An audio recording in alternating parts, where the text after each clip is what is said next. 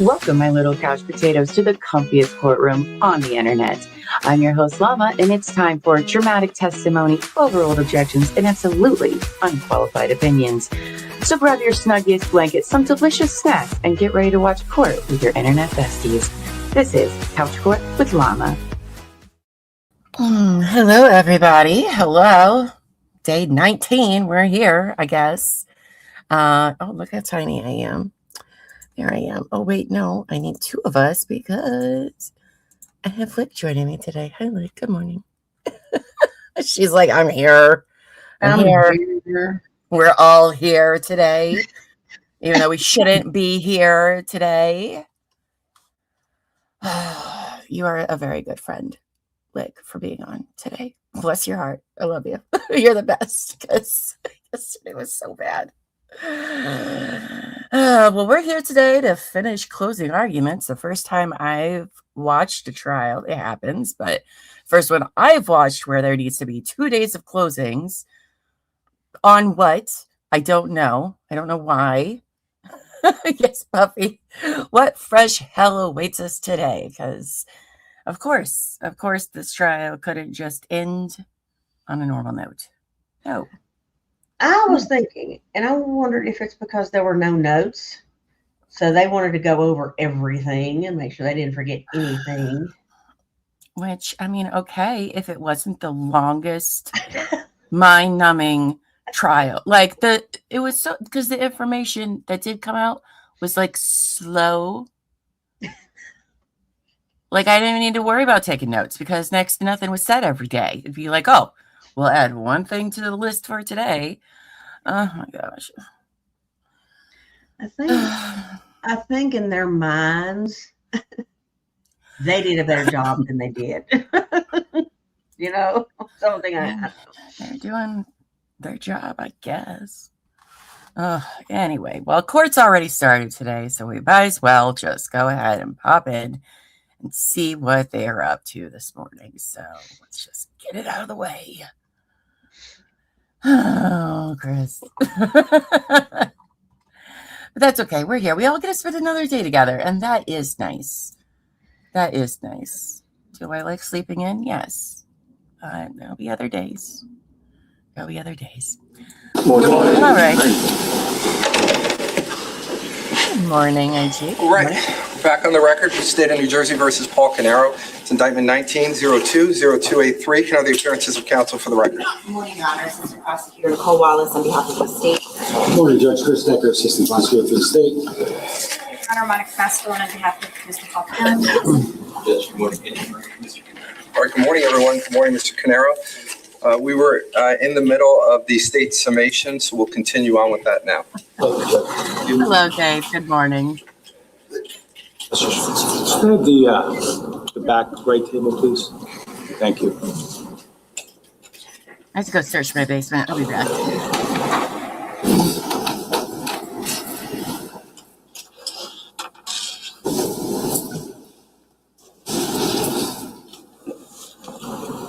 Morning. Morning. We left off yesterday. I think we were at the video camera 5 from 19 Oxford. So I'm going to play that with respect to Mr. Caneiro's vehicle returning back from Colts Neck. Now, we've already seen 308 Green Grove, right? Down the driveway. White, Porsche Macan, black stripe, right? Passes 30 Tilton. We saw the flickering of the lights at 30 Tilton in the direction of 27 Tilton. So now from 19 Oxford, from the rear, from a camera, as you can see here, we probably never expected to see what we saw. I mean, because when you look at the vantage point here, we're talking about a very small area, right? Where you capture just a portion of that 27 Tilton driveway.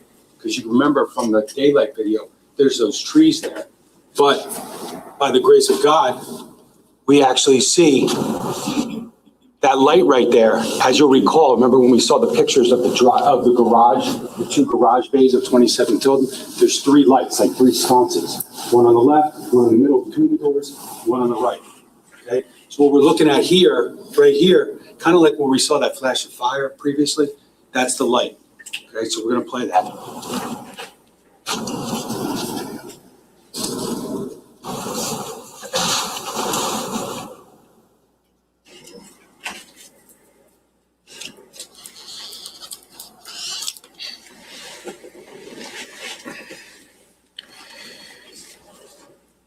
Oh.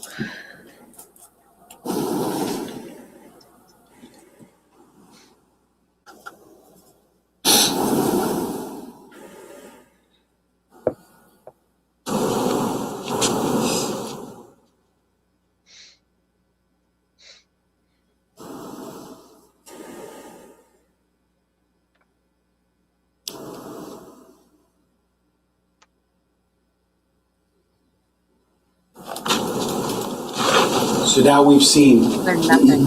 the white Porsche Macan, the one being driven by one person. And Well, one hopefully person they saw alone. it. The It's person like the coming Cyber back Watch. with the jeans, with the gloves, with the scarf, Next timer. with the gun, with the barrel in it, not yet out of it. He's pulled back in his own driveway. Now, when we talk about timing of the fire, remember we talked about Heather Kapp and Jonathan Harrington and when we can actually see the fire start. Now, we're going to see the video starts at 4:54. I'm going to speed it up a little bit because we know that that fire is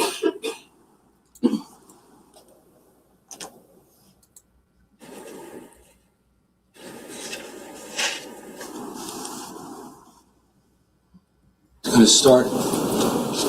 It's now 4:56:32. And remember, these are just lights on the back of the house, over by the garage, right? What we're going to see, remember, we have 4 top windows when we look at the daytime. We got a window over here, we got a window here, window here, window here. And then that 4th window is right about here. The gas line and the basement window would be just barely outside of that frame.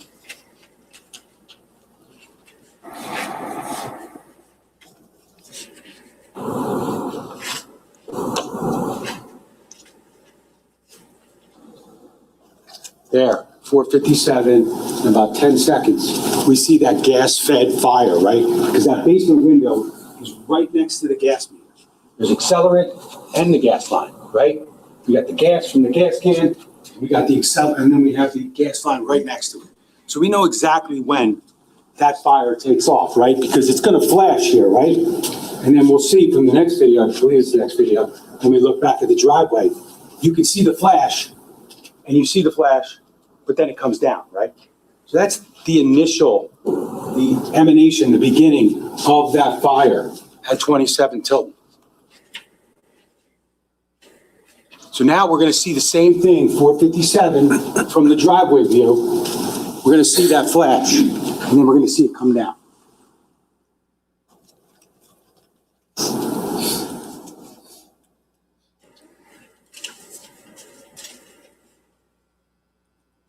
Running it from 4:56 and How long 40 do you think seconds. it's gonna take today? You see, there's obviously some activity outside here, some lights on. I don't want to put my answer into the universe. There we go.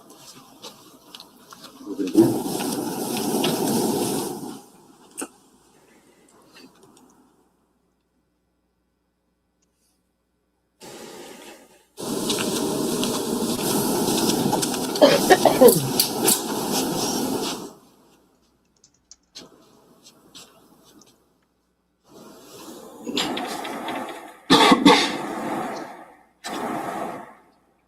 Well, this is going to be about 2 minutes before Mr. Caneiro pulls the Porsche Cayenne out of the garage. Is this like Halderson that was supposed to be looking for fire? Yes. Yeah. So if they don't blow it up for us. There, 4:57 and 10 seconds. That fire lights up the rear of 27 Tilton. We start to see Dr. Gould's back deck, right? Right here. And here it's kind of like where that tree line is, and the driveway is right here. So think about, in some ways, how lucky we got to actually capture that driveway, right? I mean, there's no way, even if he set up the cameras at Dr. Gould's, that he ever would have realized that camera is going to pick up his car at 2:07 and 4:08 and the fire starting. It's just unfathomable to believe that we catch that little area here, right? See, fire now. 4:57, 53. It flashed over for about 40 seconds, and then it subsides. Same way we saw it on camera 7, right?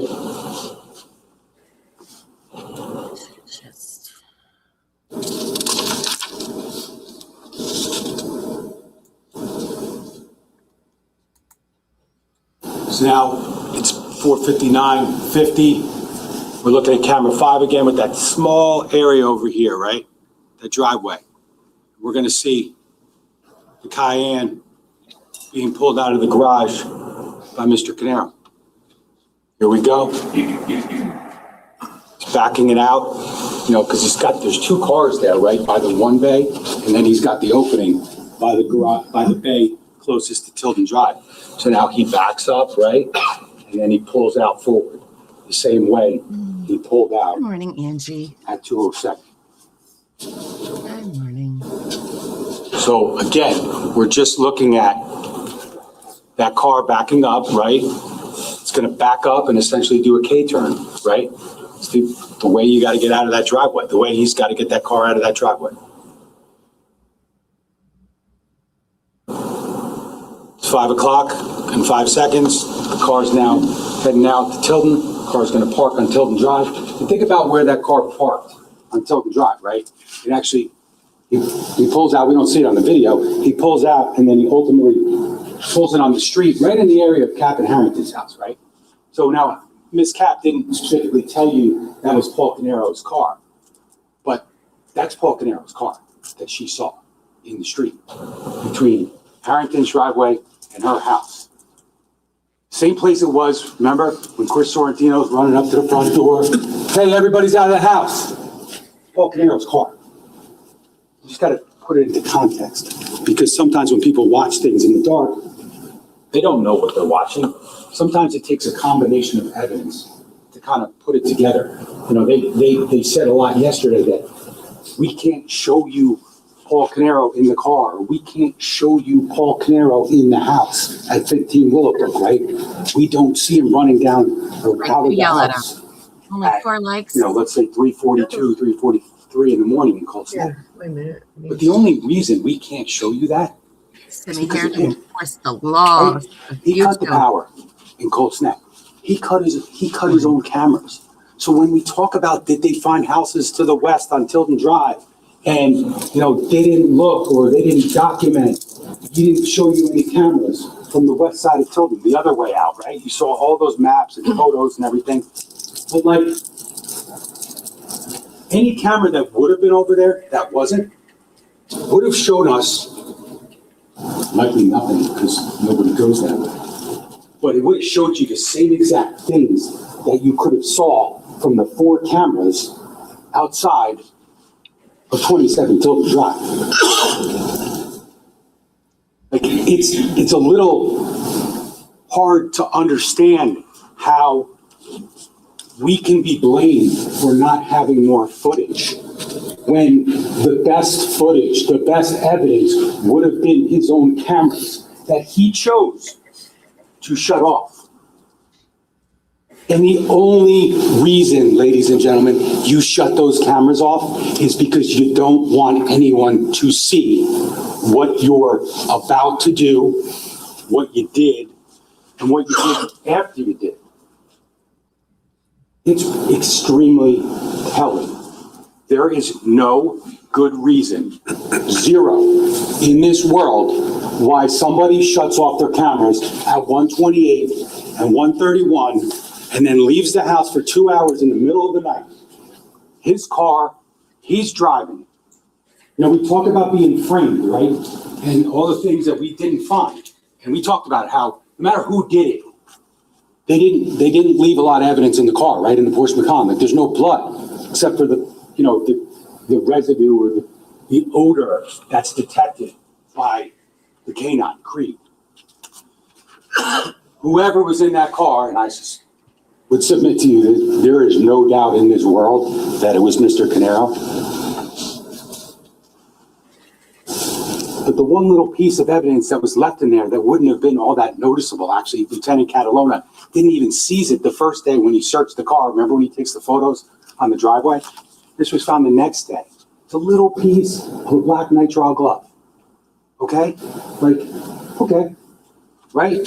Consistent with the burnt gloves by the gas can, right? Consistent with all these gloves here. It's actually not that many, it's 6. But like, if you're trying to frame someone, you're trying to set someone up, first of all, I said it already, you're probably gonna try to leave some blood in that car, right? I mean, it makes sense. You're probably gonna leave the barrel in the gun. It makes sense. You're probably gonna put the backpack in the murder car, not in your wife's car. But if you're trying to set someone up, this is the best you can do.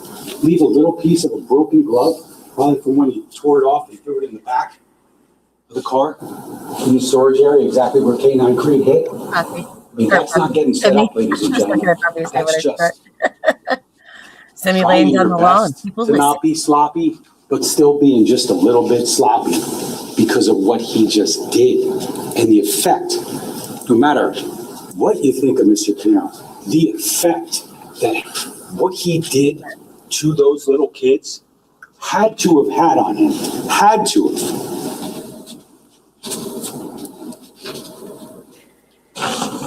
Now, again, just point of reference, maybe it's a little thing, maybe it's not. But the car pulling out of 207 here, out of the driveway, pulls out exactly the same way that he pulled the Cayenne out at 5 o'clock. Maybe it's a little thing, maybe it's not. It's just another little thing that adds up with the gloves and the DNA and the ballistics and the cameras being on.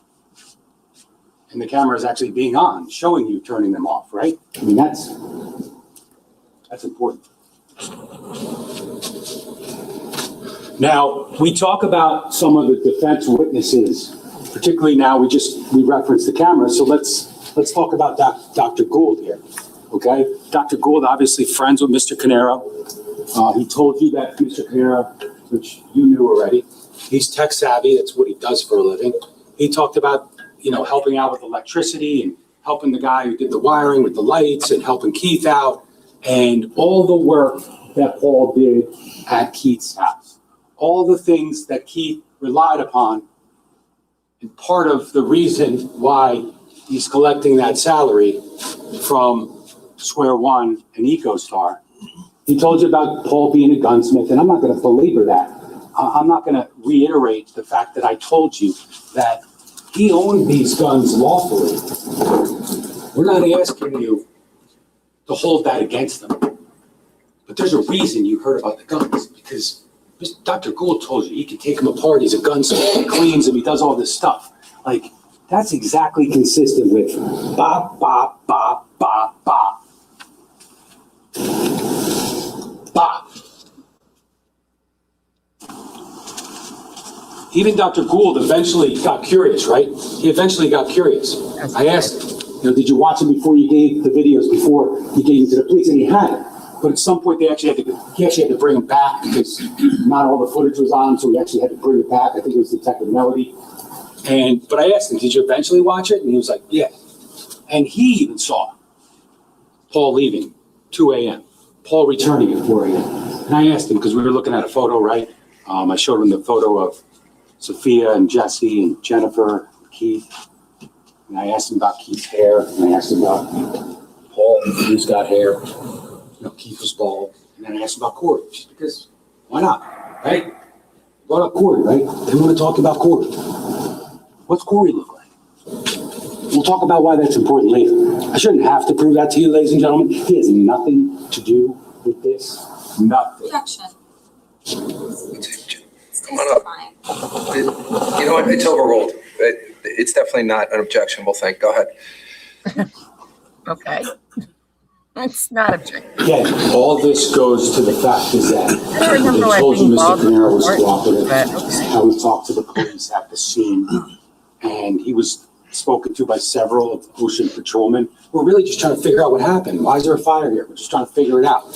And, he's telling them that he wakes up and sleeping, right? He's talking about, and even his daughter said it, that he was upstairs all night, not really being the family man. that he was described as. He's just up in his bedroom from, what, like 4:30 that day until all of a sudden the fire he wakes up to.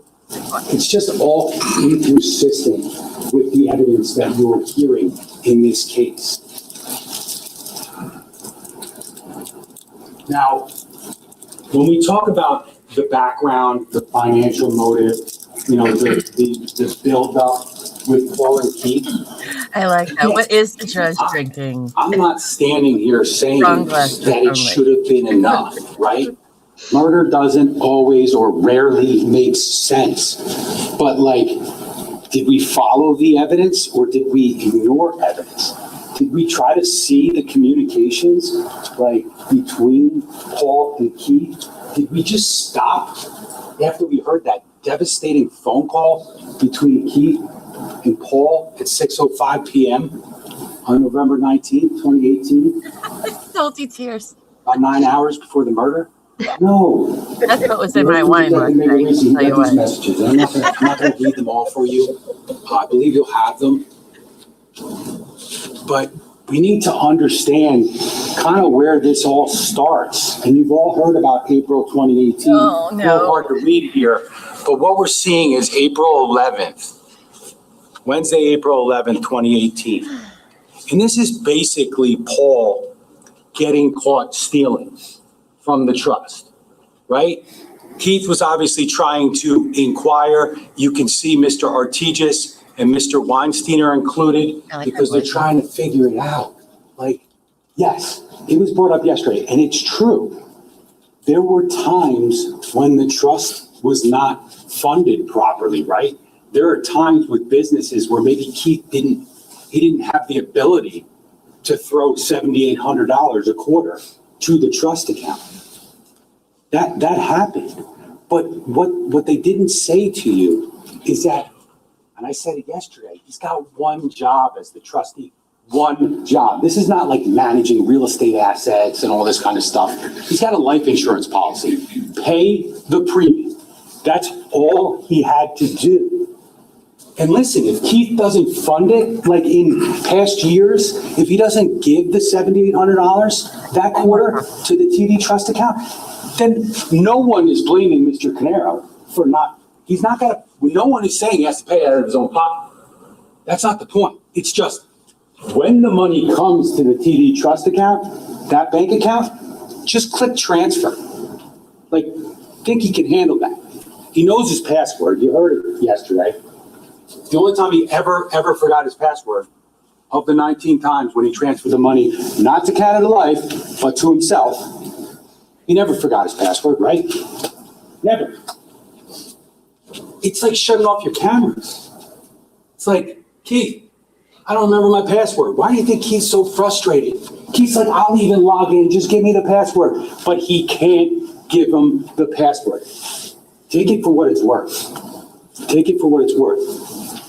But Keith wanted to know where the hell the money was. And he couldn't get an answer. And he said, I don't know exactly what Mr. Paul Caneiro was saying on the other end, but we know by context that Keith is saying, you got 2 hours, let me know. He's trying to be a little bit sympathetic, bless you. He's trying to be a little bit flexible, right? Despite the months and months of thefts and where the hell is the money? He's giving him 2 hours. And he says, 8 o'clock, Paul. But you never heard anything about any other communication, right? There's no other communication in this world ever for the rest of time, except for Keith texting Paul at 3:14 through 3:18, because despite his anger and his frustration, justifiable frustration and anger, he still needs Paul. But here, what's interesting about this is it's an admission that I took the money, right? It's an admission. Remember, he says I selected the wrong PE. He says it went to my daughter's student loans or whatever. Paul's admitting that he stole from his brother, right? Sorry for all the confusion. I've had my head up my ass. But he's still not accepting responsibility, right? He's still saying that I accidentally took your money. I sent it to the wrong page. Now, we know that's not true, right? Because you saw the bank records. Detective Bassender came in here at length and testified about all this stuff. He didn't select the wrong page. He paid himself. And there's a lot of talk about him paying it back and all that stuff, but like, the reality is he didn't pay it back. It just went to the business, and then Keith transferred it back to the trust account, and then he took it again. Because you will hear, if you want to call it paying back, if you want to say he reimbursed, whatever, were there times when he stole in the past and reimbursed? Sure. Does it make it right? I mean, he didn't tell Keith he was stealing before he paid it back. He didn't ask the beneficiaries, Jen, Jesse, and Sophia, obviously not Jesse and Sophia, but he didn't tell Jen, hey, I'm taking a loan, because that's what he would have needed to do, according to Mr. Cardenas, in order to take a loan. These are not loans. It's just straight up theft. And again, I said it yesterday, but when the judge ultimately charges you on the law and he reads to you about theft and misappropriation, and on the verdict sheet, you're going to have some choices on theft. The allegation is $78,000, but playing with the money and looking at certain things and where certain things went in a family business, we're going to ask you to find between $500 and $75,000, not above $75,000. That's absolutely no issue whatsoever. But it's not the point. It's not about the money. It's about the trust. Like, think about 1999. Keith Caneiro decides, I want to create an irrevocable trust. And in order to do that, you need a trustee, right? And it's kind of ironic that it's so obvious what a trustee is, right? It's someone that you trust with your money and with the obligation of doing these things. But again, just transfer the money. Just click transfer. Send an e-bill or whatever the hell you have to do at TD Bank. But he knows how to do it because he's done it in the past. He knows how to transfer money because he transfers it to the TD Bank trust account to himself. It's not that complicated. But that trust ultimately, over time, it eroded. It started to go in a lot of different directions. And ultimately, you saw that trust was gone as of 6 o'clock, November 19th. But we need to look a little further. Look at the messages. And here is essentially, this is just like it's the same time, April 11, 2018. It's just a little more of a complete message, and it's maybe a little more of a direct message to Paul, or from Paul to Keith. And he says, what they're talking about is, yes, I went to bed early, I was shot, I figured out why there are payments missing. I selected the wrong payee from my list and made them to Pacific Lending, the servicer for student loans, instead of Pacific Life. Now, you saw the bank records and the summaries and the charts. That's not true.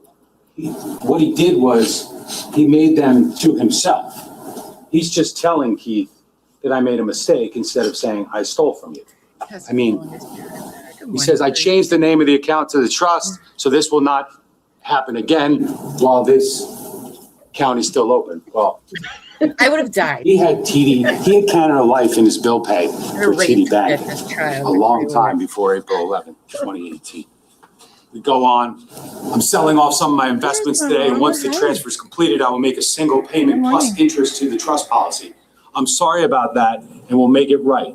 Let me know when you create a new trust account with Bonnie, that's Jennifer's sister, so we can set up the direct deposit from payroll. I can pay the balance of the existing trust account and then close it. I didn't sleep most of the night trying to sort this out. There's nothing to sort out. He stole from his brother. That's what you need to sort out. Is it bothering him? I don't know. I don't know. It didn't bother him enough that, let's just assume they're correct that he paid the money back in April, at the end of April. Let's just assume that's not like just a circular payment. Good morning, Not a reimbursement. Or let's assume it's a reimbursement. Fair point. Good morning. The reality, though, is you're going to see in the next couple slides, and you've heard the testimony. Obviously, you've all been paying attention. That has been very clear. Is that after this mishap, after I had my head up my ass, I'm gonna make it right, et cetera, et cetera, et cetera. What he does is makes exactly 0 payments to Canada Life That's true. for the rest of 2019. What he does is just continue to take, culminating with the last theft, the last transfer from the trust account to himself on November 19th, 2018. Remorse? No. Just like preservation, like, let me just get Keith off my back for a little while, right? He's stupid. That's really what he's saying. Hey. Keith's not going to figure it out because he can't access the trust account, because that's the way it's supposed to be. It's really, Keith, I'm sorry. Keith was upset about all this, but sorry, Keith. Unfortunately, you don't have control anymore. He's got control, but it doesn't mean he can steal. It doesn't mean he can commingle. It doesn't mean he can take loans without the beneficiary's consent. Okay? He's talking about them changing the beneficiary. You heard some of that stuff. There was some talk about making Bonnie the trustee. I'm sure Keith wishes that actually happened, but it might not have been as easy as, Mr. Cardenas said to you. Well, it's not that easy. So it never happened. I mean, I wish it did, because maybe we wouldn't be here. Okay? It didn't happen, but he knew that Keith was kind of done. But he continues. Pay nothing back. Doesn't make another transfer to Canada Life ever in the history of the world.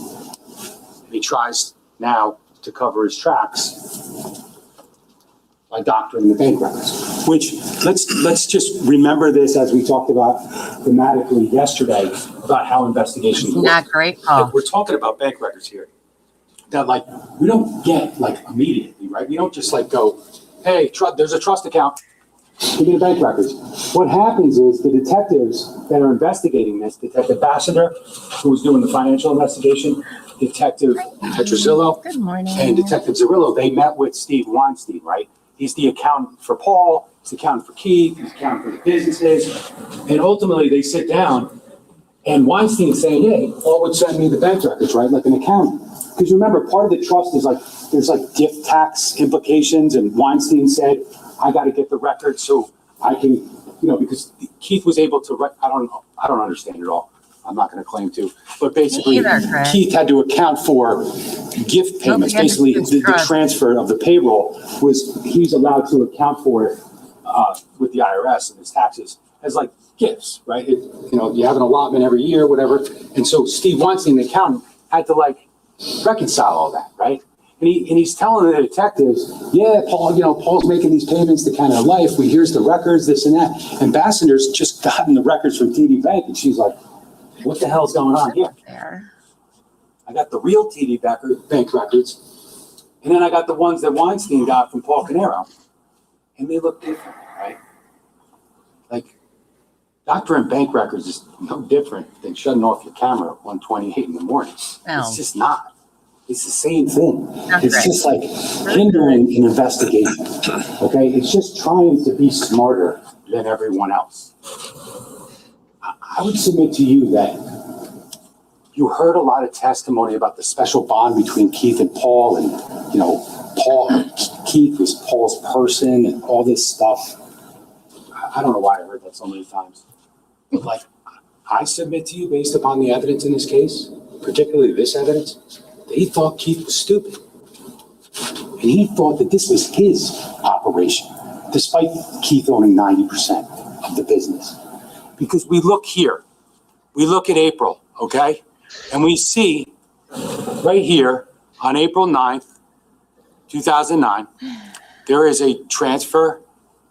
He does keep doing that, lady. Showing up from TD Bank to Canada Life Assurance, right? Okay, now we're going to look over here at May. We're going to see on May 1, these are the records that Mr. Weinstein got, right? And it says 501, May 1st, TD Bank bill pay, $5,000, Canada Life Assurance Company. I don't know how well you can see that. But the first record that he ever gave to Steve Weinstein has the word assurance spelled wrong. ASSUARANCE.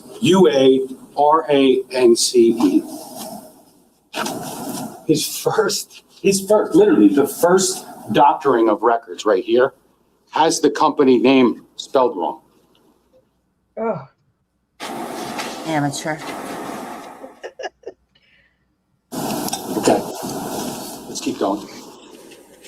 So now we're looking to compare May, what we just talked about with the misspelling over here, to the real bank records from TD Bank.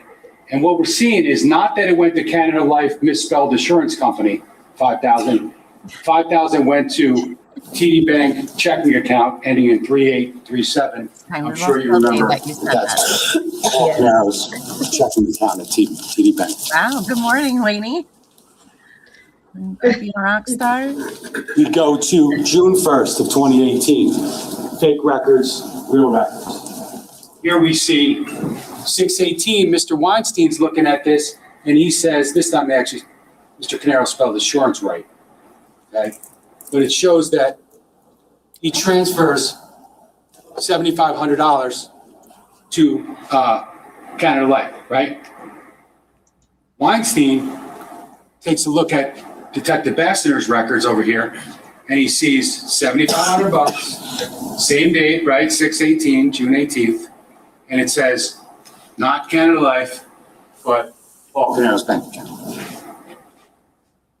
And when we look here, we talk about funding, and I said it a few moments ago, but I don't know if you could do the math, but you look at all these transfers in, J. Martin payroll, EcoStar payroll. That's Keith's payroll going to the trust account. So, I mean, you could do the math. You're going to have this. And I don't know exactly if it adds up. But all we're saying is that any money that Keith put in that account for Canada Life was supposed to go to Canada Life. If it wasn't $7,800 and it was only $7,200, then put $7,200 in. Don't take it. Oh, well, he only gave me $7,200. He's $600 short, so I'll just take it myself. That doesn't work. Now we go to July. Again, we see on the fake records, well, this part's real. J. Martin, EcoStar, all these transfers in. Periodically, the payroll, 500, 600, 500, 600, etc. And Mr. Caneiro allegedly pays $4,500 to Canada Life. But when we look at the real records, lo and behold, that $4,500 goes from the trust account to Paul Caneiro's account. August, we see on the left side, doctor's records, right? And you see these check marks, it's actually Weinstein. He was like going through it and like, as an accountant, he's been working with this business for years and he knows their books and everything, but like, he's trusting Paul, like he gave him the records. It shows it's going to Canada Life, right? Shows it's going to Canada Life, shows it's going to Canada Life. Not good. But it's really going to Paul Caneiro. Paul Caneiro. And Steve Weinstein's not getting the records from TD Bank. He has no interest in that account. He's relying on Paul Caneiro, the brother, the trustee, to provide the records. It's not until Keith, Jennifer, Jesse, and Sophia are dead that Steve Weinstein has any way to know that this is just a perpetration of fraud by Paul Caneiro on his brother. Had Keith had these records and Steve had these records and Ron Artigas had these records, there wouldn't have been all that scrambling on November 18, 2018. Keith, you heard it at 4:00. Like, he's actually trying to give Paul the benefit of the doubt. Like, what's going on? I've been on the phone all day trying to figure it out with Canada Life. And the problem is that, like, Keith and Ron and Steve, like, they're not the trustee. Like, you might be the accountant, but it doesn't necessarily mean that they're going to give you the records. You heard at one point, I think, Artigas had to call and actually say he was Paul Caneiro because he was just trying to figure it out. But this is what's going on. This is what's going on. Again, just in August, we see all this money that's supposed to be going to Canada Life, and it's not. And is it a big deal? Is it a ton of money? No, it's not. But it's about trust. Did he trust him? Was he sick of him? They're both sick of each other. Keith's sick of getting stolen from, and Paul's sick of having to deal with, in his mind, this BS from Keith. As if like Keith shouldn't have just had some faith that the money he's setting aside for his kids is just going to be there. Now, if there were times when it wasn't funded, so be it. That's not Paul Caneiro's fault. It's probably not Keith Caneiro's fault either, but it is. I mean, he's the one funding it. But it doesn't make that right. And again, when we talk about a lot of the evidence that you heard recently with who Paul Caneiro is or who he was, it's just not consistent with the investigation. I'm not saying that his family or his friends knew about this. They didn't know he was doctoring bank records. They didn't know he was stealing from Keith. But it's the reality. It's the investigation. And it's not tunnel vision. It just is following the evidence. And the evidence is right here. Okay, little things. Bank records, cameras getting shut off, DNA, ballistics, your niece's blood in your basement. It's easy to say, oh, well, DNA can't tell you how it got there. Well, we would have known how it was going to get there if he didn't shut the cameras off. Like, you don't need the DNA people to tell you that, you don't know how Sophia's blood got on there. I mean, we do. I mean, she did have 17 sharp force injuries. And his jeans has blood all over them. All over. But again, the whole argument, like, we don't know how DNA gets there. We don't know how ballistics gets there. Well, in reality, we do. It's just that forensic scientists can't tell you. They're not involved. They get a pair of jeans, right? They get a pair of jeans, and their job is to say, let's cut this, let's swab this, and let's see what we get. The investigation, the detectives, the evidence tells you how it got there. The reason it's there, her hair on the scarf, God help me. Blood on the jeans, blood on the gloves. You know how it got there. You know how it got there. There's no explanation, okay? So to argue we don't know how it got there, the only person to blame for not knowing, or let's just say not knowing, we know. We just didn't see because we couldn't see him put the bag in the car. We couldn't see him take the clothes off and throw them underneath the pile. We couldn't see him starting the fire and then the other fire because those very cameras were shut off. If I say it once, if I say it 10 times, I'm sorry. But like when we look at where the cameras pointed and what they would have shown, it is so obvious why they were shut off. To September, we're going to see that the tensions start to build in September, we got the doctored records, 1,000 going to Canada Life, 300 to Canada Life, 1,000 to Canada Life, 1,300 to Canada Life. And then we see the reality. Transfer to Paul's bank account, transfer to Paul's bank account, transfer to the joint bank account of Paul and Susan, which she had no idea, and transfer to Paul's bank account. This is all Paul Caneiro. Zero respect. And I know I said it once yesterday. I kick myself. I don't make sure it's clear. When I talk about this transfer from TD Trust to his own bank account or the joint bank account, he's not stealing from Keith. He's stealing from Jennifer, from Jesse, from Sophia. So if anyone could do this to their family, to do what we saw in those horrific pictures, isn't it more likely that it's the guy who's already stealing from those very people? Like, I'm not saying that justifies it. I'm just saying that it's not unfathomable that he doesn't really have that special bond that you heard about. Like, Sophia or Jesse's on his back in the pool, but he's stealing from them. He's stealing from their future. and he's hiding it. He's covering it up. But he got caught. He got caught. But he only got caught after the murders. No one really caught him except for April. He got caught, but he lied about it. The investigation into the fire of 27 children, into the murders at 15 Willowbrook, really just unveiled the fact that he was stealing from his brother and he was trying to cover it up. We talk about the escalation. These are Google Cloud messages from Keith to Paul and Paul to Keith, etc. Keith saying, this is total bullshit. You have time to email me when you need money for your insurance. Remember, he asked if he could put the $5,000 and change for the car insurance on the business, right? Because that wasn't normally covered by the business. And this is the conversation about that. Keith is saying, this is total bullshit. You have time to email me when you need money for your insurance, but you don't have time to follow up with me when I'm fucking dealing with an issue that affects our only large client, that being Doris Duke. Don't put your insurance on my card. I'll find my own fucking employee and put my own fucker advertisement out. I get much nicer than I would be. Keith, question regarding the insurance payments. Now he's like, he's pissed because he's got to pay the insurance on the company, right? $5,000. Like, and I think at some point he says, I actually did it for you last year too.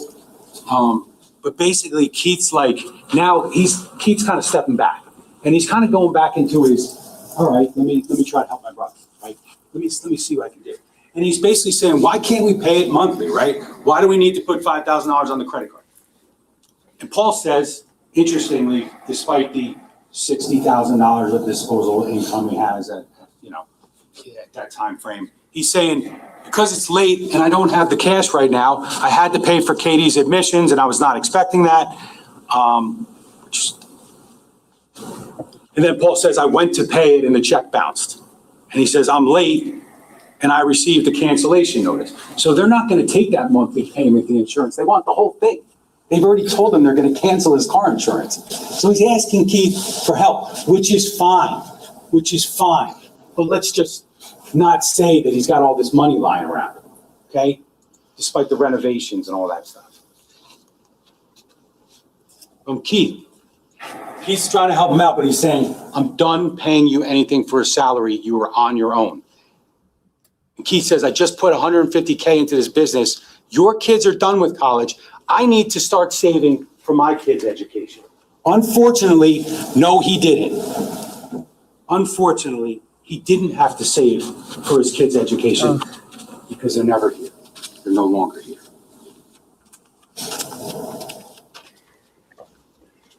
Now they're talking about September 17th. They're talking about EcoStar, the sale, right? Listen, they both went back and forth. I'm not asking you to, we're not giving you the rosy version just because it sounds great. Okay, they're back and forth about EcoStar.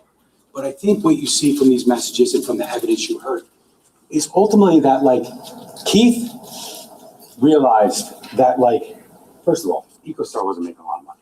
Okay, they're 50-50 in EcoStar, but EcoStar's like not really making a ton of money. Like, they got a lot of employees. They're doing pest control. It's not a cash cow. It's not $125,000 a month that they're getting from Doris Keith. Okay, like, that's money. Okay, like, that's even paying people. We have a different opinion Except remember, on how Keith's much getting money 90. is too much money. Paul's getting 90 because it's Keith's company. But they go back and forth with EcoStar. If we can get $850 for EcoStar versus, they said he wanted to wait for $1 million. It's not exactly what he said. If we can get $850 for EcoStar versus $1 million at the end of the year, I'll wait. Otherwise, let's settle. I'm done. I want out. If I could get a decent job in the marketplace, I would just fucking walk. We know he was trying to do that. Now, Doris Duke, I'm going to talk about it in a minute. But, like, we're not saying that, like, he didn't want Doris Duke to renew. I mean, even in some of those proposals where it went from like $125,000 a month to like $96,000 a month, like, Keith will take that. And let's be clear, like, Keith could have a job and Square One could still exist. Like, he's not going to Doris Duke every day and doing the wiring and the IT work. Like, he's the boss. Like, they'll take the $95,000 a month if they're willing to do it. We'll talk about what Ms. Basu said about that ultimately. But let's continue with EcoStar, because we know if I could get a decent job in the marketplace, I would just fucking walk. Now, we know from Ben Paolucci that, like, Keith is legitimately looking for jobs in the marketplace. The guy's got an MBA from Columbia. He's run a business for like 30 years. And the guy's got some qualifications. Ben's like, hey, there's probably some great jobs for you at AWS, like the cloud services of Amazon. And that's what Keith's doing like 3 nights before he dies. He's looking for jobs. You are my brother. I'll help you out as best I can, but I'm not doing this. I mean, if you could ever, obviously I never met Keith Caneiro or Jennifer or Jesse or Sophia. But like, if you could ever kind of sum up what Keith Caneiro stood for, what the evidence in this case showed you, is you are my brother and I'll help you out as best I can. That's like, true. Helped out both brothers. Can't carry it. Keith's got to worry. He's got young kids. They're not even in high school yet. They're not even close to college. They're trying to figure it out. I got to worry about myself. You heard all the conversations like, maybe I'll just like, sell EcoStar. I'll put that money towards my mortgage. I need a big mortgage, but like, he's thinking about just like dumping it in there, trying to get rid of a mortgage so that even if he has to take a job for like less money, he'd be able to make it work. Like, he's thinking about that stuff, which is exactly what Mr. Paul Caneiro is not doing. Okay? We continue. I know that, Paul, that is if square one is a going concern. If it isn't, if I lose my only big client, we are done, which is the reality. I mean, they lost Doris Duke. We know that, but they lost Doris Duke. Primarily, we know it was done because of what happened. They finished out December, but then the company, Doris Duke wasn't bringing them back. I would suspect, and I would submit to you, that Doris Duke was not bringing them back anyway. If you listen to Ms. Vassar's testimony, she wanted cheaper. She wanted a lot cheaper, and they did good work. He was good. Keith was good. The company, Rob Block, they were good. They did good work, but they were not cheap. $125,000 a month for a nonprofit. They were looking for that AWS style type treatment, right? They were looking for that cheaper, that cloud-based. Okay, it was where the times were going. And Keith, well, they're both smart. Keith knew where the market was going. I think you heard that. Like, everybody kind of knew that, like, the modern day IT stuff wasn't going to always be exactly the same.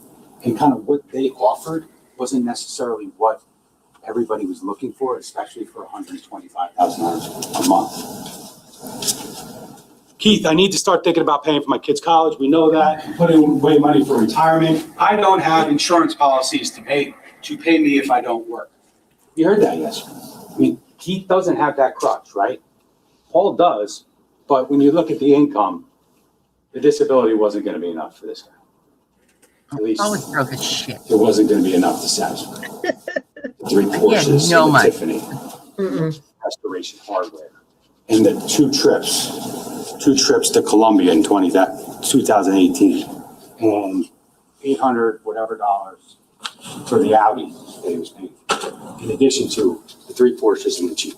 I don't think they're allowed to say the word mister. And it's starting to crumble. They're allowed to say that. That house of cards that Ms. Wallace told you about in opening, Didn't we have stand by to. that based upon the evidence in this case. We're not going to over dramatize it, but like, it's reality. You have that, so figure out a way to restructure things to live within that. He's trying to like be like Paul, cut down the expenses, like deal with it, plan for the future, but he doesn't want to do that. I'll do what I need to do to ensure my kids will be able to afford college without giving them loans, which is exactly what you did. Hey, can you check with Block to see where he is with that information? So this is November 5th. So this is like the build up to Keith having to go meet with Doris Duke and Guthrie Basu, right? So basically, Keith's trying to get together the information because they're asking questions and stuff. So he can go and present to Doris Duke and say, like, here's what I got. Here are the options. You saw those 3 emails with the proposals. The 6-year option with 4 years or 2 years, like, if I know anything based on what Ms. Basu said and the evidence in this case, if they were going to get that contract back from Doris Duke, maybe it was for a year. Maybe. That woman who testified in here was not signing a 6-year contract with Square One. No, she was not. No, I she think wasn't. that if you recall that testimony, that's abundantly clear. We all knew that. Next, Rob Block, who you heard from. I also want to see if we can do something to get cash from EcoStar. So he's bringing it up again, right? Like, he wants to get rid of EcoStar. I mean, he's not going to sell it for $200,000, but if he gets a decent number, he wants out. It's just aggravation. In case Duke doesn't renew, okay, Paul says rest, we can talk tomorrow. Keith, I'm thinking that if shit really goes sideways, I cash out my 401k and insurance and get rid of my mortgage. I just said that. That's exactly what he was looking to do. Even if I lose money doing that. So he's not really concerned. He just wants to be able to get a job. Like he just wants a quote unquote, like this, not to disparage the family business, but he just wants to go to work every day and actually maybe report to someone who's responsible and just kind of like do his job and go home. Get a paycheck and go home. Not have to worry about payroll and where it's going and whether it's getting to where it's supposed to be going. Like he wants a little more simplicity in life, it seems like. Paul says, relax. That's what he always seems to say. Yes, he's calm. Is he level-headed? I submit he's not. But he's calm, right? Because he's trying to keep Keith at bay because he doesn't want Keith digging. Okay? He doesn't want him digging because when Keith digs, bad things happen for Paul Caneiro, and ultimately, bad things happen for Keith. I have two. Christine, just you're doing great, but like let me see if we can get a call going with the people interested in EcoStar tomorrow. Even if it's 900, I would do it. Paul, fucking relax. He doesn't want to get rid of the business because, let's just say 800, right? He gets 400,000, right? He owes money to the IRS. He owes money to credit cards and blah, blah, blah, blah, blah. Like, that money is like, he's better off with an EcoStar credit card than he is with 400,000. That's just going to go like this. It's going to be gone in weeks. Okay, so understand that. Understand the expenses. It's not just like, sounds great, right? Hey, we sell the business, I get 4, you get 4. Okay, but, you know, there's money that needs to go elsewhere immediately. So it's not going to get the job done. He needs that piggy bank. Go to sleep. We don't need to do this. We don't need to do this tomorrow. We don't know. Paul says, we don't know what the future is. Well, that never a truer statement was made. And Paul Caneiro says, we don't know what the future is. I know what the future is, Keith says. They're going to cut to 2 people. I'm going to have to kill the new guy that we just hired. When he says kill, he's talking about fire the guy they just hired. Again, 90-10. Doris Duke, I'll keep it brief. You saw that will you? Keith, I think it was November 13th, he meets with Guli Basu and Another Peter word Simmons, that who's we like don't the agree. CEO, Definition of. whatever it is. And he basically says, all right, after the meeting, like they discuss, Guli says they discuss finance and like, We will not be covering we it. want it cheaper, we want it less. They don't want less people. They don't want Square One to go from 3 to 2 techs that are in the office every day. They just want it cheaper. The only way Keith can really make it cheaper in his mind is to go to having 2 people go there every day as opposed to 3, because obviously it now brings his costs down, so that they can go to like 96 from 125, right? The salary savings. But like when you heard Ms. Basu testify, they got those 3 proposals, and she said, we didn't make a decision yet, but I would submit to you based upon her testimony, that salary savings was not going to get the job done. And maybe it's easier because now we're getting pretty close to 2019. Maybe it's easy to just run out that contract. Because remember, the contract wasn't actually expiring.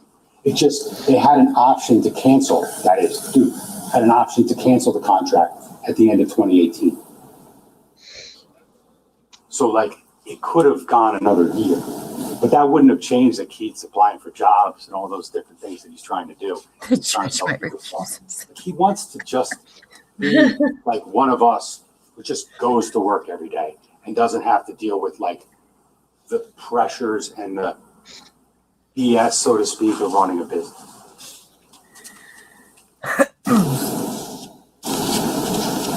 Now, again, I'm not going to belabor it. you heard the testimony. You've seen the charge. You're going to have them. You know, they made it sound like, okay, these are his expenses. This is what he makes. And he's going to get more in a little while from disability. The reality is when you look at the bank records, when he's taking money from the trust, it's because he's in the negative. You know, that insurance check, it bounced. Like, I'm not saying if he thought rationally, he couldn't have figured it out.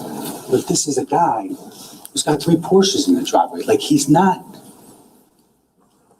looking to cut his expenses. Mm-hmm. He doesn't want to do that.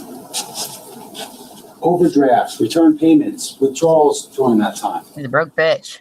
Now, September 2018, Paul's financial issues that we've seen in this case, and you'll have 9-3. Paul complains about not being properly reimbursed for his car. Like, he's going to Tiffany Rivera, the business manager, and he's saying, you know, ever since we got the different car, I think it was the Cayenne, whatever it was, I think the reimbursables are wrong. So it's like, he's complaining that, like, he's not getting enough money for the car reimbursables, as if, like, he should even be getting them as a 10% owner in the business. September 11th, he receives a failed payment notice for Susan Caneiro's iPhone. Basically, like, he didn't pay the bill. 9/11, Paul considers taking out another, and you heard about several 401k loans from Susan Caneiro's account. She doesn't know. 9/12, he receives a missed Audi payment notice. 9/14 to 9/16, he gets an email regarding that Allstate payment. That's the one for the car insurance. Again, September 16th, Paul asked Keith if he could put his auto insurance on the company card. We saw that. September, it's not going well. Showed that he struggles all the way to the end until that final withdrawal, final theft of $1,200 from the trust account when his balance was in the negative. Oh, do we have to? Are we ignoring things or are we following the evidence? Let's look at, first we'll just, the trust. I think we've talked about the trust enough. Obviously, the trust, he's a contingent beneficiary. Corey is as well. Paul knew, Corey didn't. I'm not letting any of these people get on the door with me, I'll tell you that. Just talk about the trust in the context of how Mr. Caneiro looked at it. Yep. And that's what the trust is going to let you do, because the trust account is going to give us access to everything. It allows, basically unlocks all the other stuff. Getting everything back, sorted out. Like, in January of 2019, he's talking to his wife. He's basically explaining the trust and how it unlocks other stuff and investments or God knows what. But like, Keith, Jennifer, Jesse, and Sophia are dead, and he's talking about the trust account. It's like, family man, loves his brother, special bond. Keith's dead. This is the conversation. Yep. And that's what the trust is going to. 2018, January 2nd takes 1,000. January 10th takes 500. 22nd takes 2,500. February takes 2,200. May takes 5,000. Prior to taking this, he's in the negative. May 15th, he takes a 401k distribution of $43,000. June 18th, he takes $7,500 from the TD Trust account to his own account, and $43 went fast because his balance on June 18th, prior to taking this money, is back down to $4,000. July, he takes $4,500. August 3rd, takes $4,000. Prior to him taking the $4,000 from the TD Trust account, he's in the negative. Paul, you are And not then good he with couldn't your make his mind. mortgage payment. August 17th, takes $2,500. His balance is once again low prior to taking the money. August 28th, he takes $1,000. Prior to taking this, his balance is in the negative. He needs this trust account, ladies and gentlemen. It's not always massive amounts of money, but it's every time he can't pay something else, he goes, click, and he just takes it from Keith. Not alone, it's just theft. Repeated theft. September 4th, he takes 1,000. Prior to this, his balance was low. September 4th, he takes 300. Prior to taking this, the balance was $9. September 7th, makes a $5,200 and change payment to Allstate, but he's way in the negative. Allstate payment is returned for insufficient funds. Obviously, there wasn't enough money there to make that payment. That's why he had to ask Keith. 9/10, he makes $765 payment for the Audi, but he's in the negative. 9/11, Audi payment is returned, insufficient funds. The next couple of days, there's 5 overdraft fees. September 12th, transfers $2,500 from the EcoStar operating account to get out of the negative. September 13th, transfer $500 from EcoStar. Sorry, that was I just said that. 9/14 pays $1,265 IRS bill and is in the negative again. September 17th, takes $1,300. Prior to that, he's in the negative, and then he's back in the negative on the same day. September 18th, transfers $1,000 from EcoStar. It's not necessarily his money. September 25th to 26th, receives 2 disability payments. October, balances in the negative again on October 3rd. The next day, he takes $1,500. The next day, he's back in the negative. October 9th, he takes $2,000. October 9th, balance is back in the negative. There's an overdraft fee for insufficient funds on Discovery student loan. October 10th, he makes a mobile deposit of $4,000. October 15th, he takes $1,200. On the 17th, he's back in the negative. The 18th, he transfers $700 from the EcoStar operating account. So why would he not want to sell EcoStar? Is it not clear by looking at this? Because if EcoStar's gone, yeah, he has that $400,000 or whatever that dissipates really quickly, but he can't just transfer every time he needs money. 10/24, he receives a disability payment. 10/29, he takes $2,000. November 8th, he takes $1,000. November 15th, he takes $1,300. Prior to that, the balance was low. The next day, he's in the negative. And he stays there until the final transfer from the trust on November 19th, 2018. Not great. Same day, Beautiful. Keith's trying to figure it out. He is stealing $1,200 from the TD trust. We talked about the numbers, ladies and gentlemen. One of the, like we said with the theft, one of the options that you'll have when I submit you find Mr. Caneiro guilty of theft, there's over 75, and then there's like 500 or 75,000. Conservatively, there's no doubt we will ask you to find in that. Continue to follow the evidence. Now we get to, now we know Mr. Caneiro stole $1,200 from his brother. Keith doesn't know this on November 19th, 2018. But now we go to these phone calls, the final build-up, so to speak, of what is going to happen in about just under 12 hours. Keith Caneiro, this is the beginning of his final 12 hours on this earth.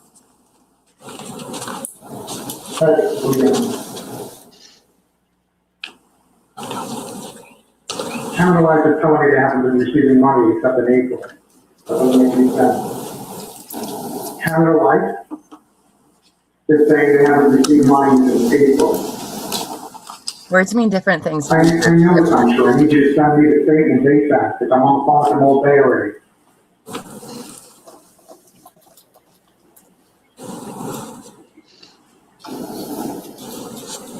I need to access the money.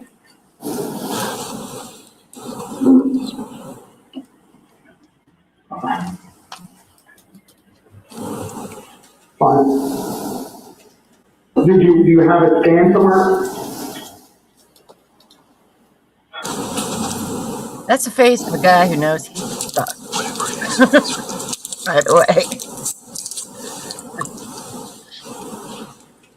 Not looking good for me. Mm-mm. Do you have it scanned in your phone? Can I log into it and grab it? Do you have the online access? I'll just go online and see it.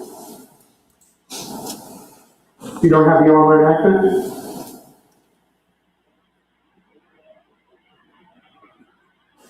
If you could just see a way to send me the password, I'll do the research myself.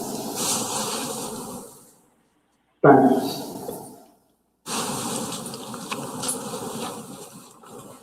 Now, 6:05, a couple hours later. You know, Keith tried Paul, so then he tries the house. He speaks to Susan briefly and says, I need to talk to Keith. And I need to talk to Paul. Now, Paul Caneiro calls back his brother. Hey, Steve, how are you? Sorry, they're calling the house line. I'm looking for Paul. I know he's sleeping, but I need to talk to him. Yeah, I got them. Thanks. Yeah, please. I'm coming on my mobile. Thanks. Yeah, thanks. Bye.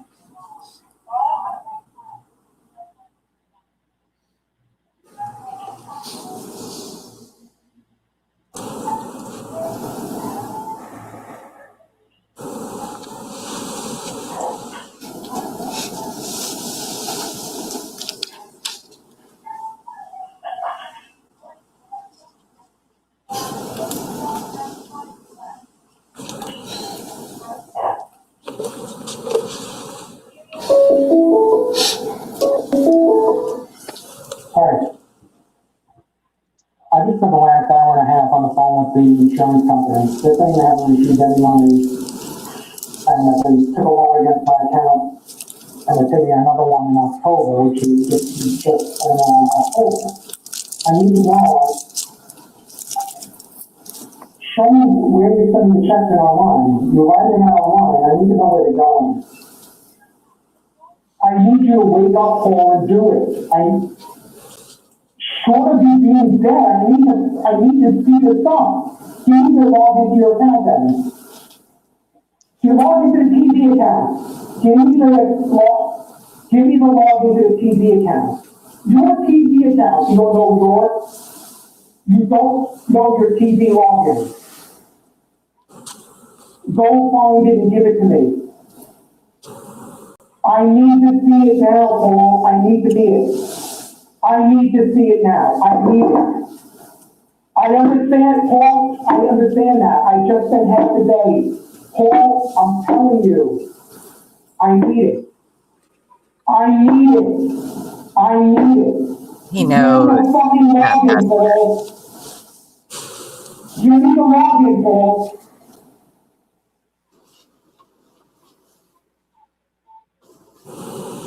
Oh, it's definitely for impact. Could be both. Oh, yeah.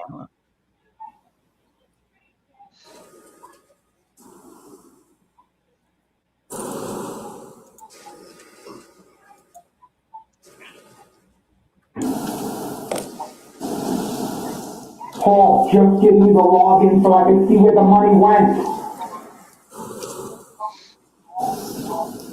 They get on your computer and tell me where the money went. Paul, somebody else could read it to you there. I need to know where that money went.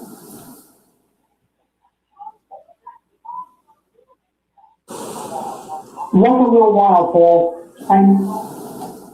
There you go. I understand you're saying you need to wake the fuck up, Paul. There's something to do. Paul, I'm telling you, I just spent half the day looking for this. I need to know where it went. Paul.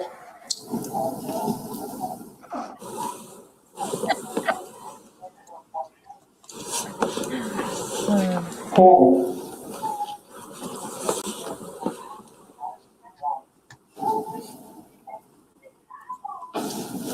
Are you sure it went to the right place this time?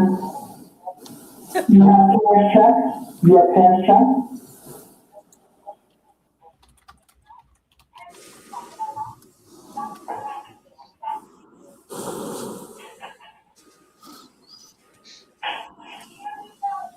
Paul.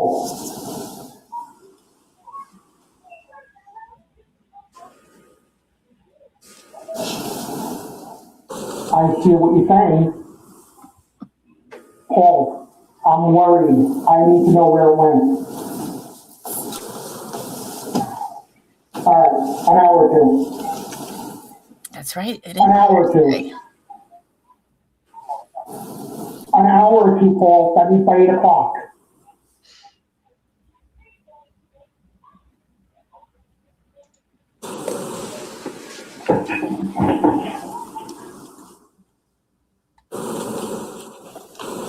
Keith believed. He believed the excuse from April about paying the wrong pay accidentally. He still trusts his brother. I need to know it went to the right place this time, right? After that conversation, I said it before. Does Keith's phone, does the defendant's phone, any video or anything show that Keith got a call back? You got an email? Probably. You got an answer? Mr. Caneiro looked at it. There's nothing. 1 to 2 hours. 8 o'clock, Paul. Nothing. He's up in his room. Paul Caneiro's up in his room. Playing with the laser. 6 hours. Nothing. He does nothing to rectify it. No text, no call. He can't, he doesn't pay it back, right? He can't do that. He doesn't have the money to do that. Just admit it. Admit it, and we're not here. Admit it to your brother. Do something about it. And we're not here. You're not here. Keith, Jennifer, Jesse, and Sophia are. Terrible reason to kill a whole family. But only one person has any reason to kill that family, and it's him.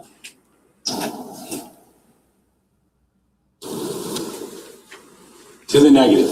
And when we talk about Miss Wallace, and I won't belabor, and Miss Wallace said it best in openings when she talks about those 3 income streams that Mr. Caneiro has. He's got the payroll, right? He's getting paid. His family, he and his family are getting paid by Square One and EcoStar. He's got the disability, and then he's got the piggy bank taken from Keith. Those are the steady income streams in 17 and 18. Okay? If they get rid of EcoStar, he doesn't have that. If Ms. Basu and Peter Simmons from Doris Duke say, you got a year or you don't have anything, we're moving on. He's got nothing but the disability. And it's not enough for the way he lives. It's just not enough. And he's not willing to make it work. Also, though, when we talk about motive, right, we know there's that $1.5 million from the trust account, right? And you really haven't heard us standing here, as Wallace explained it in opening. We're not saying that, like, he killed Jesse, Sophia, Jennifer, and Keith for $1.5 million. That's part of it. I'd submit to you, ladies and gentlemen, that had to be the only reason that he went back inside that house or went inside that house. Because that's gotta be the motivation to go in and get rid of Jennifer, Jesse, and Sophia. He killed his brother. I mean, again, I said it yesterday, not justifying, but saying he purposely, knowingly killed his brother. And it doesn't make it right. None of this makes anything right. But like, that's why you heard for 5 weeks, you heard about why it's so believable how he could kill his brother. It's so believable. Just understand the context and the build up and the jealousy and I'm not doing this for you, Keith, anymore. I'm not coming over and fixing this, fixing that. You can understand that. But the only reason after you execute your brother, that you make that conscious decision to walk inside that house, that dark house, betray that trust, is because the money's inside, right? The only way he gets anything, he just doesn't get anything other than, he doesn't even get anything from the businesses. Presumably it would have gone to Jennifer and the family, right? They're 50%, they're 90%. Only motivation to go in there is money. Now, it doesn't make sense. I don't know. I struggle. Why? Why would he kill Jennifer, Jesse, and Sophia? Why? The only thing you could think is that it's $1.5 million reason why. He's already killed his brother. He's going the rest of the way because he knows it's how he benefits. But assume for 1 second that maybe Jennifer came out and caught him, and that's why he had to do what he had to do, right? Jennifer walked out because she heard the gunshots, runs back inside, game on, right? Kids come down because they hear the commotion. I don't know what the answer is, to be quite frank. I don't know. I can't get inside Mr. Caneiro's house. All I know is that he did it. He did it. Because the evidence tells you he did it.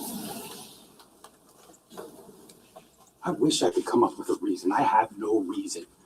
I could never come up with a reason to tell you why he did what he did to the kids. I don't know what to tell you.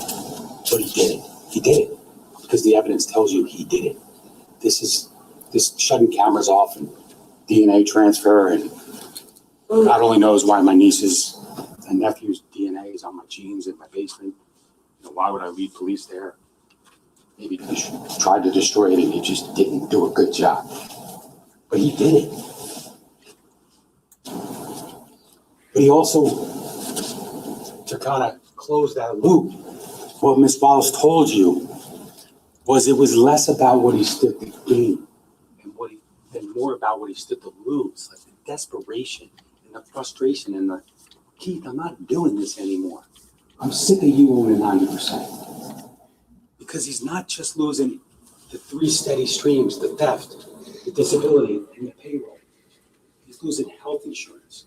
He's losing credit cards, $143,000 in 17, $120,000 in 2018. Man, that's not $50,000 of disposable income. That's reality. So he stood to lose. They told you the motive isn't good and all that kind of stuff, but it's good for Corey, but it's not good for Paul. But like for Paul, it's not just about that he stood to gain 50%. It's also about all that stuff that he would have lost had Keith's plans kind of come full circle and had Keith realized that his brother is stealing from him.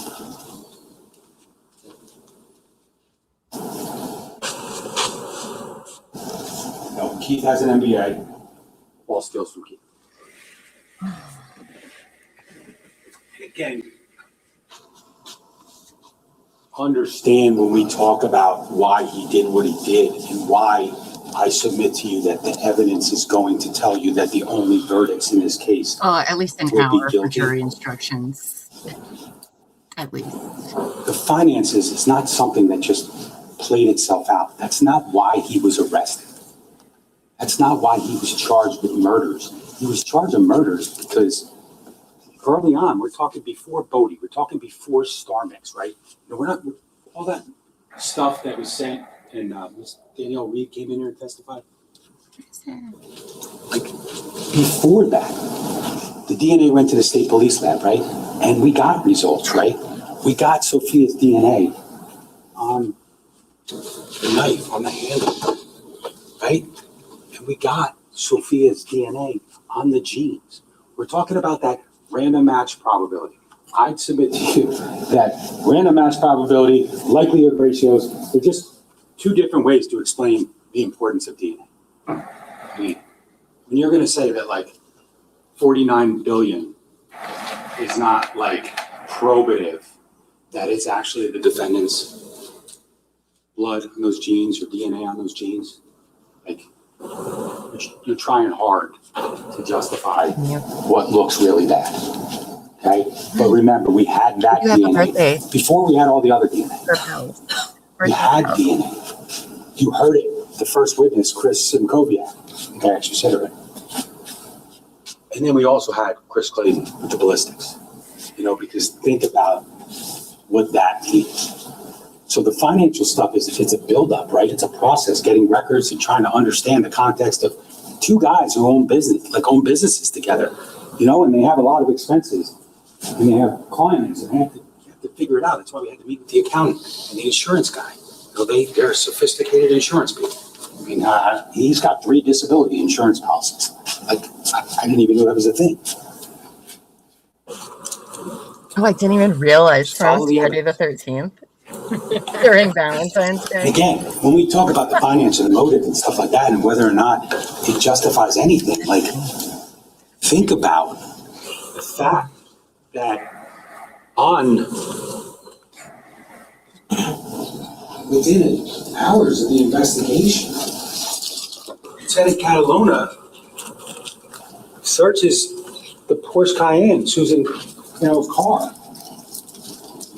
at the Ocean Township Police Department. The car, he never thought he was going to have to drive to the police department. Never thought it was going to be searched. It's the barrel. Like, I don't care how much he loves the backpack. I don't care how much it's an extension of his wallet. But you want to have some stuff in your backpack? Sure, okay. It's actually a tactical backpack. I work with a lot of detectives who carry basically the same bag. And they have stuff in there, okay? But like,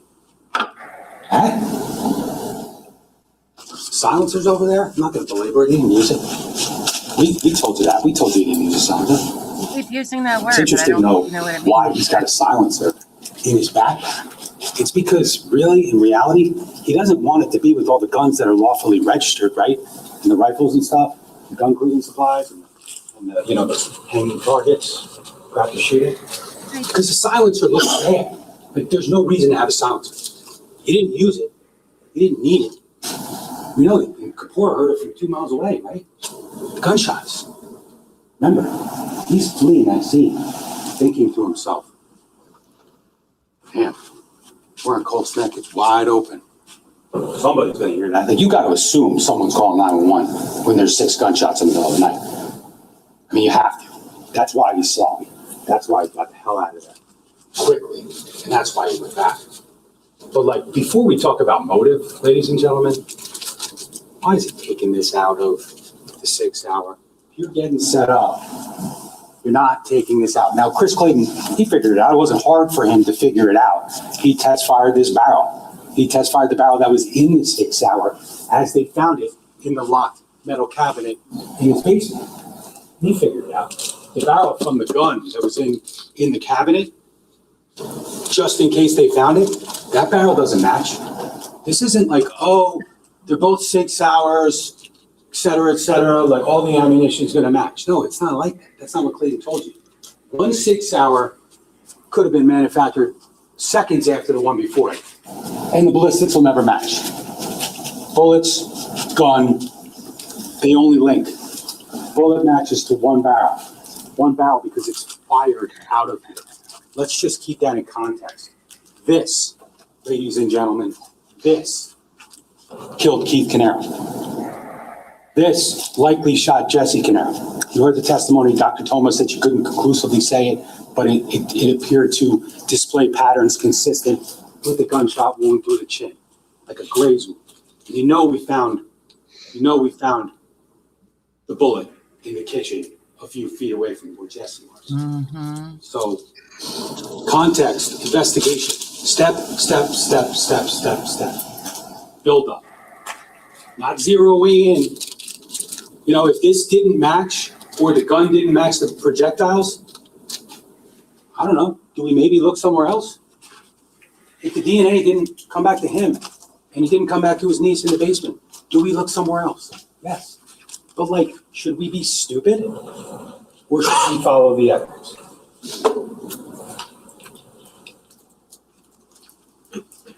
Again, we're talking about the backpack. We just talked about the barrel was in there. He's got savings bonds. He's got Colombian currency. He's got a driver's license. He's got his passport.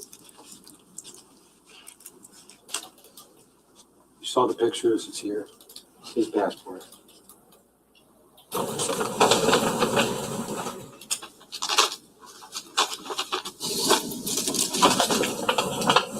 Rowdy Keith. Every card in his wallet, right? Including, it's not in his wallet like in his pants. It's in a backpack in his backyard, in his back seat. Like, how is someone else getting this driver's license into that backpack with the barrel and the silencer and the passport and the money and the savings bond?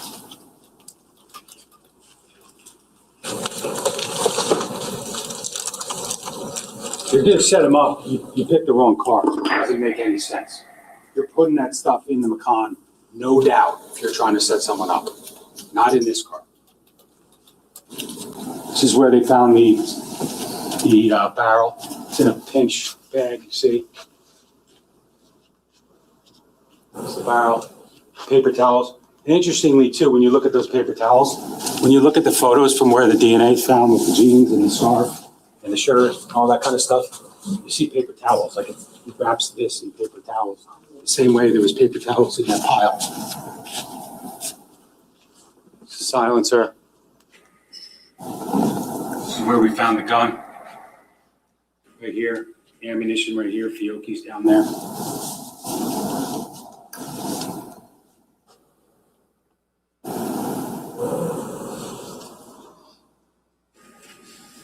You know, after we find the barrel, after we find the gun, then we get some DNA results, and it's starting to look like we're not zeroing in on the wrong guy, right?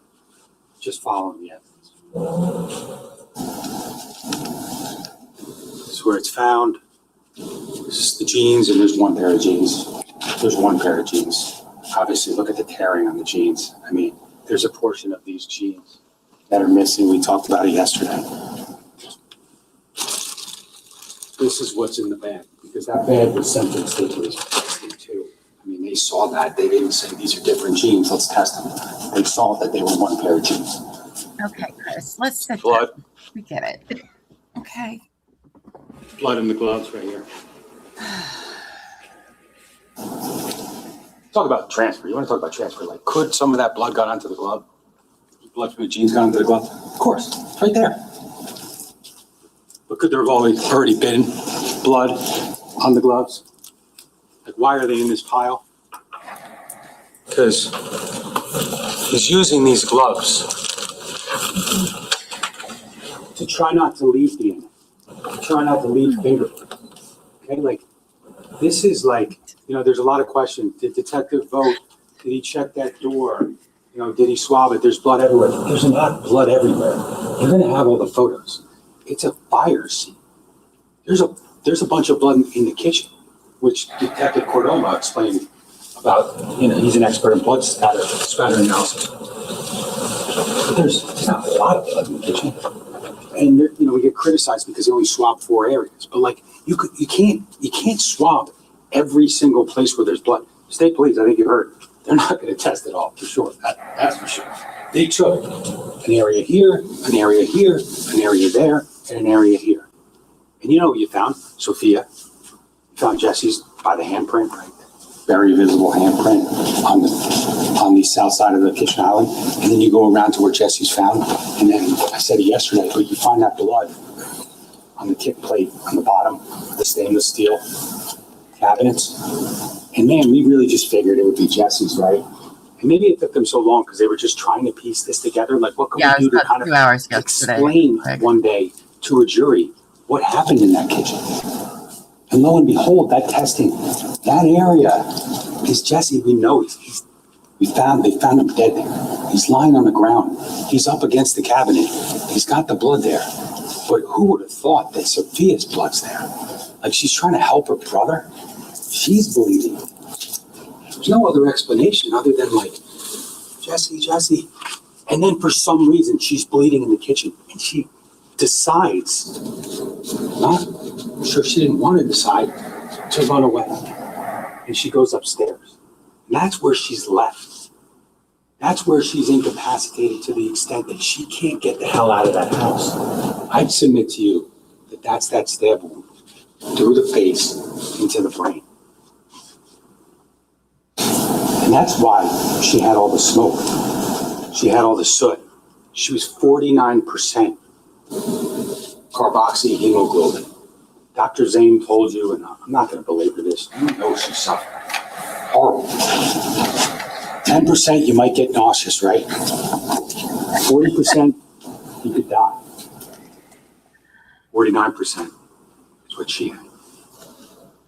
Her cause of death was not just, like, it wasn't, be clear, what Dr. Zane told you is the cause of death. It wasn't a contributing cause. It was the cause of death was was sharp force injuries and smoke inhalation. You know, the special bond with Jesse didn't have the stab wound to his face.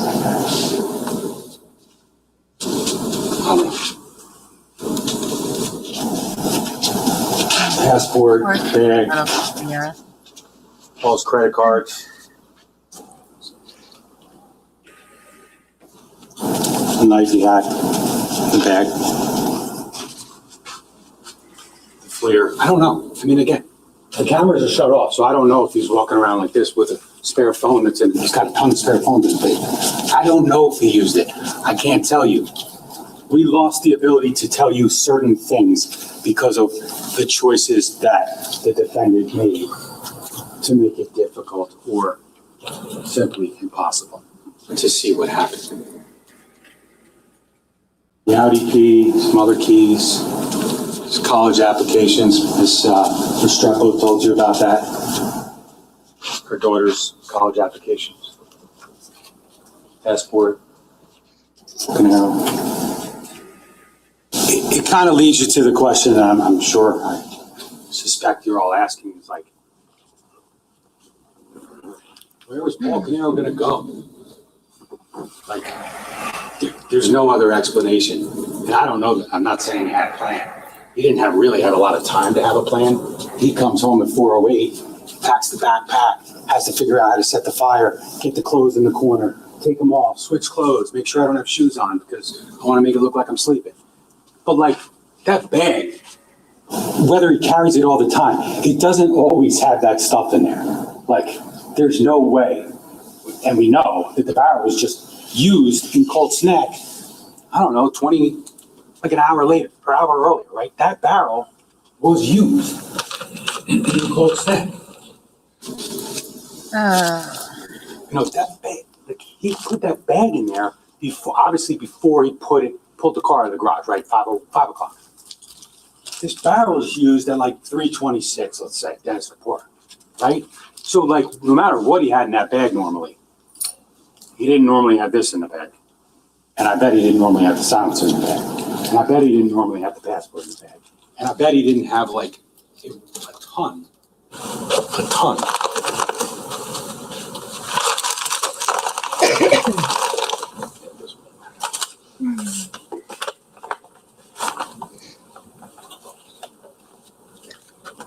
ton of savings bonds. Caitlin and Marissa Caneiro. He's got a safe in the garage. That big black safe you saw spinning. With nothing in it. What the hell are these doing in the backpack? Listen, not the biggest piece of evidence, but like, think about it. What's he thinking? He's thinking that like, listen, if the cops show up and like, it doesn't look suspicious, you know, like, we had nothing to do with the fire. They're not going to question us about it. It just looks like, you know, they're going to start an investigation. Maybe they'll, whatever, look for whatever. But like, he's got a minute. I mean, think about what he just did. Like, he's got no choice, man. He's using that passport and he's getting the hell out of here. But he never had the opportunity. Because he never left the Ocean Township Police Department. Because we found certain things quickly enough to make it clear that he had something to do with this fire. Now, he wasn't charged with murder right away. Me too. Detective Zerillo told you that. It's like 8 days later or something. So it's not like they just said, you killed everybody and they charged him. No. But based upon the evidence they uncovered pretty quickly in Ocean, the cameras and all that kind of stuff, and shutting off the cameras, he gets charged with the arson in his own house.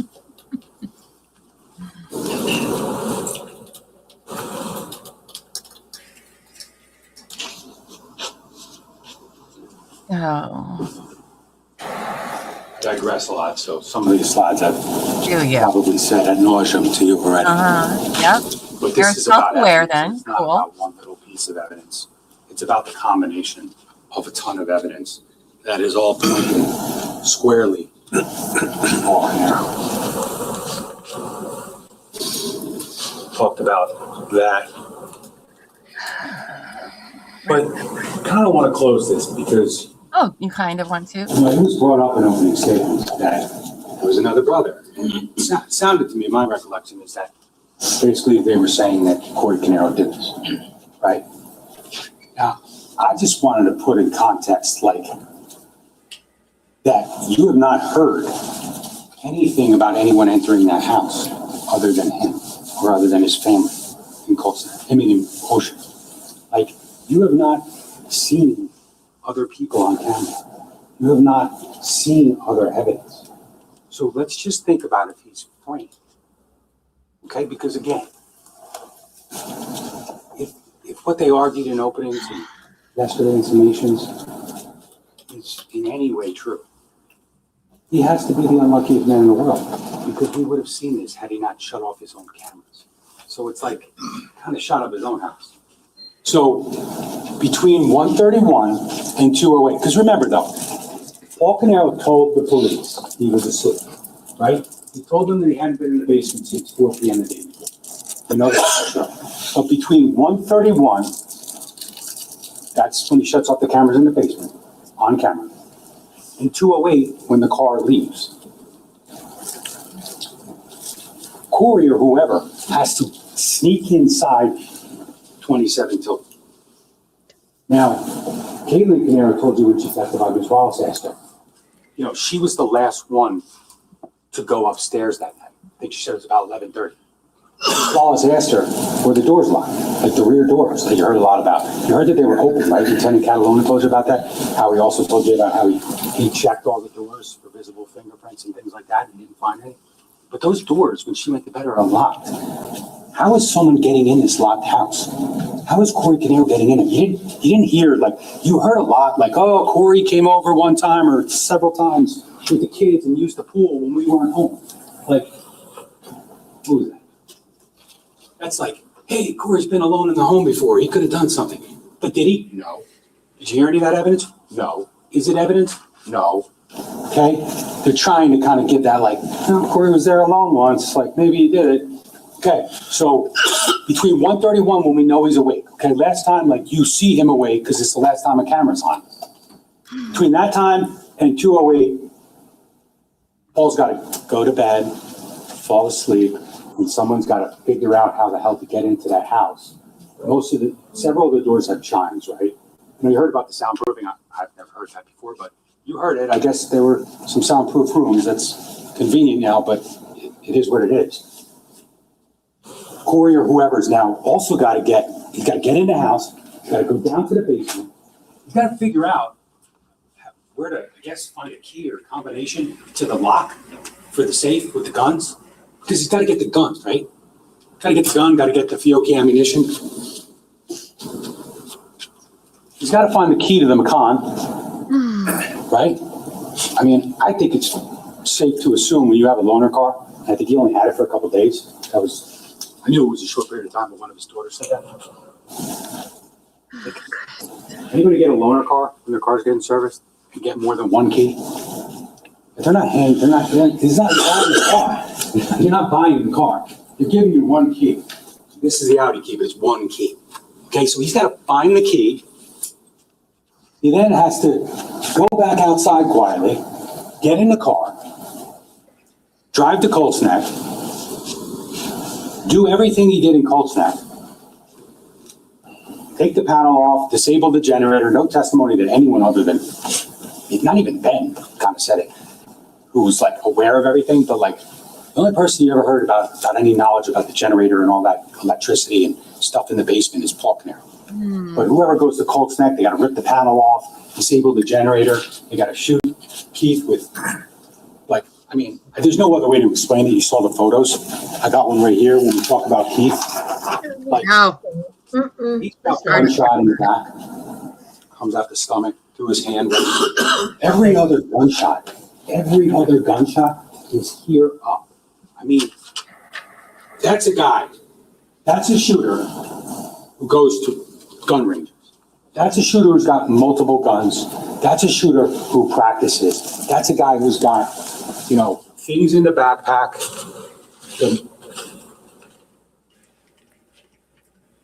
want to be fair that it's this one. The Mantis training system in the backpack in the Cayenne with the barrel and the silencer. Those are accurate shots. They're like crazy accurate shots. And that's like a guy who's got targets hanging in his basement next to the rest of his guns in his gun locker. That is like marksmanship. You don't need a laser. A laser target's only for practice, not the real thing. He's got to cut the ONT line in the basement. He's got to go back to Tilton. He's got to park the Macon. He's got to, again, get back in the house quietly when Marissa, Caitlin, Susan, and I guess Paul are all asleep in the house. That person then has to go back down to the basement, take the clothes off, stick them in the area where we would have seen them stick it, had the camera not been shut off. They got to go over by the gun safe. I guess now they must have the key or the combination at this point because they got it out the first time. But now they got to get the gun back in there. They got to take the barrel out. They got to know how to take the barrel out. Sergeant Clayton told you it's not complicated. I mean, I don't have a gun, so I don't. I've heard how you do it. It's pop the slide off, put the barrel in, take the barrel out, whatever. But they got to do that, and they got to have a reason to do that, which is very inconsistent with what we're talking about, setting someone up. And again, they'd be doing all this by that locker in that gun area with the cleaners and all that stuff. They'd be doing it in a place where they should have been on camera, but they weren't. Because of him. He's either guilty of murder or he's the unluckiest man in the world. Person then has to get back out of the house, set the fire at 4:30. And then interestingly, I said it yesterday, but I don't know how the mystery guys that are at the house at 4:30, if that time's accurate, are still there at 5:02 or 5:01 and change when that second blaze starts in the garage area by the driveway. Like 32 minutes these guys are going to stick around? That's about as dumb as knocking on the door after you set fire to a house.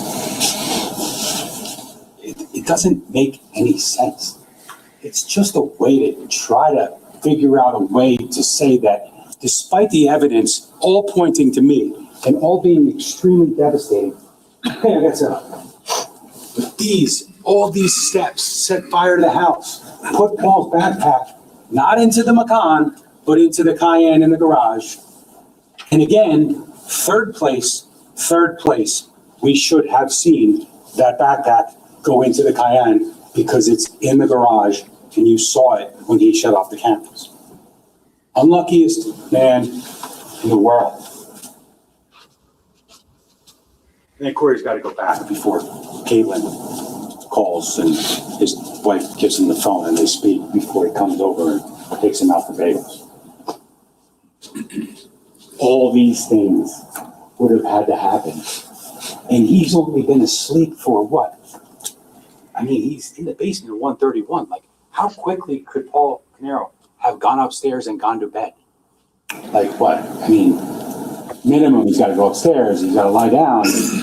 No matter how tired it is, it takes a couple minutes. Like, oh my gosh, within 20 minutes of that, all of a sudden, someone's sneaking into the basement and taking the gun and then leaving and then coming back and somehow getting in without serving anyone, without the dogs barking, the doors are locked, etc. And again, I didn't show this yesterday, I skipped past it by accident, but like in the context of where Mr. Caneiro is at 1:31 and he's not sleeping, within a few minutes of this, someone else has got to sneak down here, right? And get that gun right out of here. A locked, you saw that big lock. There's pictures, you'll have it, take a look. I forget the way Carolyn described it, but it's like, there's some like twisting, it's a strong lock. Yeah, I don't know why the octopus, but I love it. So. Well, we would have seen it. If someone else did it. We would have seen it. But we didn't because it was him. I think so, IG. I think so. Like, just, you know. We talked about that. Why would you swap the barrel? Why would you plant the blood on the evidence in the defendant's basement and then try to destroy it if you wanted to set someone up. It just doesn't make any sense. You know, it doesn't make any sense. A 4-hour closing. Right. I hate this analogy. A lot of prosecutors use this analogy. It's like another thing I said I never do, but it's like the kid caught with their hand in the cookie jar, right? You know, mom walks in and catches the kid in the kitchen. He's got his hand in the cookie jar. He's got some crumbs on him, and all of a sudden his mom's like, "What are you doing, Paul?" And he goes, "It was Corey." That's really what we're talking about here. Follow the evidence. Follow the evidence. You know, it's implausible to understand how someone gets Mr. Caneiro's DNA on the inside of his jeans and in other places that we've talked about. Now, Okay. we're getting there. Are we?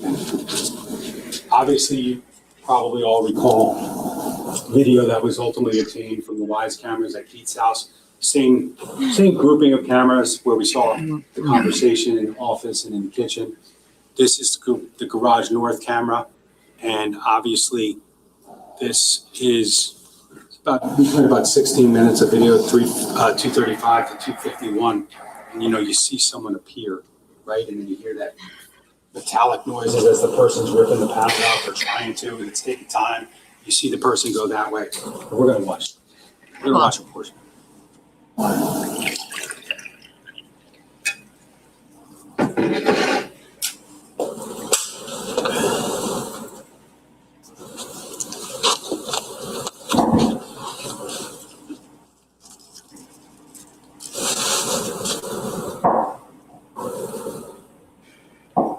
See the glove there? Black glove.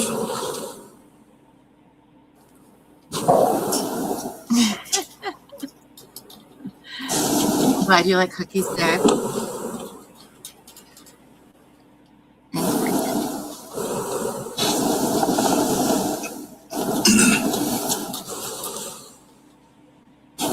Going back towards the generator.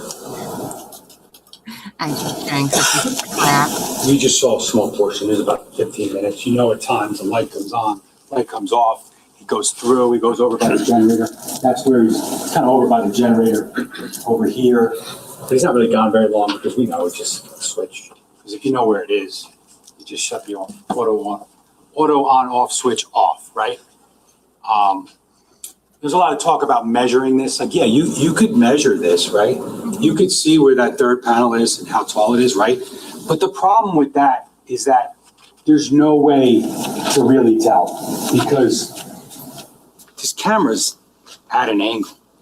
Like, we're not shooting straight, right? So there's no way to tell, estimate the size of that person. I would submit to you. I would submit to you that what we're going to look at here, you slow it down, you can pause it, you can do whatever you want. Sure one of us But this put that person, on Reddit. regardless, Somebody.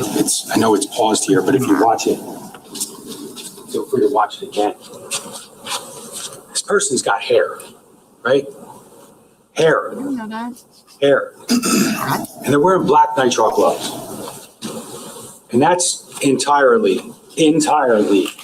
consistent with all the evidence. Now, obviously, nobody is identifying that person, right? It's impossible.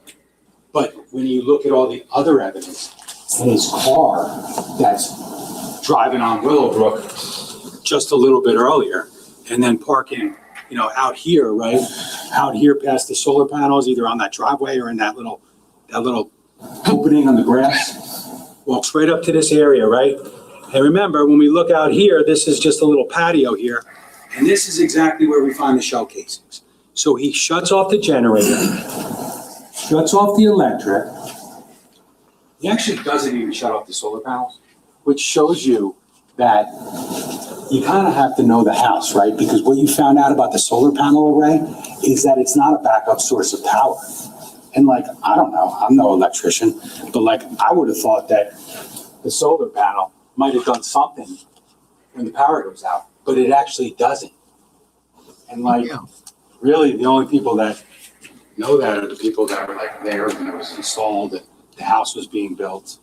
Paul Caneiro, Keith Caneiro. So you wonder like why that wasn't shut off, because it didn't need to be. But when you think about the evidence in this case, and I know hair is it's a little fact, it's just a little thing, right? But that's not Corey Caneiro. That's not Keith Caneiro in the middle of the night either, because they're both bald. And these gloves right here, Paul Caneiro's DNA on them. That's the worst, the light color jacket they were wearing. So it's like, we can't tell you everything. I wish maybe we saw something out here at around 3:42 with someone leaving the house, right? But we can't because he shut the power off. He shut the power off. Shut it off in Ocean, and he shut it off in Colts Neck. And when you do that, it makes you look really guilty. And I'd submit to you, it makes it look bad when you're trying to argue that we didn't do this, I think we didn't find this. I think it's a little, We had no ability after 251 sock hat to or see beanie. anything. That's what I We'll think. talk about that next time. And you're trying to be sneaky, so I don't know how they Shutting got off the camera, video from your rear neighbor, other surveillance cameras on Tilden, barrel in the bag with the silencer, DNA in your basement, right by the point of origin. No, I'm surprised I haven't said this yet, but like sloppy, right? Like smart tech guy who just killed his niece and nephew, and he's really just trying to figure out what the hell to do.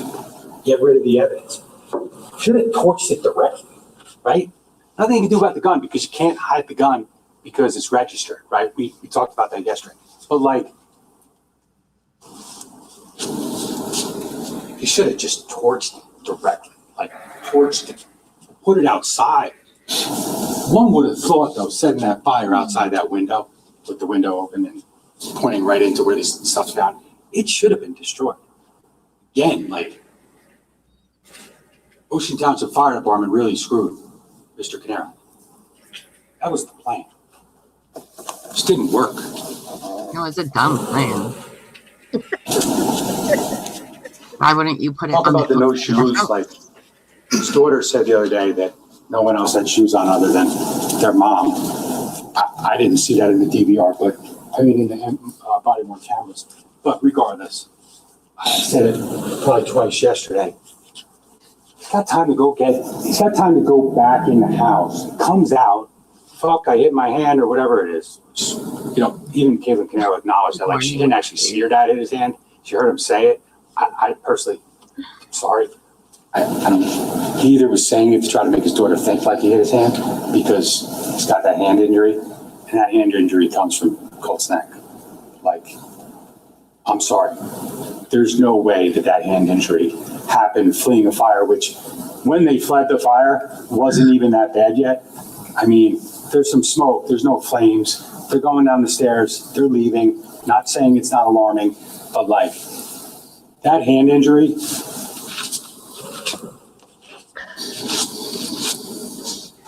There's no other way to look at it other than it's got to be from Sophia Caneiro.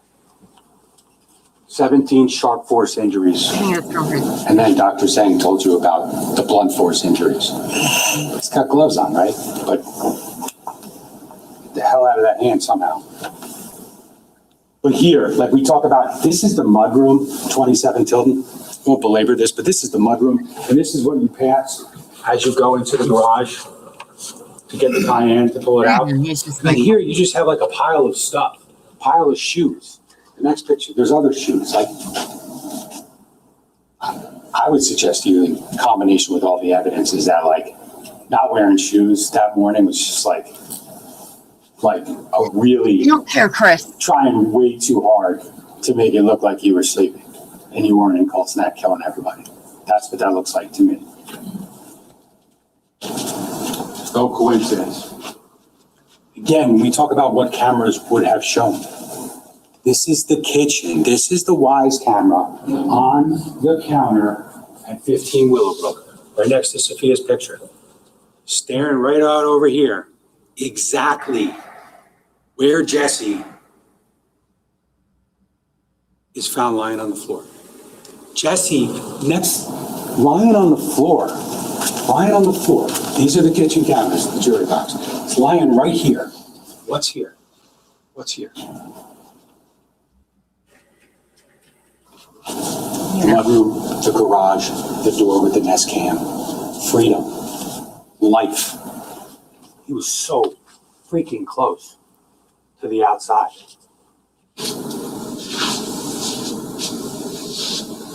But power was cut.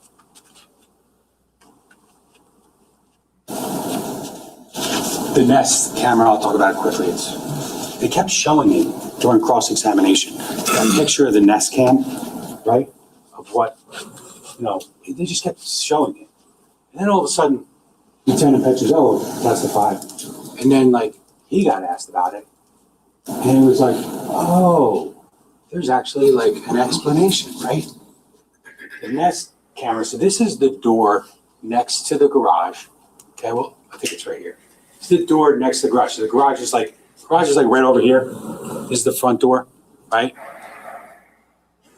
There's a bunch of video from Wise with people coming in the garage. That's kind of what they did. They pulled their cars in the garage. So I'd submit to you that this door didn't really get used very much. But what this picture actually is the exact same picture, notifications at Nest to Keith Caneiro in Ocean. Your cameras just got shut off. This is what it showed. This is a notification at 2:52 in the morning to Keith Caneiro saying your Nest camera is off.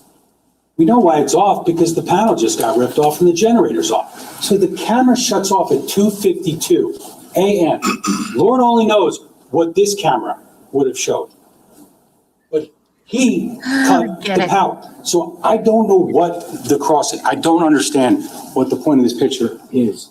They argue to you that Petrozello should have followed up. He told you he got a communications data warrant, which is a search warrant for companies like electronic providers, service providers, like Nest.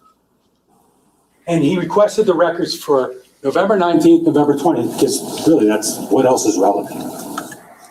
And what he got back from Nest was that there was no footage. There were no activations. They're acting like this is an activation on the 20th. It's not an activation. This didn't come on because someone's at the door. It came on, or it gets emailed to him saying, this is what your camera looked like when it was cut. It's not an activation. It's a notification. Just like Paul Caneiro's. Like the one picture in Mr. Caneiro's basement, when he cuts the power, he's standing by the guns, in the storage locker. So he's in the picture. The other one, he's not actually in the picture when it gets unplugged. I don't know if they're both unplugged from the same place and he's only in one picture and not the other. But they're right next to each other, so he's there. But this is nothing. If there was video there was an activation at, let's say, 2:45, we would have got it from Nest, but there wasn't any because no one was in this area. He's over on the other side of the garage ripping the panel off. So this, ladies and gentlemen, is just confirming all it is. It's confirming that the power was disconnected at 2:51, 2:52, just like that Wise camera showed you. Because kind of like the DVR in the garage, it's like, he's there, it's 2:51 and change, and all of a sudden, camera's off. Coincides with the noise and the jiggling and the ripping of the panel and the door on the ground, right? And the meter on the floor. Gotta see the attorneys for a second. Oh, thank goodness. Maybe he's going to say, in this. Please.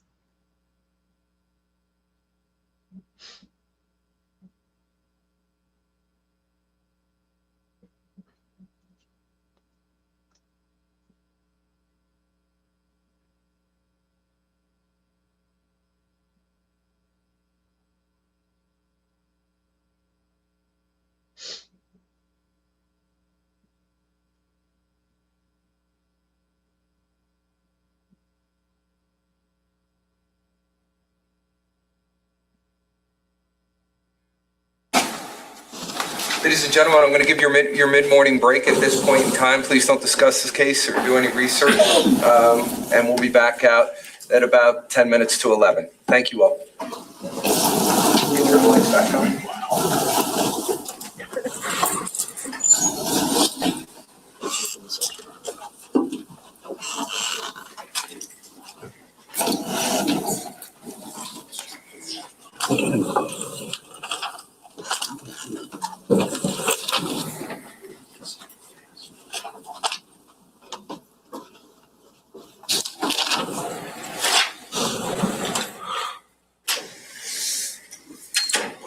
See everybody in 15 minutes.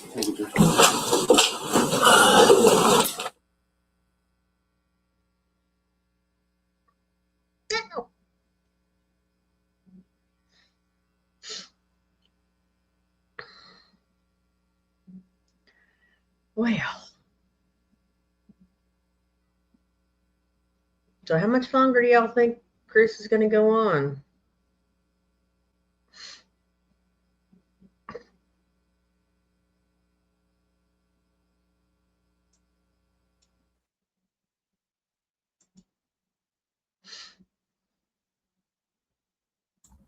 Oh my gosh, is it over?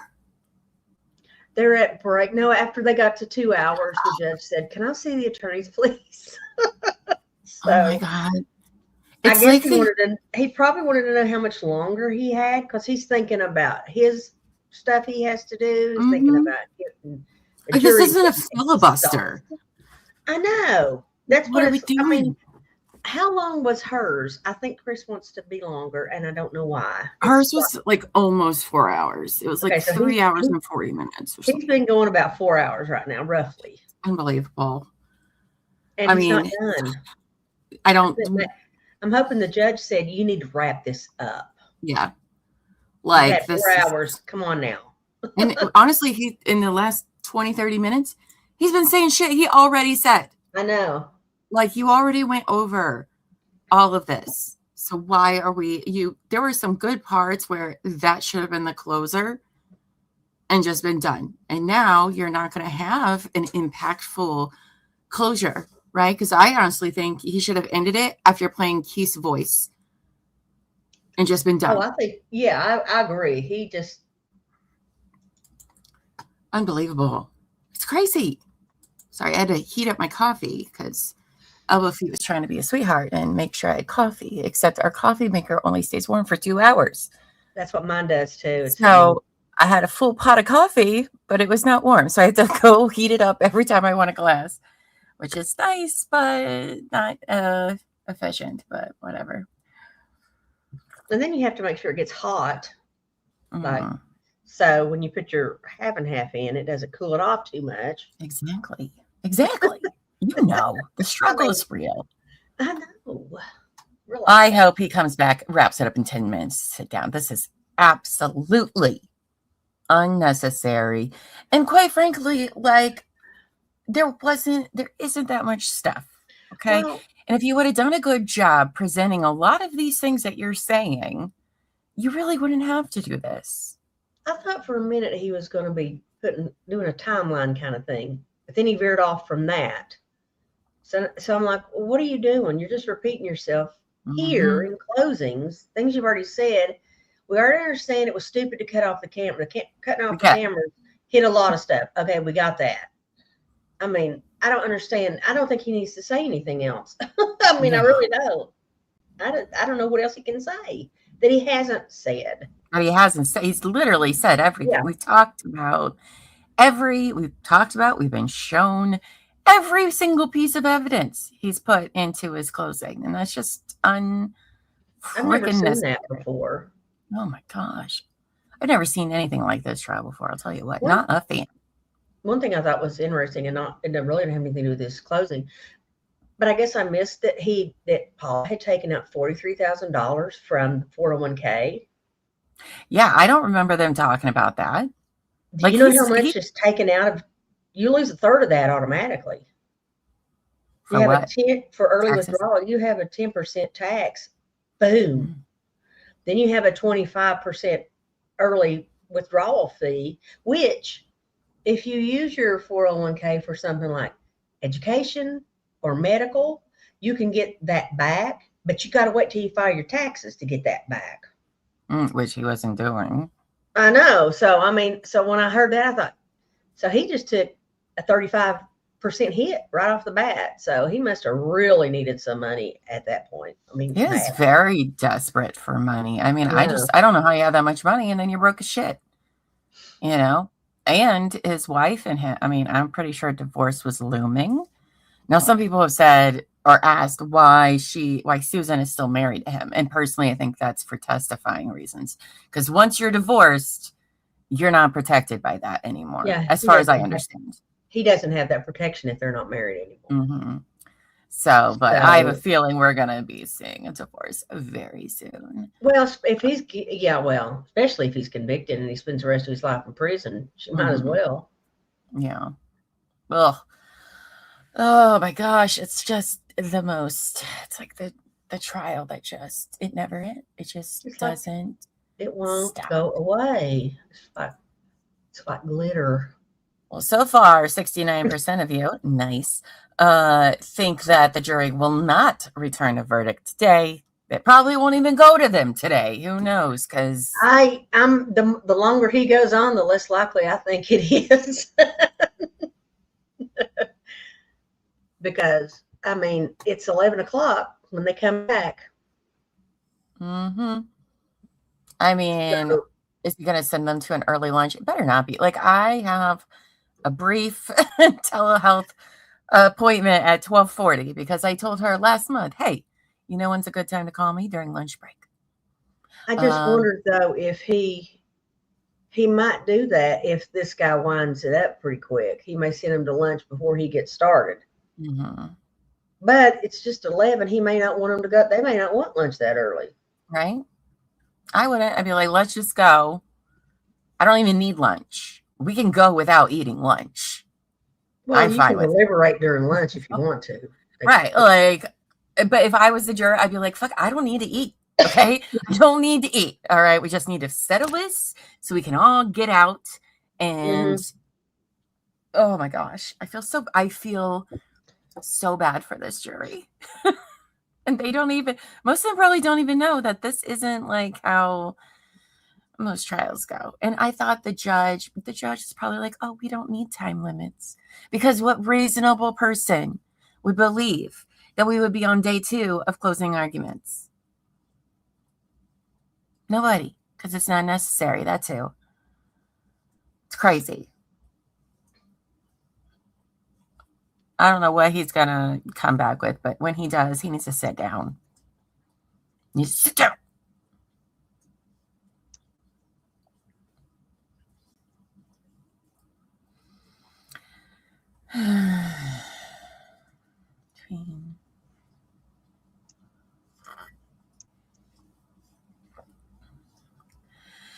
Oh, my goodness. Well, tonight, guys, first things first. One, we do have a couch potato birthday. It's Belle's birthday on Sunday, but I just realized I'm not, hopefully, not still doing closing arguments come Monday. I guess I'm being a little too preemptive. I would toss a table. I am so close. You guys, I was so mad last night. Poor elbow feet. Okay. He was banging around on the vents last night because he dropped his earbud into the vent. All right. Don't even get me started on these damn earbuds. All right. You shouldn't have them ever. They're bane of my existence. Right. So he's down there. He's banging around. I am pissed after trial. Not so much with him, annoyed with him for all the banging around, but also just my brain could not handle yesterday. And so he comes in finally. He's like, look, babe, right? And he pulls up this video. And it's just him digging around with the magnetic thing in the vent, as though I'm supposed to be joyous or care that he's retrieved this earbud from the vent. And I was like, babe, I'm going to need you not to talk to me for like the next several hours. Okay? Just no. You time out. It was probably like 7 or 8 before I was just finally like. After the way you were yelling at me. Maybe he was better off. I know, it was like one of those, like, babe, you're going to need to stay far away, okay? I know. You're going to be collateral damage because I am on a warp. I was not yelling at leg. I was typing in all caps. So I was cap yelling, not at leg. I probably said, why are you yelling at me? And I'm yelling at the universe. Poor you, just at work, just, living your naive little life. I was on break. Yeah. Both you and Amos, was like, how's it going? And I was like, it's not over. And both you and her were like, you're kidding, right? And I'm like, no. All right. No, I wish it was. Here I'm checking in on break from work, trying to see if the verdicts come in yet. Yeah. Like, it's not over. It's not over. And I don't know why. Oh, gosh. Well, tonight we have True Crime and Wine Time at 8 p.m. We're doing part 1 of 2 of Maureen McDermott. Guilty or innocent on death row. I highly recommend y'all come watch that. If you've been able to sit with us for the last 12 hours for these closing arguments, I can promise you it will be more entertaining than this. So another thing I learned of why we all hang out together is that we're all a bunch of masochists. So I think that's why we're friends, because we're like, how can we be punished every day, every second? So that's tonight. Now, who knows when the verdict's coming in, but I will be ready for whenever it does come in. So please make sure you turn on all notifications. Go to the channel. You'll see like the little bell. Click all notifications so you know you will get notified when they come back for verdict. If it's not today or whenever, you'll try to make it. Well, I hope you do. And all of our new friends, I do hope you stick around. It's been wonderful getting to know you, the locals of this case. So I hope we see more of you. Attendance is mandatory. Yes, I will be taking a head count. Are we done yet? No, we're not. Your mom called. Did you call her crying? Just be like, well, I don't know what's going on with my life right now. So, no, we're not done. We're on a break. So that's great. Now, Couch Court with Llama will be back for sure next Tuesday at 11 a.m. because I'm going to sleep in next week because it's supposed to start today.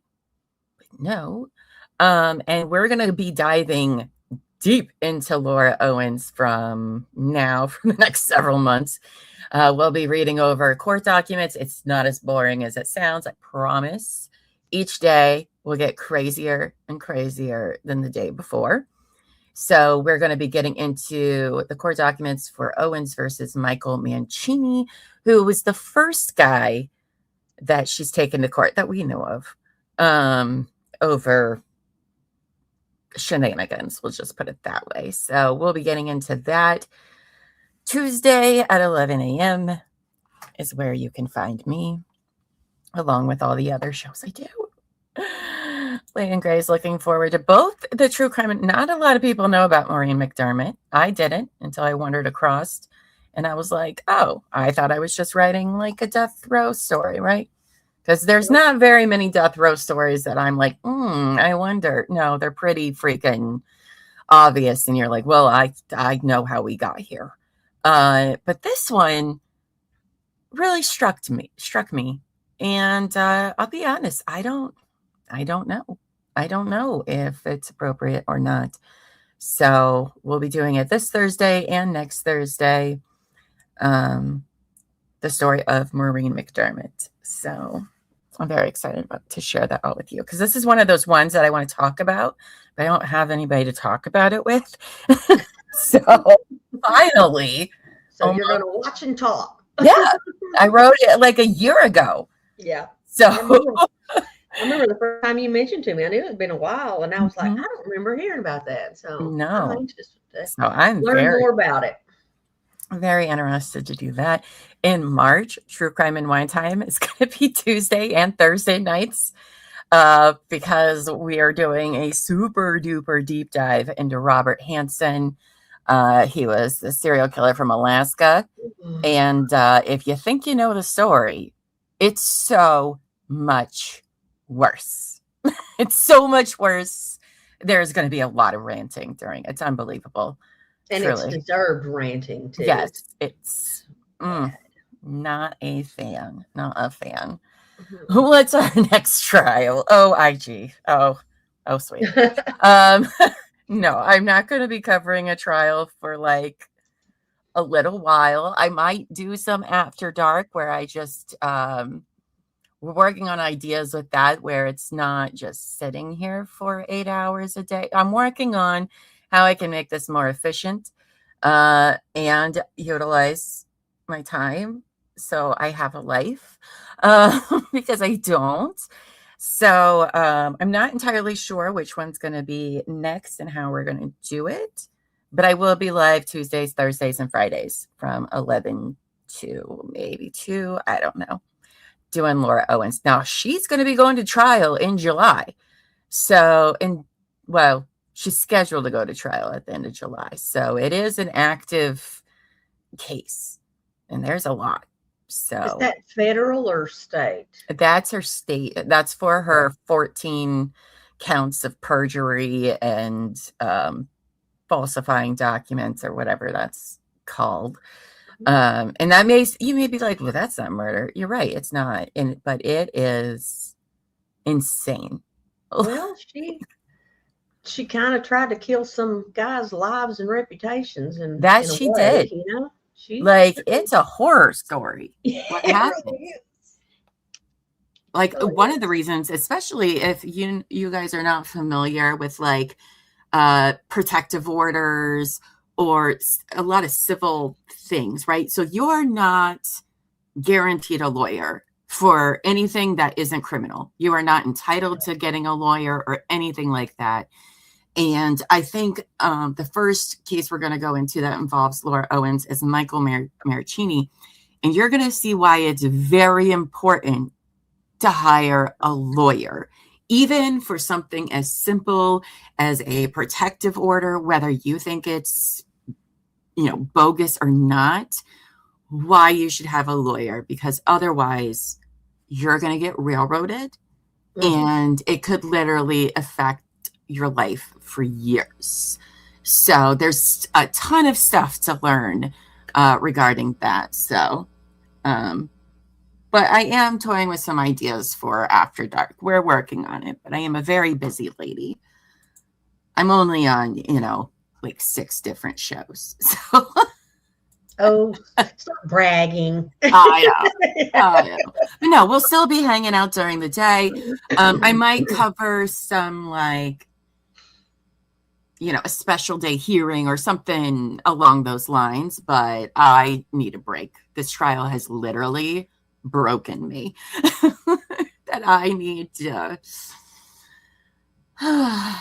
rein it in. We all deserve it. Well, it's good to take a break from things like this because it's hard to sit here.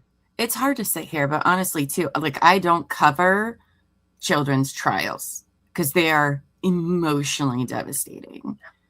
And this one has also been emotionally devastating and heavy.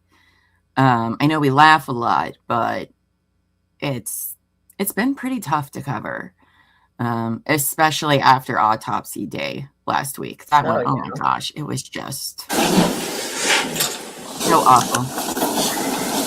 And I do think we're going to get justice for Keith. Everyone's back. We'll continue with the summations of the state. And Sophia. You got 10 minutes, Chris.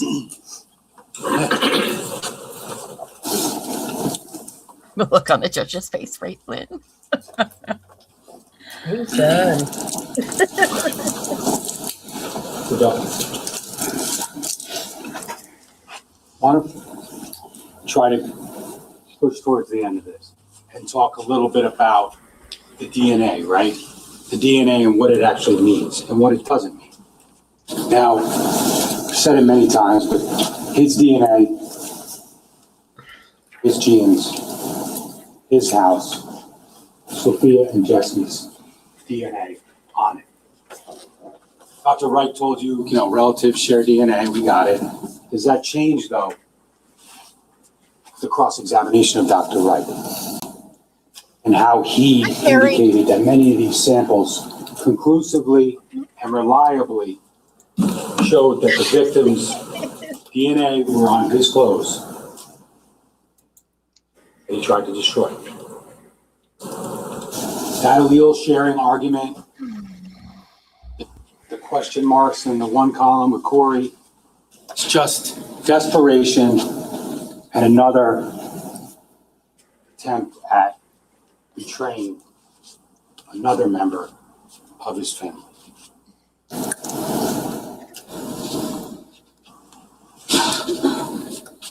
Here's the knife, and this was recovered. As you'll recall, you can see the state of it now. Detective Vogt testified about how it was found in the foyer area, right? Kind of in an area that had been kind of not necessarily dug out, but kind of collected in that area. And you'll recall that that's the area where Jennifer Caneiro was found. Remember those pictures? She had a little yellow blanket that they put on top of her, right at the top of the stairs that go down to the basement. And then her daughter is up the stairs on the landing. And that knife, obviously they didn't put the knife into that block in the kitchen, right? Because they didn't want to contaminate or transfer any evidence. But you could see, and you heard the testimony, that that knife It's not. came from Keith Caneiro's own kitchen. We're The now in a knife that repetitive stage. at least took part in the murder of Jennifer Caneiro, and took part in at least, because you don't necessarily know if that's the only knife that was used, right? That's the knife that was found. You don't know potentially if he left with another knife. I mean, you know from the testimony in this case, you brought out that black bag with Detective Catalona. You walked it up here, and we didn't really open it up and show you everything in it. Really no need. You saw some pictures in one of those drawers that was over by the metal gun locker in Mr. Paul Caneiro's house. By all the guns, there's a bunch of knives in there. But obviously at some point, he has to turn to another weapon. You know, they're arguing that because there's a gun and because there's a knife, there's two people. But like, what evidence of there is that? You saw the garage camera, right? That's 15, 16 minutes of footage that shows one person. It's like he has a ton of bullets and all that kind of stuff, and he would have brought enough bullets. Like, what if, for instance, he was just going to shoot everybody once? Or, like, he obviously could have shot Keith Caneiro once. I mean, one bullet at the end of the day would have killed Keith Caneiro. That one last shot on the jacket with the gunshot residue, and you heard from Judith Link from the state police, that cruciform tear, which is consistent with the gun firing against the fabric and causing that tearing, that was enough. So the fact that maybe he didn't quite bring enough ammunition, does that mean there's two people involved? I mean, presumably he had a magazine. We don't know which magazine he used because he had hundreds of magazines in his house. But we know how many bullets were found, right? We know how many bullets were found, and we'll talk about that when we get to the ballistics, but we're going to go to DNA. Now, again, importantly, because they did a lot to try to, I want to say denigrate, but they were trying to point out things about likelihood ratios and mixtures and things like that with the Bodie and with the star mix. You heard about star mix and how like 90 plus labs in the United States are using it now. State police got it in 2022. That's why we went to Bodie. And, you know, state police was actually kind of like behind the game, like because of COVID, and a lot of labs have it. And We talked about this yesterday. 80%, I think they said, of labs in the United States are using it.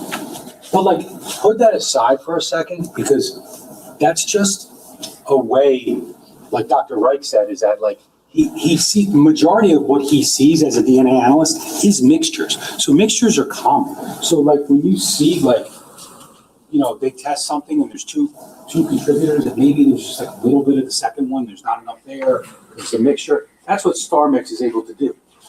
And like comparing numbers, like, Sophia's 8 sextillion or whatever, likelihood ratio, like, that's great, right? I mean, that's very appropriate. That's her DNA. But like, in that one sample, the defendant in that mixture might only be like 400,000. But that's also because, as you heard, there's something called like average peak heights and RFU and all that stuff. And I'm not going to get into the weeds. But like, basically, you have two contributors, and one of them just, there's not a lot of that DNA in that mixture. But it's there. And StarMix is able to actually opine on mixtures better than like real humans can. And that's why StarMix exists. But, it was brought up that like StarMix doesn't give you a yes and no answer. Well, random match probabilities don't give you a yes or no answer anyway. DNA does not give you a yes or no. It basically says with an RMP that, like in a hypothetical population of 1 million people, like I asked Dr. Wright, you would expect to find this profile one time. That's like how rare it is. So we look at sample 6-1-4-1, which is the right front shin of the genes. Right front shin is one of these samples over here. That was actually tested by the state police, and ultimately they generated one of those random match probabilities. One of the ones I think they intimated are more accurate. I would submit to you that they're all accurate. It's DNA. It's just DNA is DNA. It doesn't lie. It doesn't tell you where it came from or who put it there, but it doesn't lie. It's just that sometimes, given the amount of DNA in a particular area, because remember, we're talking about one of these little white cuttings, we're talking about a small area, because you don't just like throw the genes in a conveyor belt and it comes out and says, this is all Sophia, this is all Jesse. You have to sample different parts of it. When we talk about Jesse's DNA, they said ultimately that Jesse's DNA, or Jesse was the source of the DNA on the right front shin of these genes. And when you talk about how rare that is, right, that's really what they're trying to tell you when they give you that answer. They said that he was the source. And what they need to call something the source from their protocol, their standard operating procedures and analytical thresholds and things like that, is that the RMP has to be greater than 1 in 7 trillion. So in a population of 7 trillion people, which is actually a lot bigger than the amount of people that have ever walked the face of the earth, you would expect to find that profile once. Jesse's DNA, Paul Caneiro's genes. Now, we talked about a scraping from the inside collar of a shirt, one of the shirts that's in that pile. DNA profile is approximately 100 million times more likely to occur if H1 is true, which is basically that Paul Caneiro is contributor 1 to that sample. So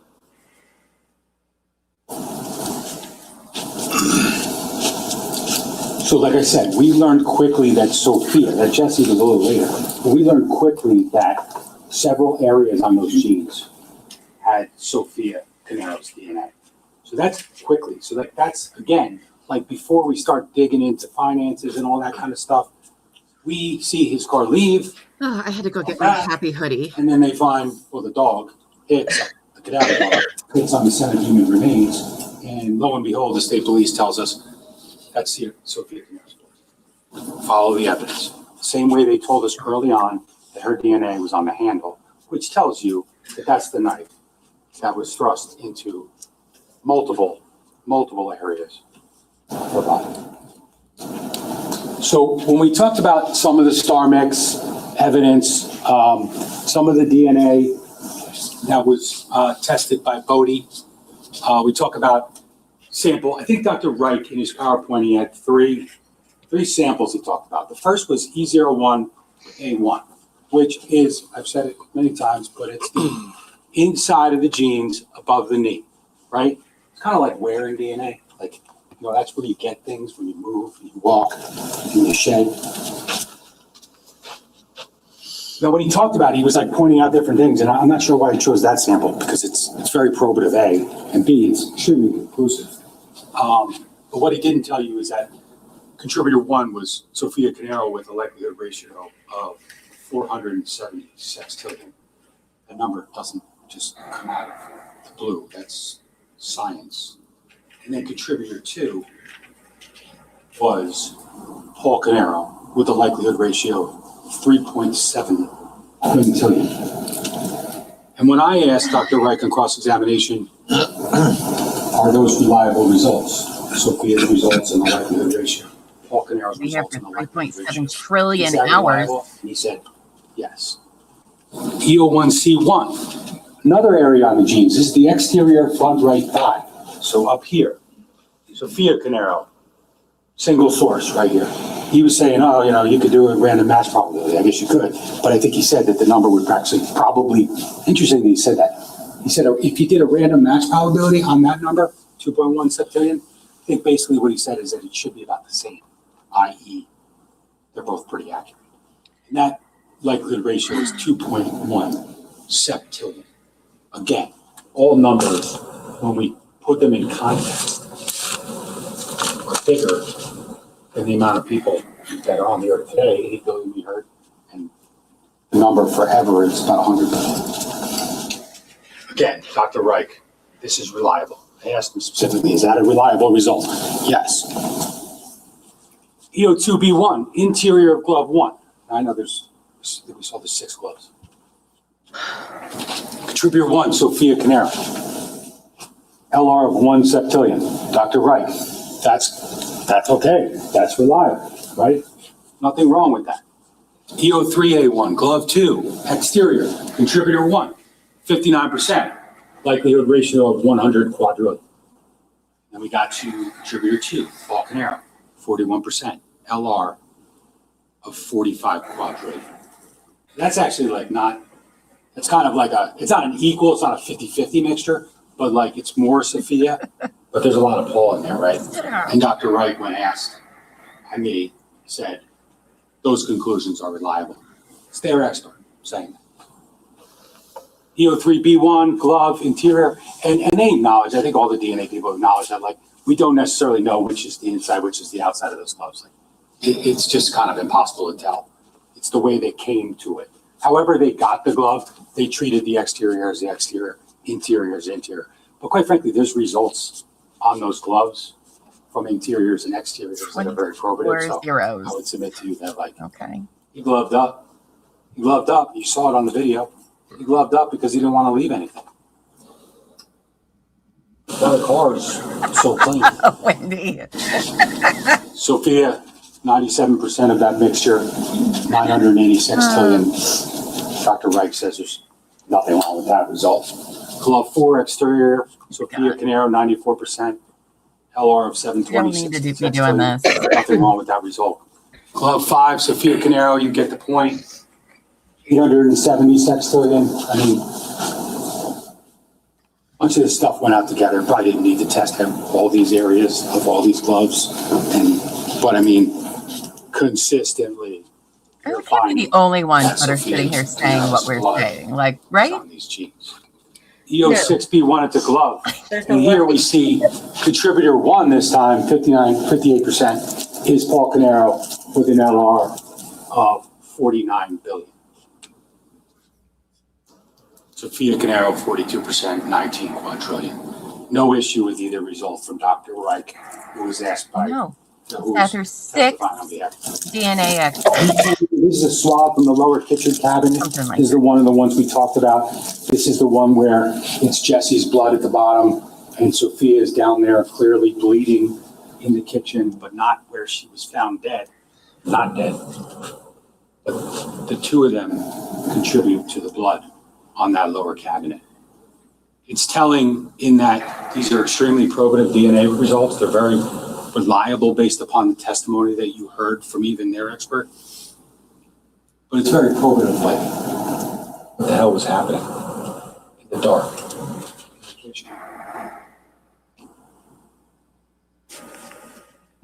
11, this is a underneath the pull-out drawer near the sink, Sophia's DNA. And E12B, this was actually early DNA. This was before we went to Bodie. And when we looked at that scarf, ultimately, you saw the testimony that there was a bunch of defects in the scarf. And there was also, I think, 3 hairs. When you look at defects here, it's hard to tell a little bit, but there's some holes in here, which are consistent with knives.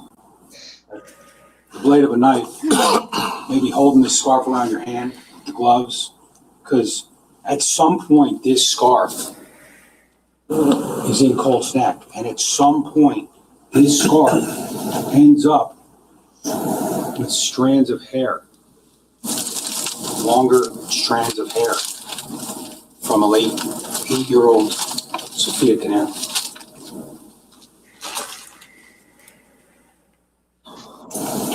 And when they tested this, the random match probability, meaning in a population of 14 octillion people, you would expect to find that DNA profile one time. E13 was a scraping. Let me be clear, just so the record's clear. That was a scraping of the scarf. Once they took the hairs off, they scraped it to try to get a cross section of, see if they get any DNA off it. And ultimately, what they came up with on that was Sophia Caneiro. That was the 1 in 14 octillion. The hairs, we have E13, E14, the 2 hairs, and the results in a population of 4.1 octillion or 34 septillion. You would expect to find that one time. We talked about section 61-4-1. That's Jesse's DNA. Dr. Reich says that's reliable. This is what we look at. We're looking at the Bodie chart. And, I think there was one sample that I asked him about Mr. Caneiro's DNA. And it was the one time he tried to kind of, I'm not sure if that's reliable. I'm not sure. And then I showed him a transcript and we kind of resolved it. He has said in the past that that is reliable.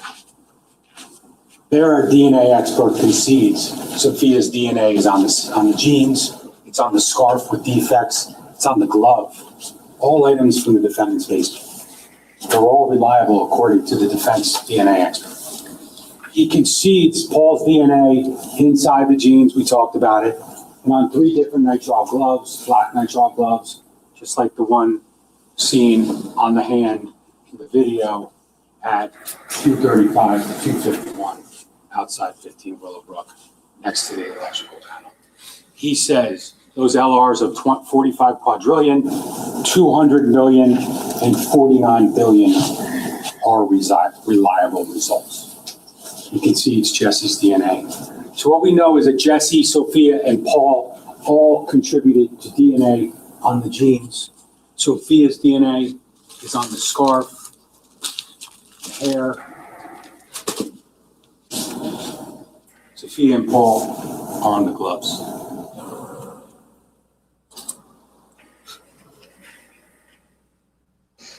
This was played for you during the course of trial. It's Paul Caneiro having a conversation with the office manager, and it kind of relates to partially.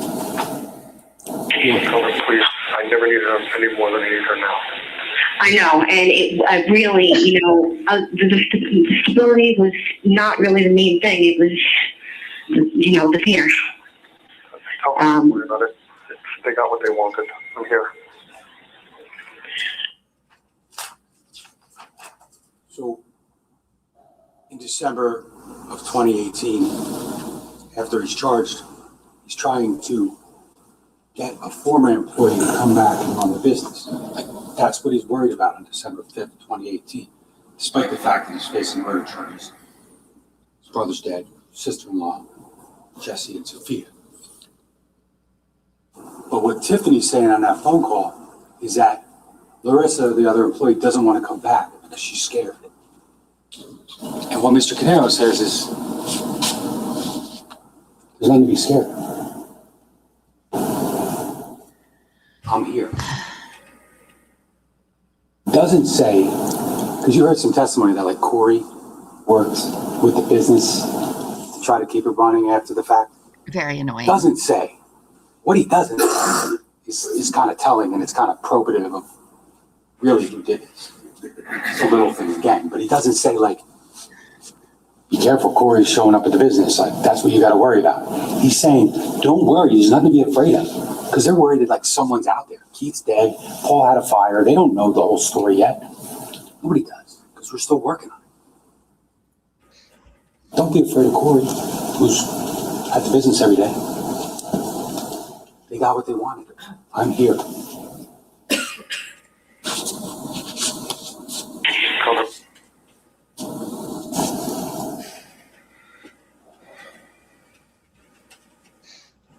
Again, this comes back to, because that was December 5th, so we're in the midst of the investigation. Because like I said, this stuff it doesn't appear, okay? This is effort. This is investigation. This is seizing items and sending them places to get tested to try to see. You don't know what you're gonna find when you send ballistics to the ballistics lab. You don't know what the answer is going to be. You don't know what the DNA people are going to tell you. So you're in the midst of that. But then when you start to get those results, does it tell you anything other than Paul Caneiro did this?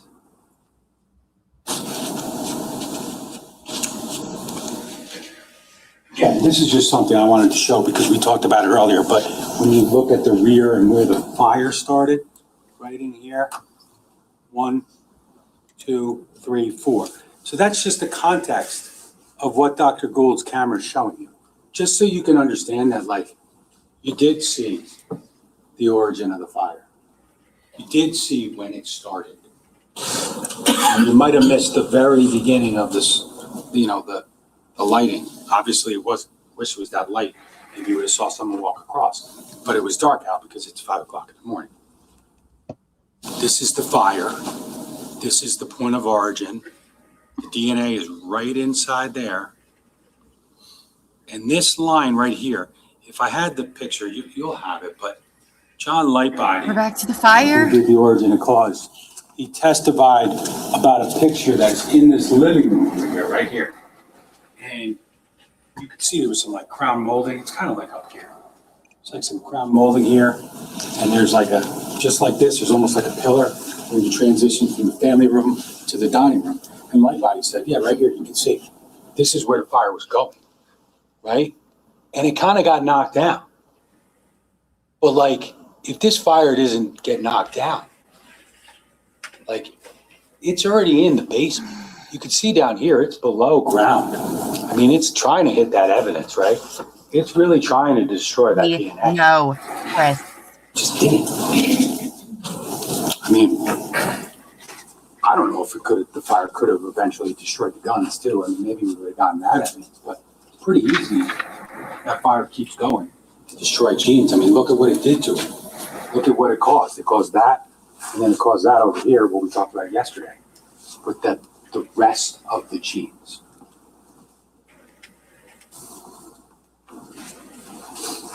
We talked about this yesterday, but it's just like things that are brought up, and then all of a sudden, like, we give you some context, like Lieutenant Petrozello testifying about how, like, yeah, we did check that camera. Like, it was always like, you guys didn't check this, you guys didn't check that. Then all of a sudden, it's like he testified, he's like, no, it's not like a Willowbrook address or like a, whatever, drawing a blank on Dr. Volstein's street, but just to the left. But the house back behind Willowbrook, like up in the back, it's actually, the address is actually Route 34. Because that's how close Route 34 is. And ultimately, talk about cameras, but the car that you see in Colts Neck before, on its way, leaving, like, we know the direction that's going, right? We know that's, I would suggest that based upon this and even the timeline they're trying to offer to you, that's the Macan. So, like, I'm not sure why, even though they did, I think we check also cameras on Route 34 and our other living places. rooms. However, in the middle of the night, it's not always that easy on Route 18 to see what kind of car it is driving through a particular location. But I think the testimony stands on its own. But the point being is that he did look, right? That is a relevant camera. That camera, had it been closer to 15 Willowbrook, I mean, they're big properties, so it's kind of like a little different than Mr. Caneiro's property and the Oxford. Very nice houses, right? Nice piece of property, but they're closer. So the cameras are going to be more probative.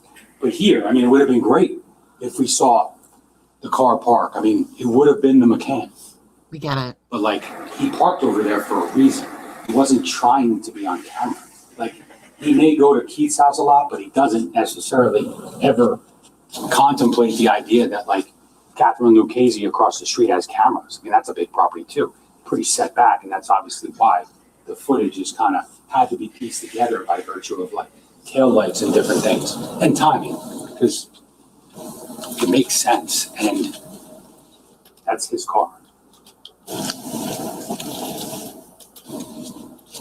We talked about the phone. I mean, just the reality, and I don't know, I said it yesterday, but I'll say it very briefly again, but the phone, I don't understand exactly how the phone does anything to tell you that all the evidence that points to Mr. Caneiro does anything other than point to Mr. Caneiro. Did he add more slides during the break? Like, But again, just the context of what Jennifer would have been doing. I mentioned before, like, we don't know if maybe she even went outside and got chased in. We don't really know because the cameras were cut, the power was cut. what? That's brand new Whatever happened, information. ultimately, she was killed inside. She was shot. She was stabbed.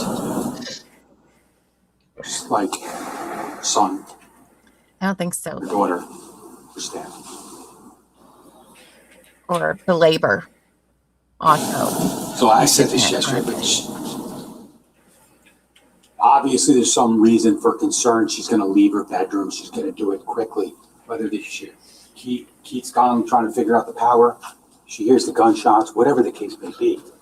She's not necessarily grabbing her phone and calling 911. I mean, obviously there's a lot of chaos going on. Clearly didn't sound like there was a lot of time to react.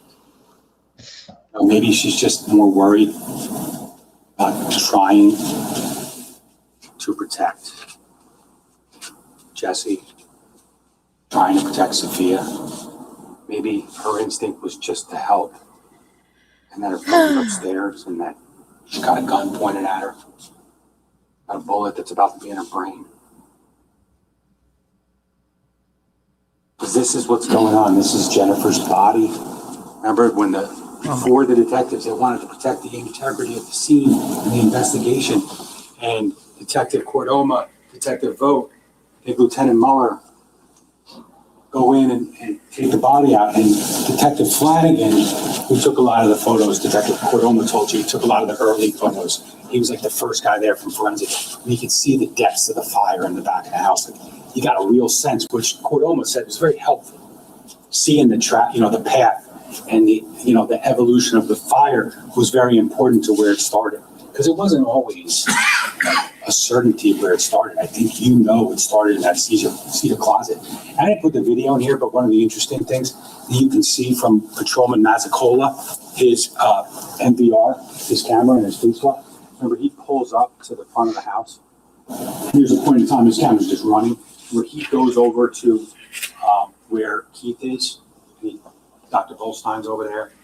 And then another officer comes, and Mazzicola and Mia Tower, the two officers, they go around the side because that door is open. Doesn't it seem like it's Remember winding down?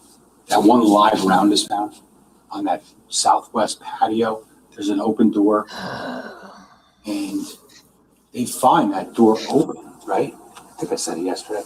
And obviously they look at that area to see if there's any fingerprints or anything, but like that's kind of the way he went out. And that's probably just about the best way to get out when you're trying to get to your car. You're trying to do it quickly. But on that, once Mazzicola and Mia Tower, the other officer, they go around, you can actually see, first you see Dr. Volstein open that door and smoke. And then they actually open the camera, the door where the camera would have shown them opening the door, but the power was cut at 252. But Mazzicola opens and you see the smoke come out by the garage. But during the course of that body-worn camera footage, one of the guys, his name's Sergeant Savage, walks across the front while the other officers are over on the side. And like, when you look at the front of the house, all of a sudden, for the first time during that during that body worn, there's like a little area on the bottom of the house where you see the flame. And it's like to the left of the door. It's real low. It's the first time you see any flames. All you saw was smoke in the front of the house. Flames were in the back. But that was like exactly where the fire had eventually pierced that cedar closet. Because it's coming up and out and it's just right there on the bottom. It just tells you visually that origin, was right. The area of origin, you can see the closet. That's exactly where it would have been. You saw the floor plans and the surveys. So it's just interesting to know. So again, we're just talking about what's going on, why maybe she didn't take her phone. I'm not going to, you saw what you saw. This is just an x-ray which just shows, obviously confirming gunshot wounds to the head of Jennifer Caneiro. That's all I can show you. That's all you need to see. Just talking about that blood, this is the foyer. What's going on in that house at 3:30 in the morning? Sophia running into the kitchen. And then we got Jesse, right? Coming around to where he's ultimately going to take his last smoke-filled breaths. And we got, this is the one where it's Jesse and Sophia. Like, who would have thought? Just think about Sophia's in the kitchen and she's already bleeding. So she's already been attacked. But she's there and there's only really one way to look at it. You can judge for yourself, for sure. Like, she's got to be like, right, babe? checking on her brother. But then she runs out of the kitchen, up the stairs, onto the landing. And that's where Carmelo Lamarca, the firefighter, ultimately found her. That's what Zane told you, that like she was left 30 alive. minutes ago. Alive. 49% carboxyhemoglobin. Kind of a man. And then lastly, this is probably, we can't say conclusively. Cordoma kind of explained it as best you could, but like, you see the swipes and all that, he told you about that, but like, this is now going east in the house towards where you exit the kitchen and you go up the stairs, and she would have passed her mom lying there on the ground. Her mom ultimately suffered fatal injuries so that she didn't inhale smoke. Jesse did. Sophia did to another level. This is the wound to Jesse's chin that we talked about.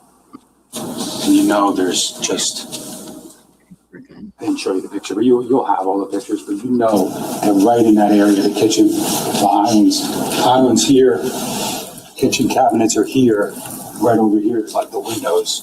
They find a projectile right here. Remember, they found a casing over by Jennifer by the stairs. Never not time limits. I'm not going to show you anymore. This is just showing you the sharp force injuries through her shirt. I think she was wearing like shirt and like underwear, obviously sleepwear. I'm not going to show you any other photos. You saw what you needed to see. It's horrific. But the reality is, we all know it's horrific. Cause and manner of death is part of any murder case. Have an obligation to prove cause and manner of death beyond a reasonable doubt, like every other element. But at the end of the day, the question becomes, who did it, right? Did it? And at the end of the day, beyond a reasonable doubt, but beyond any doubt, the person responsible for inflicting those sounds like a closer moments of terror in the dark upon children that trusted him. God only knows what they were saying to him. Paul Caneiro. Just the hair on the scarf. And when we talk about the injury, like,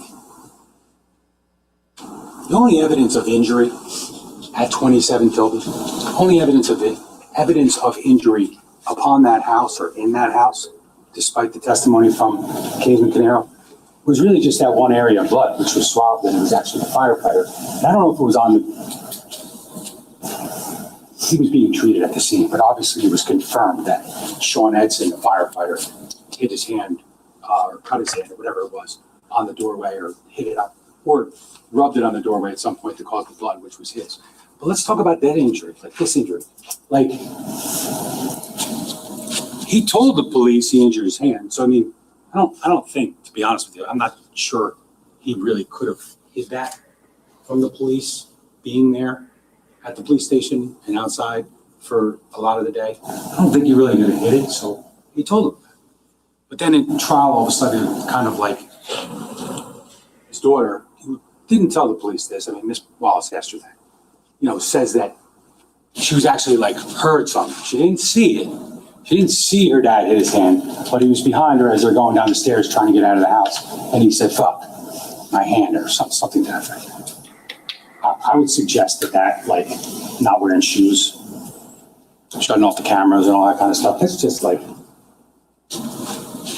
just trying to come up with an excuse for an injury that is entirely consistent with bludgeoning. Sweet baby Avelina. 3 people inside a house. Aaron, When you said that yesterday, I would suggest to you that when you look at all of the evidence, all the stuff we talked about, that injury happened in Colts Neck. Sophia's injury, I mean, you heard, there's 17. I'm not going through them. There's really no reason. You saw a couple photos, Are you kidding me? You could see. But we're talking about all over the body.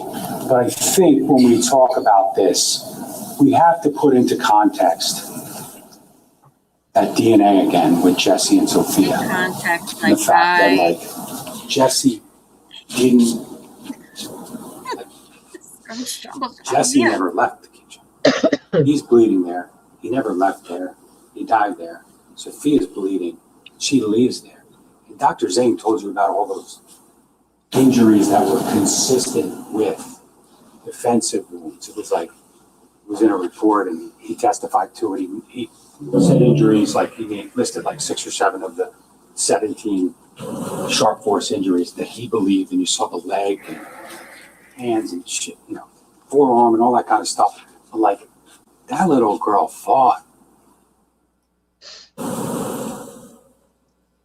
I mean,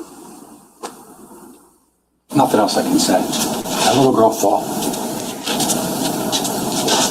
Again, I'm not going to show nothing else you can say, but I'm going to say at least 20,000 more words. No, but like, this is just like Dr. Zhang, like notes of just, what else can you say other than how much writing is on that chart, that diagram? I mean, you don't need to see blood. You don't need to see cuts. It's just, look at the writing. It doesn't even matter what it says. It's just a lot of writing. I won't say it again. You know that 49%, you know what Dr. Zhang said it meant. I mean,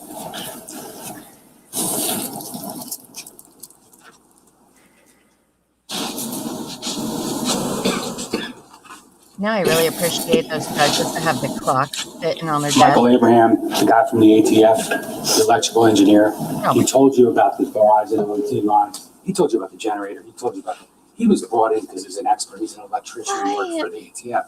And ultimately, he assisted with determining, what the power meant in conjunction with the fire. And ultimately, what I'm going to go get coffee. Last time I did there was no power. The home was de-energized at the time of the fire because he cut all the power and he cut all the cameras.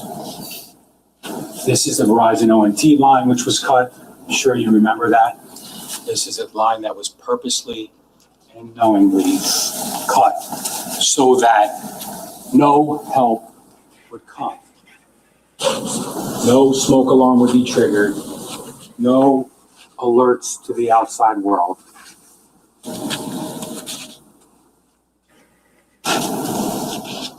This is what we have. This is the shell casing. This is the live round No, sorry, this is shell casing. Casing. All Fiocchi, very rare ammunition. So rare, ladies and gentlemen. There was a lot of cross-examination about it. So rare that Sergeant Clayton said they have thousands of different types of ammunition at the state police. But they needed the prosecutor's office to bring them this, because I hope you understood it. But just because it's the same ammunition here in Colts Neck and here in defendant's basement, doesn't mean that that ammunition is going to mark the same in any gun. It's not going to be a match with any gun because it's the same ammunition. The point is, they want to use, Sergeant Clayton told you, they want to use like ammunition because it marks that. You want to use, he said, I think it said it's longer, right? But it's good to see the markings so that you can make very reliable and conclusive comparisons between items. But again, ammunition that's rare enough that the state police didn't even have it. This is what they do every day.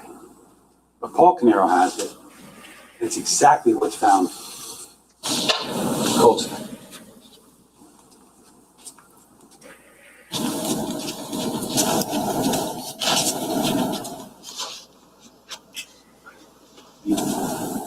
This was brought up yesterday. Why would he use a knife if he had a gun?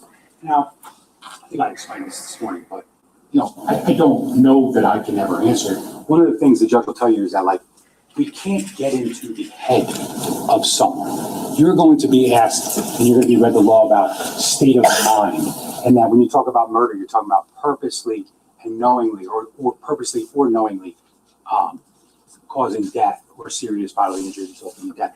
But one of the things the judge will tell you, I suspect, is that we can never get inside someone's head, right? So we don't know exactly why someone always does things. But I would suggest that when we talked about there was the southwest corner, there's a live round right by where that door was open, right? Now, that live round was ultimately compared to other shell casings that Clayton tested. We'll get there almost. And that round wasn't fired. It's a live round. So it kind of looks basically this.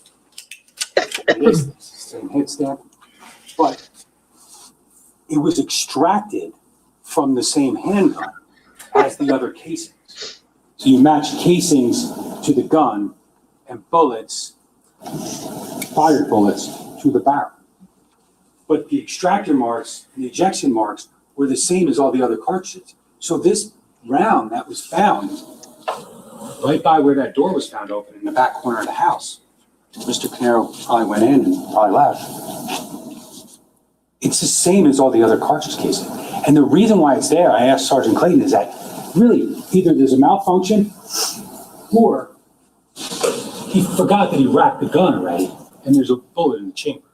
And so when he racks it again, it pops out. So it ejects, but it doesn't fire. It doesn't pull the trigger. So it's there. It's from the same gun. It's just another piece of ballistic evidence when you look at the numbers, because there's 6 shots outside. There's 2 shots that we know of in the house because we have a casing in one area, and then we have a bullet in the other in the kitchen. Sorry, I There's went one round on the southwest. so I could drive to New Jersey, southwest. Ohio, to tell him to And we also later, I'd probably get to we also Jersey. later found, interestingly, we found out the state police actually told us in these jeans, when they were sent for testing, and that pile was sent for testing, ultimately New Jersey State Police item 6-4 actually got like 6, I think it's the same number as the jeans, so they kind of found that. Same head stamp, Fiocchi ammunition in the pile. I think where they found it was the pocket of the jeans, but your recollection will control. But it's another piece of ballistic evidence. Linking the guns to Paul Caneiro, the DNA to Paul Caneiro, ballistics and the DNA to Paul Caneiro. But again, we're talking about 10 shots. I mean, there could have been a 10-round magazine. Could have ran out. Could have been more than that.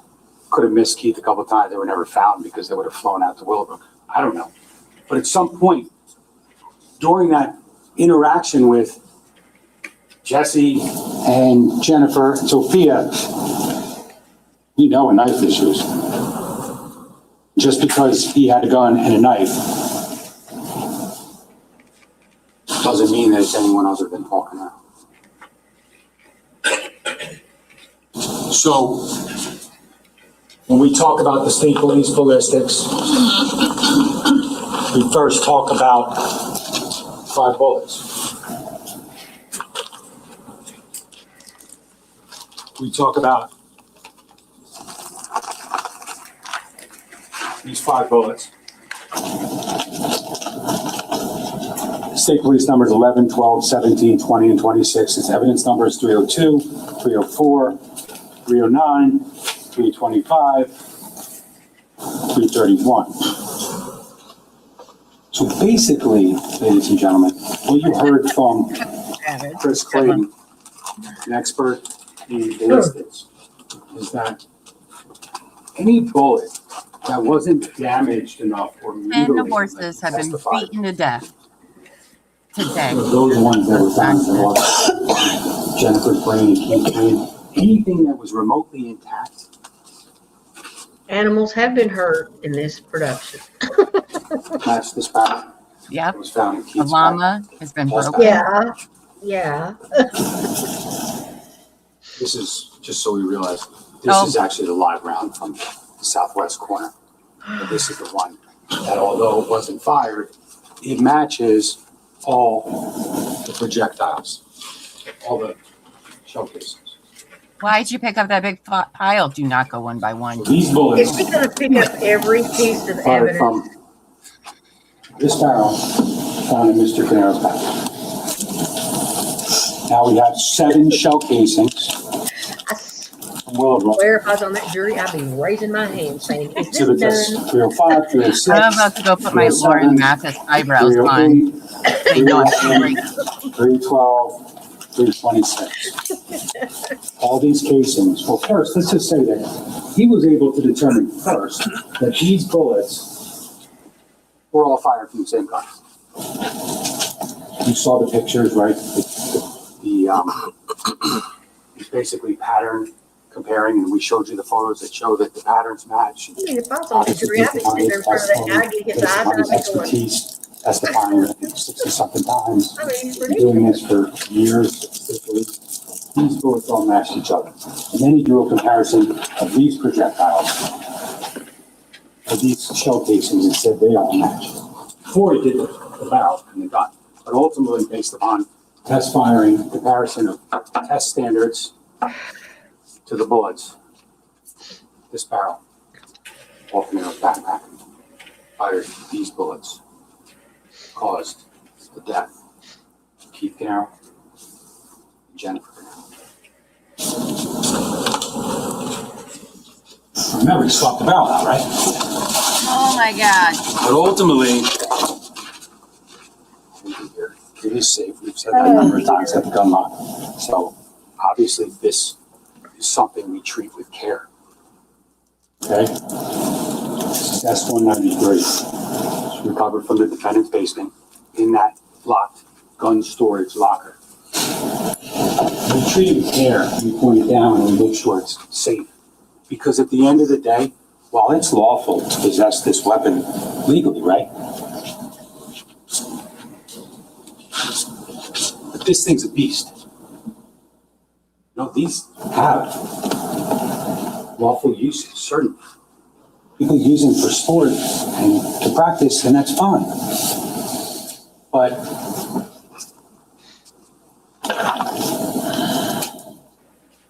when you talk about matching shell casings from a crime scene where 4 people are murdered to this, you got to treat this with care because this thing takes lives. And this, and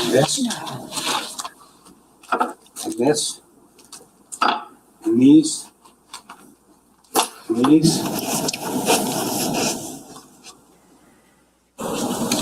They're why we're here.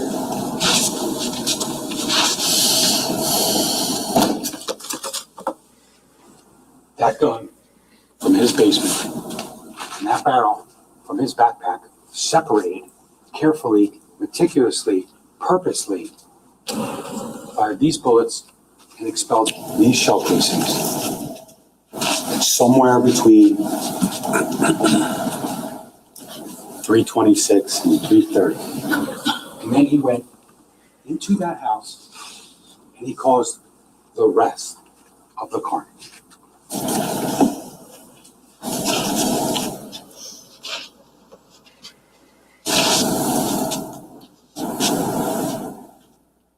This is, ladies and gentlemen, that is, and this is, and this is, and this is, and this is, his jeans are, and is shutting off the cameras, and all the footage we have of him leaving in the middle of the night, coming back in the middle of the night, 2 hours later. That is proof beyond a reasonable doubt. We ask you, as jurors, to hold us to proving this case beyond a reasonable doubt. And we say reasonable, right? Like, you know, they may point out that this wasn't done or this wasn't done, but like, you also have to hold us to a reasonable standard as to like, what more can we give you? We gave you the gun, gave you the barrel, If they give the us projectiles, a break, the bullets, done. the DNA. That would be great. We showed you him shutting off his camera. Like the last 4 hours of my life. He That's can't great. give you any more because he shut off the cameras. Nope, there's another slide, guys. Are we going into the law? Because We followed the evidence in this case. Murder doesn't make sense, but murder happened. Murder happened November 20th, 2018 in the darkness. And it happened 4 times.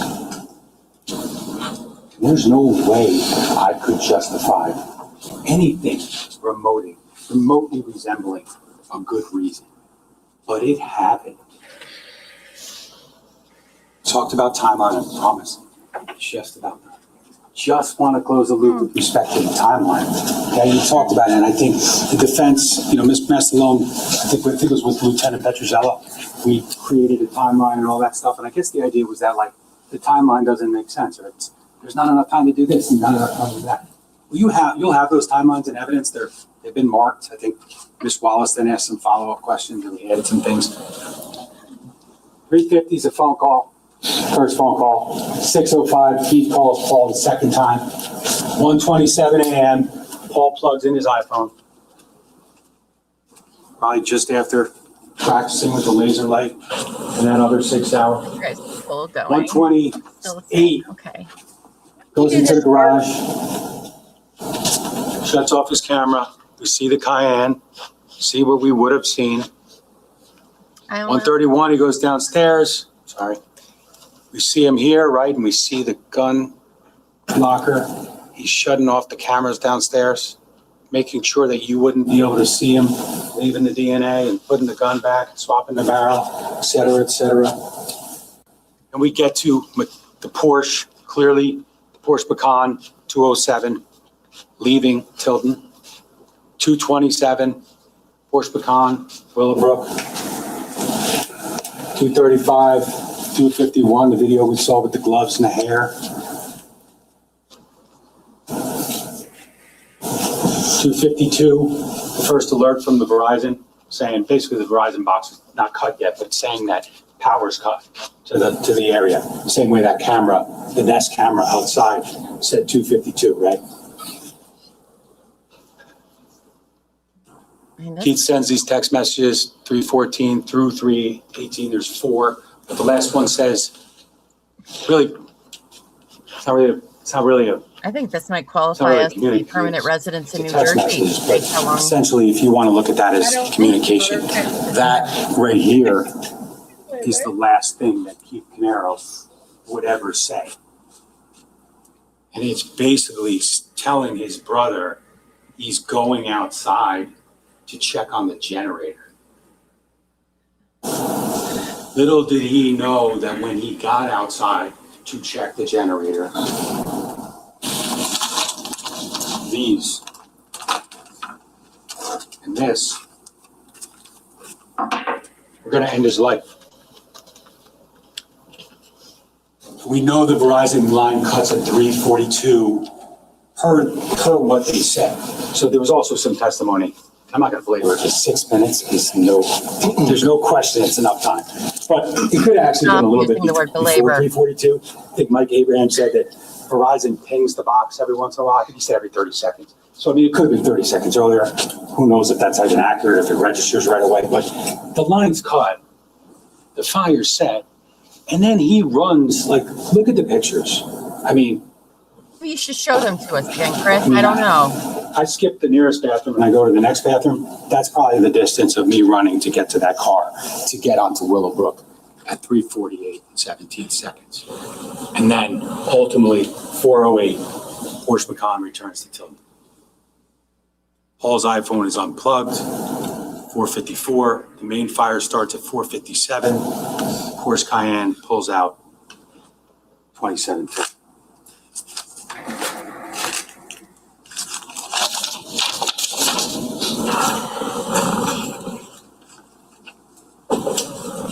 I wanted to, I think I skipped it. If I could for 1 second. You think you skipped something? So you've covered everything 5 times since yesterday.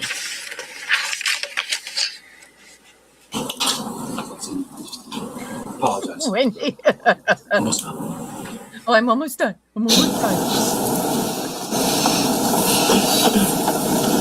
Oh my gosh. I might have to start drinking already again. It's not even noon. I ain't supposed to drink till tonight for true crime and wine time. You're like, sorry. You have to Sorry, say Terry. that, don't you? Drank 7 bottles of wine today during the closing, so.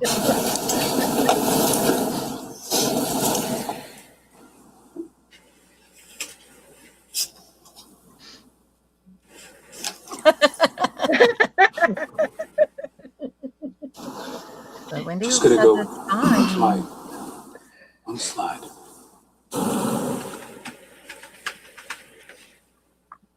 I'll take you back for 1 second. Just Don't go. camera 5. No. This is when the car pulls out, and we have that garage fire. You Can we showed show all us one? this. No.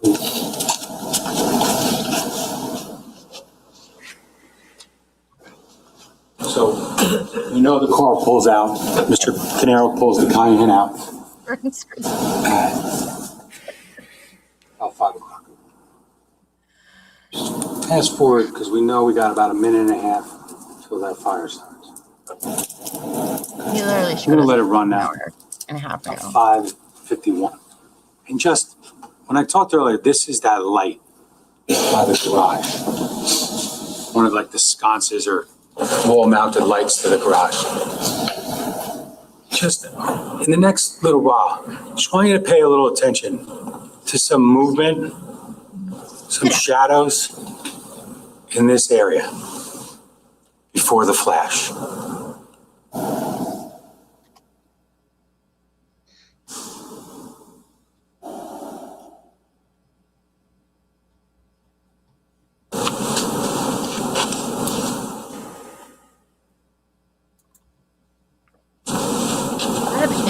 Under the surface. Now, we said that the people that were alleged to have been there at 4:30 wouldn't have still been there at 5:02. So you can't really make both arguments.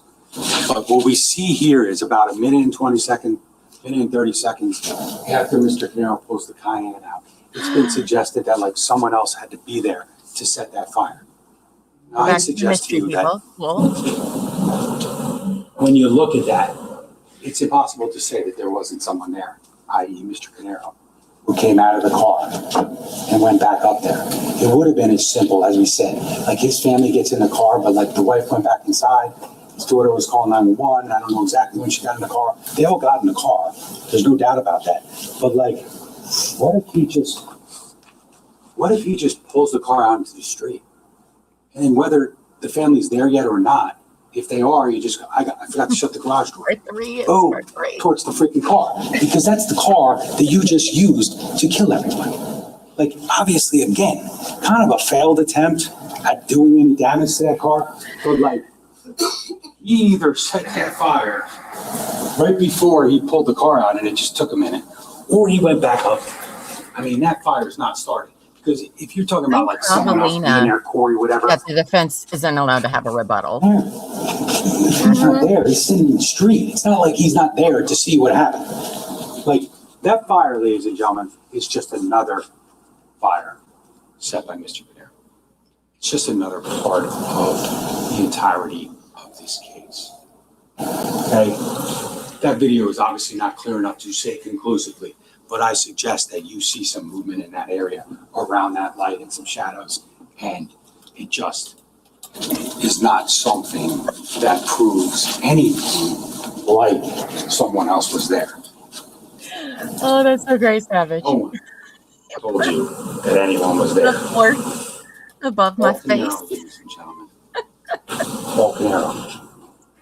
All of the evidence in this case, all of the ballistics, the DNA, their ammunition, the hiding of the backpack, hiding of the barrel, they're all shutting off the cameras.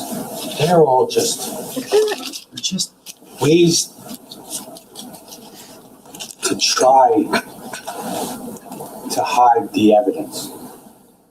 The evidence that shows that he and he alone committed these crimes. You had video of him shutting off his cameras. You have video of him leaving at 2:07 and returning at 4:08. You have evidence to suggest that is certainly him outside of his brother's house. He had the barrel. The projectiles and the bullets from the scene matched the barrel that he separated from the gun and the gun. We're holding the barrel again. Sometimes, ladies and gentlemen, sometimes the evidence doesn't lie.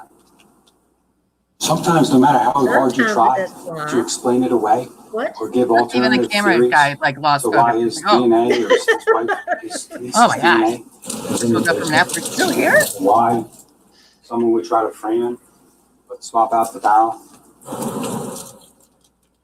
He's not the unluckiest man in the world, ladies and gentlemen. He's just guilty. He's just guilty. And that's that simple. And one last thing I just really wanted to say, and the judge is gonna read the law to you very shortly. Just one But last he's the thing, one who guys. controls how you consider the facts of this case in relation to the law. And ultimately, he's going to give you, when you deliberate, you're going to get a verdict sheet. And this is just some questions that you're going to have to answer based upon all the time you spent here, all the attention you paid, the arguments of counsel, but most importantly, the evidence from the stand, the physical evidence. And you're going to have to answer some questions. They go a little something like this.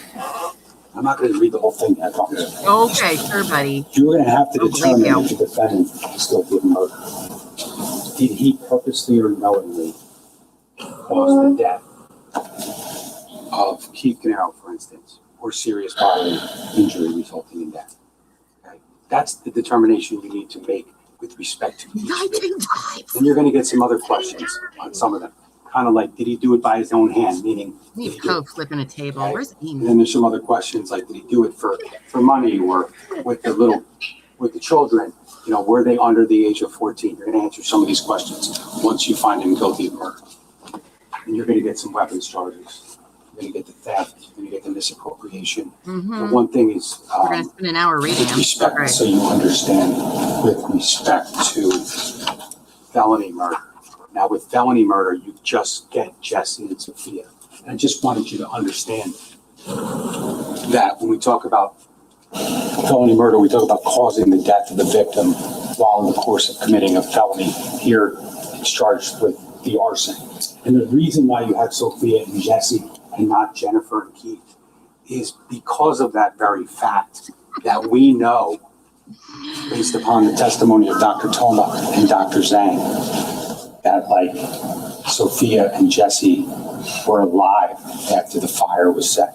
So they were killed We know that. in the course of him setting fire to the It's house. almost like you could Now, have they're broke the charge also down victims of murder because and they were purposely or knowingly show the evidence for killed each one.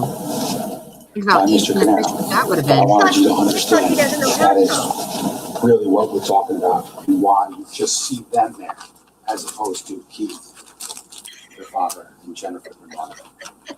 Ladies and gentlemen,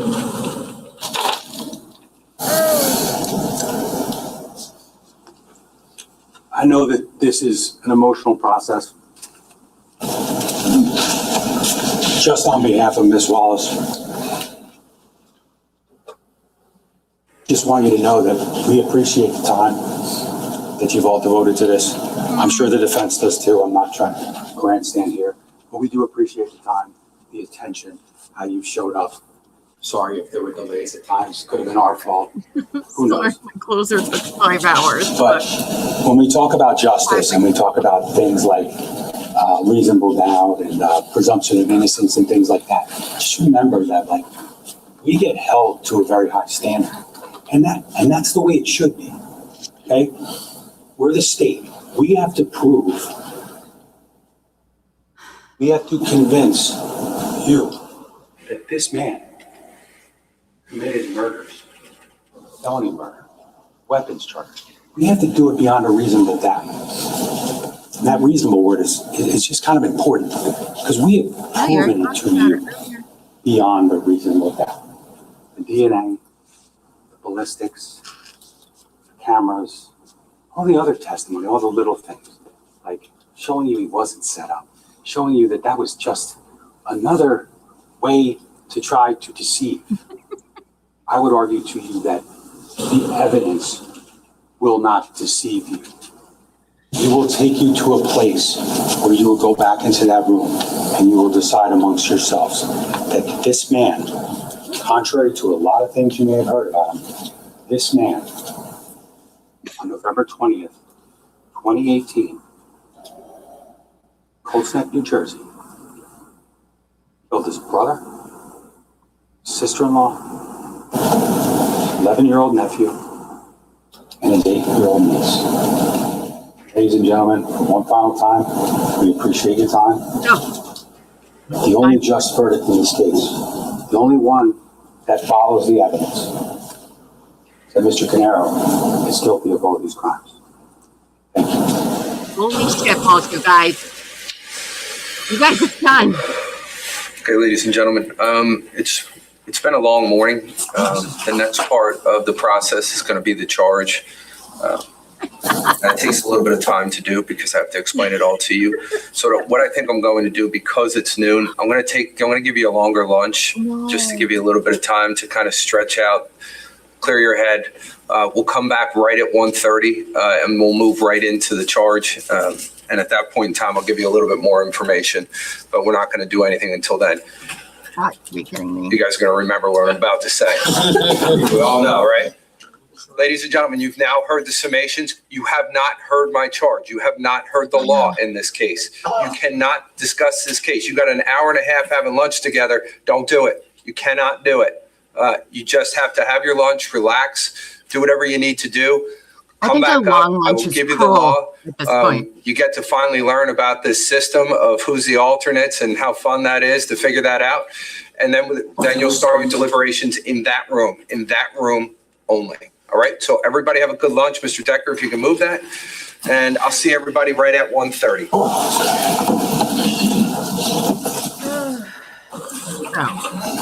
we're going to prolong lunch for some reason. I don't know why they need it. I think he needs it. I had to raise my hand. Your Honor, like, I don't need lunch today. All right. I don't need to eat. It's fine. Let's just get going. Oh my gosh, you guys. You know what? The verdict might come during the show tonight. No kid. Oh my gosh, you guys, listen. I don't get, I am not known for getting this annoyed and angry about things. All right. But I am past my limit here. I can't handle this anymore. I think we're all being tortured. What is happening? Why do they need a longer lunch? They don't. We already know what he does. Just get it out of the way. I cannot believe they were allowed to talk that long for closings. Well, he went on another hour, so he had about 3 hours today. Mm-hmm. Plus his almost 2 hours yesterday. And I'm sorry that the trial wasn't not that long. It wasn't that long. I mean, shoot. Karen Reed's people only got an hour and 15 minutes. This is on the second one. Yeah. This was Of course, they did get to take notes. Maybe that's why they didn't want to take notes, because they wanted to be able to tell them what the evidence said in their information. Tell me you're disappointed in them, Judge. Please tell them. Counsel, is there anything we need to put on the record before we? No, Judge, I just, with respect to the PowerPoints, you want to mark copies of those as C exhibits or?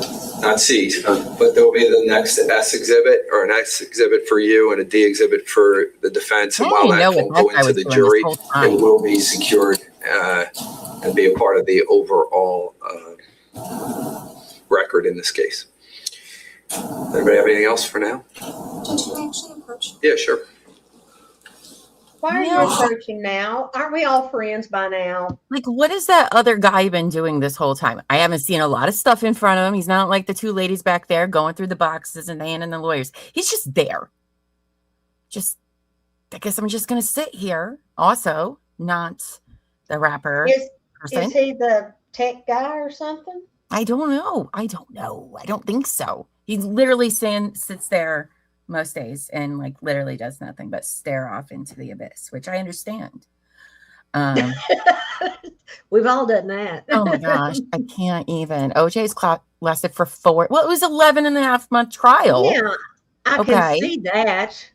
But this was absolutely unnecessary. He repeated everything he said yesterday. Oh gosh, I don't even want to. I don't even know. At least, but more than once, even. Yeah. I know we talked about this yesterday. Then why are you saying it again? It's almost like they think the jury's stupid. Yeah, honestly, yeah, it's rather insulting. Yeah. I don't need you to simplify all these. It was pretty fucking obvious that he turned the cameras on. We talked about it ad nauseum for 5 weeks. Okay. One more thing. And lastly, oh my gosh, I don't think those words mean what he thinks they mean. I don't think so either. I think he uses belabored. These are now trigger words for all of us. All of us. Oh my gosh. So painful. Well, I have to go ready for work here in a few minutes. I'll probably be checking in with you later, so don't be yelling at me again. I wasn't yelling at you. I know, you were yelling at the universe. I wasn't yelling at you, I promise. Oh my gosh. I know you were, but it was so funny. I was like, surely they're deliberating by now. Nope. Because why wouldn't you think that? No, it was what, 5 o'clock or almost 5 o'clock? Yes. Yeah. Oh, wow. That was just with a prequel to the closing arguments. Oh, my God. Watch Monica somehow talked herself into getting a rebuttal or some dumb shit like that. If so, I quit. I am done, you guys. I can't. Well, just imagine how bad it would have been if the state had split theirs up like most states do. Right. Or some states do. And he went blah, blah, blah, blah, blah, blah, blah before she even got started. And so and then he came back and wanted to repeat everything he'd said the first time. Right. Because he would have. You could probably just skip streaming the jury charge. No, we'll just leave it up. Whether or not I'll be on camera the whole time, I might use it to work on stuff for the show tonight. Because, I planned on having a lot of free time yesterday around noon. Okay. I thought that was totally plausible. I did well. I did too. I thought this would go to the jury before noon today, surely. What more could Chris have to say? Oh, repeats the whole day from before. Don't dare him. Don't dare him. He got up after Monica went her long one and he said, "Hold my freaking beer." Yeah, right. I was not expecting that from you, Chris. All right. I didn't really Just either. sit down. Sit too much. I don't think. Wonder how many cigarettes are being smoked right now by that jury. Even by the people who don't smoke, right? Right? Maybe that's it. Maybe that's why they got a longer break, so they can just sit out there and smoke it off. Because I would be. I'd be like, oh my God. Just the whole mouth. I don't even smoke it. I need one. Right? Yeah, that's right. Llama can't plan for anything. I have the worst luck. Talk about unlucky. Well, the saying is man plans and God laughs, but I think you can change that to crime. or court. Oh my gosh. Llama plans and court laughs. Oh. I mean, even today, I don't know. Well, here's what we're going to do, folks, because it's a long lunch. I don't really have much to say. So what I'm going to do, because you guys, we didn't get to do it yesterday, because thought that, we're not going to need to do that. We're going to play some word game today. So I'm just going to leave it up the whole time. I will check in with you all at 1:30 when we're back. We'll stream the freaking jury charges, which is going to take a while. Okay. That'll take an hour, I would say. I think it's like 40, 50 pages long. Are there 2 charges for the children? Yeah, I'm a little confused. There's I think there's a felony murder, and then because of their ages, there's an aggravated or something. Yeah, the kids bring special charges. Yeah. I'm not very sure what they are. So especially considering that they were alive when he started the fire. That's true. It could have been worse. This trial could have gone to March 20th. Could you imagine? Oh my gosh, could you? Yeah, the closing would have been ridiculous. Show the horse commentator. Oh, I only have Discord on as a browser right now. Hold on. I know what I can do. Oh, yeah, that was pretty funny. Yeah. Hold on. Give me a second. I'll show you all what Savage made me. Just don't look at my picture. Look at the horse. Better than some screenshots I've seen of my face where I've been like, ugh. Or like when I'm editing videos or like Devil in the Bay or something, I'll be like, oh my God, my face. What is wrong with my face? Let's see. There's that. Okay. Share that. Oh, that's not it. You can come down. I don't want to see your stupid face. There we go. Horrified horse. Horrified horse. The whole time. Oh my gosh. Oh my goodness. Well, thank you for making that, Savage. It was that's pretty good. Bright part of our day. Appreciate chat's contribution. So we all got through it together. But yeah, well, I guess I'll put in word game. Is Lainey's probably sleeping. She probably did go to bed. Right? She said, I was up all night.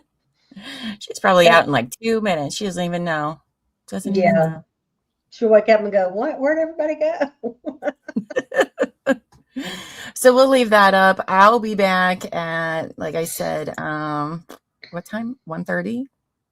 Yeah, that's what time they're coming back. But I'll be leaving here. Yeah, I'm going to get off because I have to leave by 1:30. So I've got some things to do before I go. Oh my gosh, I can't. I just can't. I know, it's crazy. Like, I wish I didn't have to work so I could take a nap too. Oh my gosh. If this doesn't end today, like if it takes him 4 hours to read jury instructions, I am going to lose it. I think he'll be mindful. And I think he'll read them like he needs to, but I think he'll also be mindful that this jury wants to go, I don't know. He gave him a long, unnecessary lunch. Well, I think that was for him. I swear I think that was for him. All right, let me make sure this works for you guys. Because you're probably right. They'd been like, give us a Coke and some crackers and we're done. Yeah. I mean, I would be like, that's fine. All right, let me see. Oh, I know the big word. Oh, nope. Make sure this works before I leave you all. Oh, savage, you beat me to it. Is it not going to work? If it's not going to, oh my God. Oh no. Oh, no, it's not. You've got to be kidding me.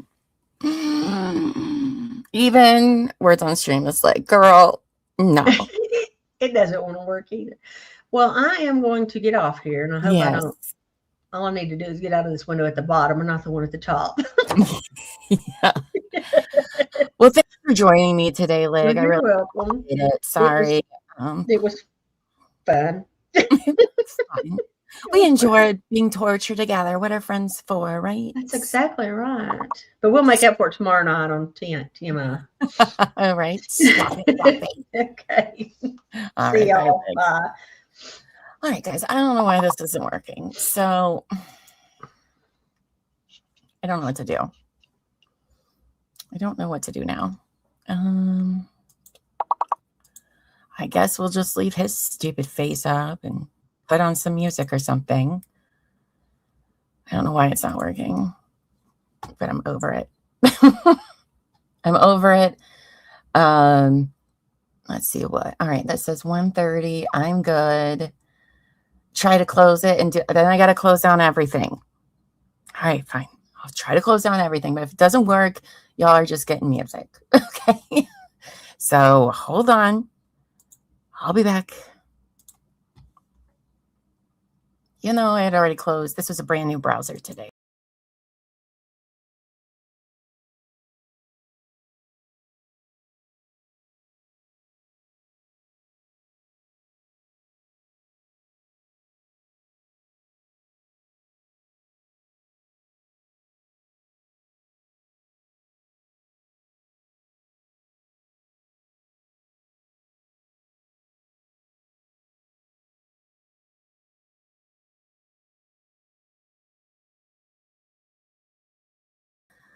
All right, hopefully this works. I don't know.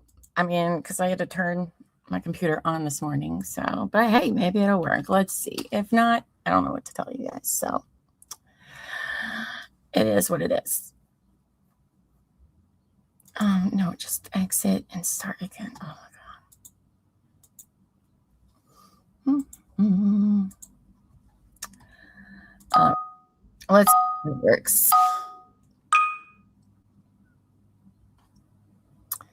Well, what is that? Okay. Even the freaking. We'll see. Does that work? Probably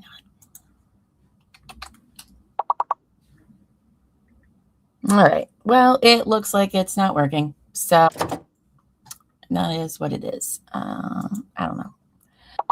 I don't know what to do about it. So there's that. I will just put court back on, and I guess we'll just reconvene for till 1:30. So let me go find that again.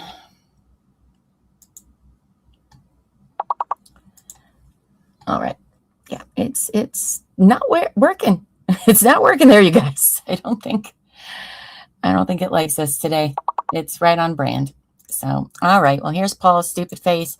I'll at least turn on some music for you guys so it's not a stupid dead air, but I do have an appointment here very shortly. So I do have to go do that. I don't know what the deal is. So yeah, Christopher broke the whole world. Actually, look, that's my reminder letting me know that I have an appointment very shortly. So Christopher broke the world. He broke Llama. He broke everything. And Andy. So blame them. All right, you guys, I will be back at 9:30. Let's do some fun uplifting. There we go. You can be in a dance party. No, I don't like that. That's not great.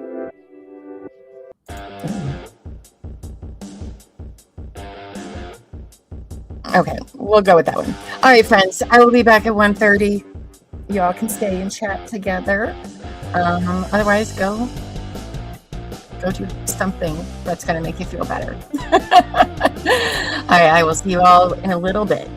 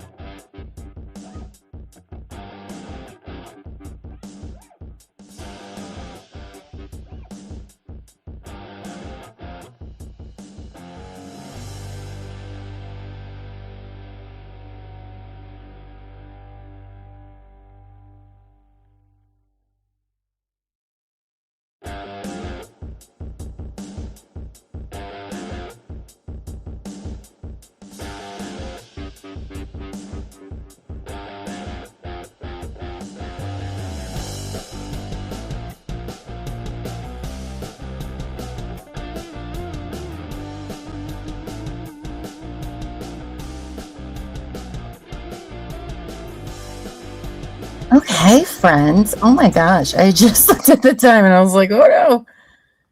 It's 1:30. Oh my goodness. Well, hello everyone. Hope you all had a nice lunch break. My doctor did not call during the break because, you know, it's one of those days. So should have known that was going to happen. Anywho, though, I did manage to get some work done. I was just busy going through Laura Owen stuff, and I would have gotten way behind. Once you get in the zone there, you can't stop being in that zone. So anyway, welcome back, friends. We are going to be hearing the jury instructions, which are going to go on for a while, but whatever. There will be an end eventually to this. And yes, I'm just having a Coca-Cola for after lunch. No midday Moscato. No matter how much I want to do that. We won't be doing that. All right, what are we at? We're at jury instructions. There we go. Put that one up now, and I can get all my other stuff sorted back somewhere. There we go. There it is. All right. Well, you guys. Okay. They can come back anytime now.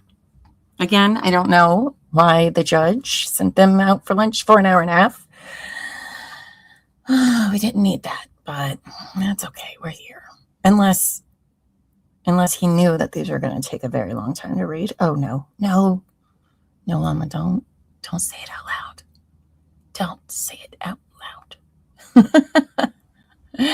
We need, you know who we need reading the jury instructions? The judge, oh gosh, I can't remember what her name was, but the judge from the Devin Michaels case who sounds like an auctioneer. We need her reading these jury instructions. Oh my gosh, she did it so fast and efficient. I love it. So, all right, where's my little, okay, there's that. Oh, goodness gracious. I swear. Okay. Did anybody do anything exciting for their break? What did you have for lunch? I had nothing but rage. That's what I ate for lunch. I don't remember. What did I have for dinner last night? Oh, I had oatmeal for dinner last night. Why is my chair so low? I swear. Every day, the struggle is real. I think it's just because my soul was leaving my body. So, just got heavier from sadness. Anyhow. All right. Has there been any updates today in the Nancy Guthrie case? I haven't really paid. Oh, I hear the humming of the courts. Yay. Timeline of door cam video. Oh, wait. Are those some new pictures? What is going on over here at TMZ? The video of the man at Nancy's door was recorded at 2:12 a.m. Okay. Let me see. That's different. Oh, that's a new video of a man with a similar backpack shot just before the kidnapping. Okay. I don't want to see your stupid ad. Sorry, especially turn that down. I don't want to see stupid ads. Do ads really make anyone buy anything? It never does me. Sometimes when I see an ad like over and over again, like on the streaming platforms, I get so angry about it that then I get mad and I'm like, I'm never buying your stuff because you've annoyed the shit out of me and I'm not doing it. Okay, yeah, so the video is of this guy by the trash can. Well, let me put this in Discord so I can pull it up for all of you guys. Because it's on my phone.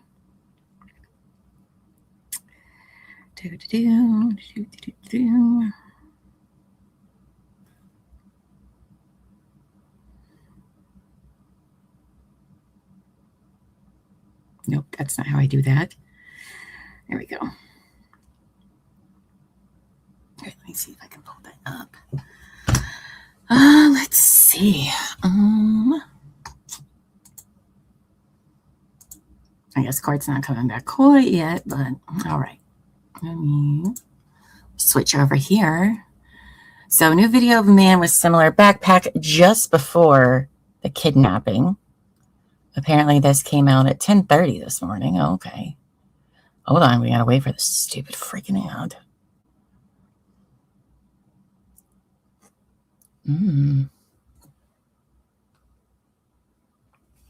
Oh my gosh. See, it just annoys me, and then I don't want to go buy their shoes, if that's what they're even selling me. I don't even know anymore. Why would all the boxes look the same at a DSW? It's annoying if so. All right, so let me see if there's any. Okay, there's no sound. But apparently this is outside of her house. I don't know, I'm not very familiar with her area. Oh, maybe it's a neighbor's house. Oh, you stop it. That is noise coming from this camera, by the way, not from court.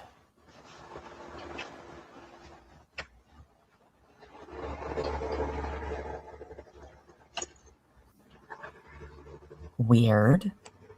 And interesting. Okay, hold on. What does it say down here? Law enforcement sources tell TMZ the FBI is lasering in on the man in the video who is both wearing and carrying backpacks right around the time of the kidnapping. The backpack the man is carrying appears to have reflective straps similar to the one the apparent kidnapper was wearing. As he approached Nancy's front door, it's unclear if the reflectors are on the shoulder straps or the side of the backpack. In fairness, they put those on like all of them now. It's from TMZ broke the story. The backpack seen at Nancy's house is a Walmart Ozark trail hiker, and that has now been confirmed by authorities. The man in the new video is trying to enter a locked gate to no avail. He was recorded on a residence ring camera at 1:52 a.m. Okay, I thought that looked a little bit different than Nancy's place, because I was like, there's not a gate on the front of her driveway, but okay. Now, when law enforcement held a news conference last week, they said Nancy's Nest camera disconnected at 1:47 a.m. and at 2:12 a.m. The camera software detected a person. The video the FBI released of the man approaching Nancy's door does not have a timestamp. So the video of the man with the two backpacks, this guy, left the scene at 1:53 a.m. before Nancy was kidnapped.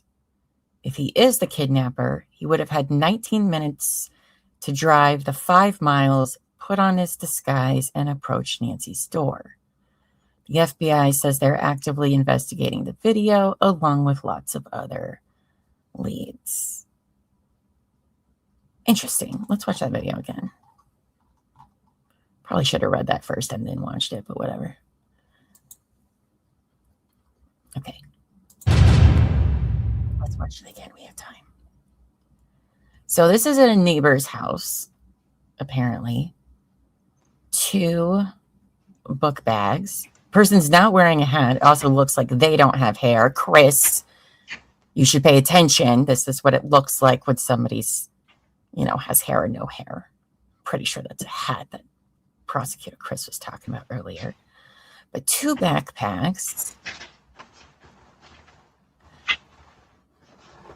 But then decided, no, I'm just gonna take it with me. That's weird. That's weird. What do you guys think that's about? I don't know. Remember what it felt like to be a little kid? All right. That's interesting. Because you wouldn't need to go over a gate to get to Nancy's place. And we don't know which neighbors it is. Does she have any neighbors behind her? I didn't think so. It looks pretty not, didn't look like houses were super close together. Unless they were leaving something for someone for later, or maybe they stayed there. I don't know. Interesting. Well, and it's 1:40, Your Honor, and you are not back. You guys, did one of you pay the court to be like, hey, we want to watch Llama lose her shit for 3 days. So if you can stretch this out as long as possible, it's great. She would really appreciate that. I'm just kidding. I'm just kidding. What else did I get? An email? Nothing. Not important. Okay. Well, that's interesting. Let's see if there's any other news going on since we're waiting. We might as well, right? And see. Guthrie update. Okay. Watch live. Oh, Fox News says 3 hours ago. Well, where did it go? I clicked the link.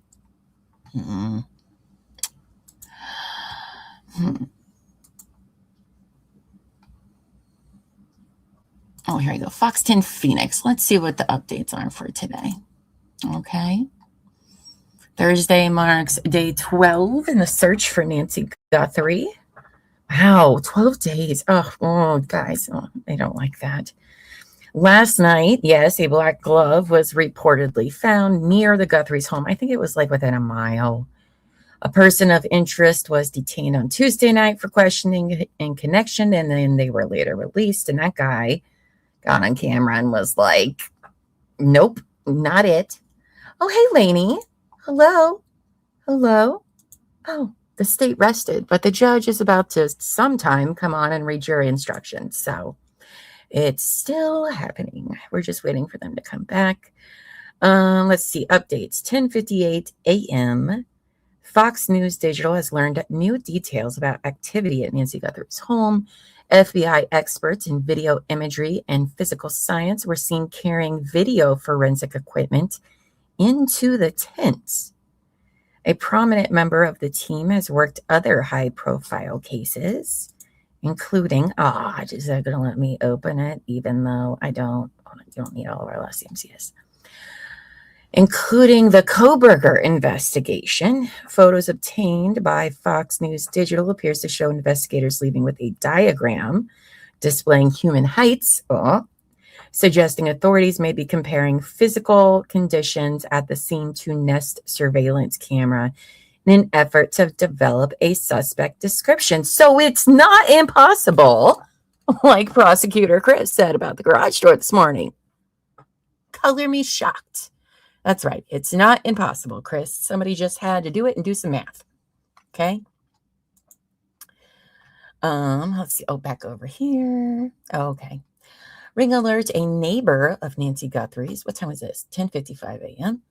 tells Fox News Sarah Egliger investigators are seen making video footage from January 11th, 9 p.m. to midnight, and January 31st, 9:30 to 11, I think that's a.m. The alert also references a suspicious vehicle on Via Entrada around 10 a.m. on January 31st. Oh, interesting. How long of a lunch they need? Whatever is long enough to make Llama suffer. That's what I'm convinced is happening. They're like, oh, she hasn't actually flipped a table yet, so how about we have her do that? Day 12 at 10:26 a.m., the tribute to the Guthrie family continues to grow. A note on one of the roses says, one rose, many prayers. Yes, they were started leaving flowers there yesterday, which I thought was very kind. So, no news of a planned press conference from the Pima County Sheriff's Department. Today marks 1 week since we heard from officials in a press. It's been a whole week since a press conference? Oh, okay. At 9:41 this morning, the large tent that was put up in the front entrance of Nancy Guthrie's home has come down. Oh, they put up a whole tent and stuff. Probably so nobody saw there. And photos, probably. Y'all, they are looking at the height of somebody like on day 12. Okay. It sounds like they should have done this earlier, if you ask me. But whatever. I am not law enforcement or FBI. And maybe they already did that. We don't know. We don't know. At 8:43 a.m., Savannah Guthrie posted a video to her Instagram account with the following caption: "Our lovely mom, Yellow Heart, we will never give up on her. Thank you for your prayers and hopes." Oh, so sad. That's them putting up the tent this morning. Again, that's just probably for privacy. Moments ago. Oh, yeah, just setting up the tent. Okay, so a whole lot of really next to nothing. So that's neat. Must be long lines. Is that the coffee place or the booze place? Pam says they do heights at the 7-Eleven all day long. Sometimes I'm 5'8", sometimes I'm 6'2". Like, I know it's not that hard to figure it out.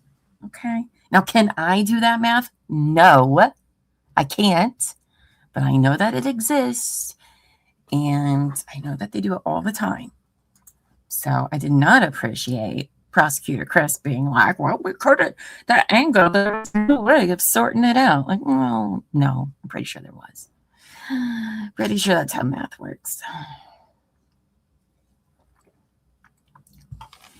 I've seen people do crazy shit on Reddit. All you got to do is just give them the picture and be like, somebody do the math. And then they get all, ooh, yes, please. So could have done that. Could have done that. So, of course, we're 17 minutes late. Y'all, I don't know if this is going to the jury today. I don't know. I don't know.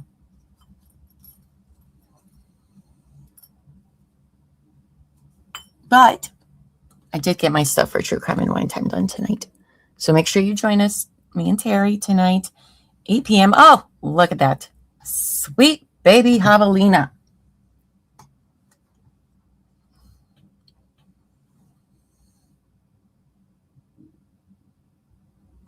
What are we talking about? I want to hear.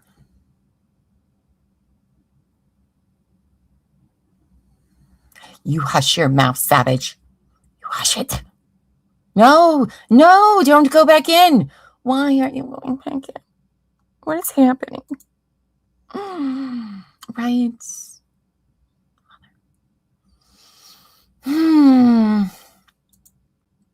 What is happening? Lainey, girl, you don't even know. Oh, okay.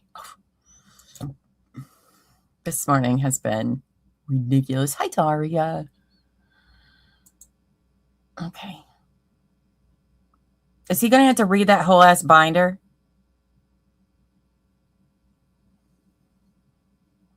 I think he has to read this whole ass binder of jury instructions. Yes. Oh my gosh. Oh my gosh, you guys. He has it propped up so his neck doesn't get a cramp.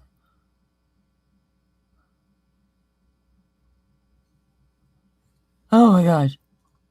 He had to get his vodka. Somehow Monica returned. No. Yes, sweet baby javelina. Llama learned what javelinas were the other day watching the Nancy Guthrie coverage, and I am obsessed. If you don't know what a javelina is, it's so cute. It's a wild pig like thing. I didn't know what they were until the other day. We don't have those sorts of things here. But it was so cute. I don't know if it was a male or female, but I'm just saying she, because she was a queen. She would just like photobomb the videos constantly walking across the yard. It was adorable. It was adorbs. Where's the other lawyers? Where is everybody? Oh, I love her blazer. Monica, I do give you 5 stars on wardrobe. Okay, you did great every day. Very professional. Very fitting. Flashy, but not too flashy. But noticeable flashy, you know? Good taste she has. Like Karen Reed level good taste, really. What are we talking about? Paul, things are not looking good for you, buddy. I would be shitting my pants. Lady Grace says, after you finish, they might have time for choosing alternates and voting for 4-person before they go home for a fresh start. You guys, you're probably right. You're probably right. Lainey says, my friend lives in Phoenix, and he says they're everywhere there. I've never heard of them until him. They're wild, right? But not exactly like boars. Yeah, they're wild, but they're not as aggressive. From what I understand, they eat flowers. They'll dig up flowers, but no, they weren't like afraid of these things at all. So I don't think they're the same as like the wild boar and pigs in the South, which are terrifying. These are very cute. Hold on, let me see. I'm gonna pull up a javelina so everybody knows what I'm talking about. Oh my gosh, and they're babies. Oh, they're so cute. Look, this is a javelina. Okay, look how cute. Look how cute they are. They're so cute. Like, look at that stupid face. And there it is with this little babies. They're not very big. Not very big at all. Oh my gosh, look at that. I love it. Oh, look at this little baby one. Oh, see? They're so cute.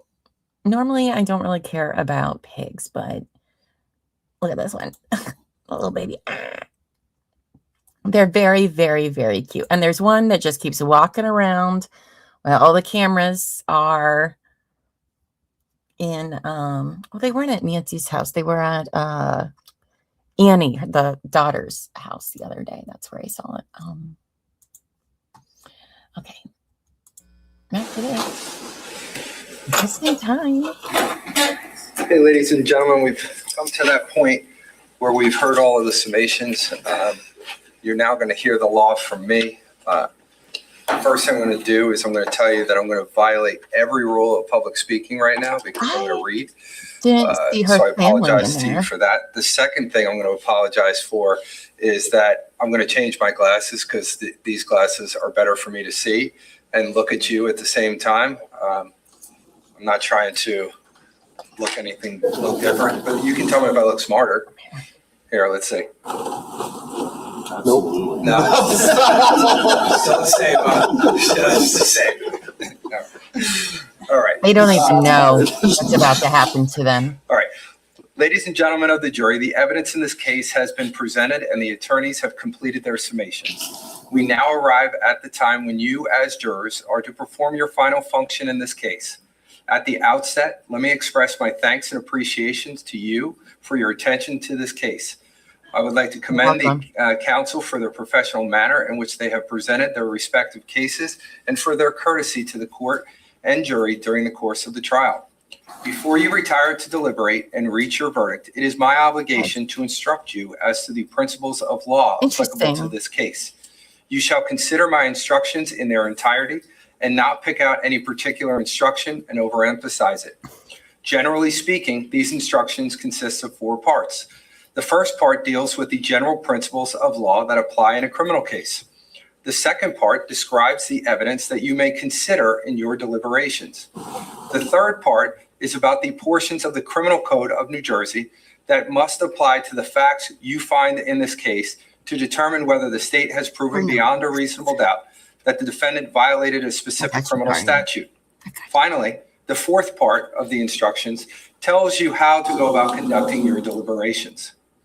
You must accept and apply this law for this case as I give it to you in this charge. Any ideas you have of what the law is or what the law should be, or any statements made by the attorneys as to what the law may be, must be disregarded by you if it's not consistent with my charge here today. Now, beginning with the general principles of law that apply to a criminal case, the defendant Paul Caneiro stands before you on an indictment returned by the grand jury, charging him with 4 counts of murder, 2 counts of felony murder, 2 counts of aggravated arson, 2 counts of a possession of a weapon for unlawful purpose, 1 count of unlawful possession of a weapon, 1 count of theft of movable property, 1 count of misapplication of entrusted property, and 2 counts of hindering apprehension of oneself. The indictment is not evidence of the defendant's guilt on these charges. An indictment is a step in the procedure to bring this matter before the court and the jury for the jury's ultimate determination as to whether the defendant is guilty or not guilty of these charges. Where's everybody else? The defendant has pled not guilty to these charges. The defendant on trial is presumed to be innocent, and unless and until each and every essential element of the offense charge is proven beyond a reasonable doubt, the defendant must be found not guilty of that charge. The state has the burden of proving the defendant guilty beyond a reasonable doubt, and that burden never shifts to the defendant. The defendant in a criminal case has no obligation or duty to prove his innocence or offer any proof relating to his innocence. Her notes are. I should stop right there for a minute. As you've heard, a defendant does not have to talk to the police at all. If he does decide to talk to the police, he can. But if he doesn't, you cannot hold it against him in any regard. Understand? Yes. All right. The prosecution must prove its case by more than a mere preponderance of the evidence, yet not necessarily to an absolute certainty. The state has the burden of proving the defendant's guilt beyond a reasonable doubt. You've heard the attorneys talk about what reasonable doubt means. I'm going to tell you what it means right now. Some of you have served as jurors in civil cases where you were told that it is necessary to prove only that a fact is more likely true than not true. In criminal cases, the state's proof must be more powerful than that. It must be beyond a reasonable doubt.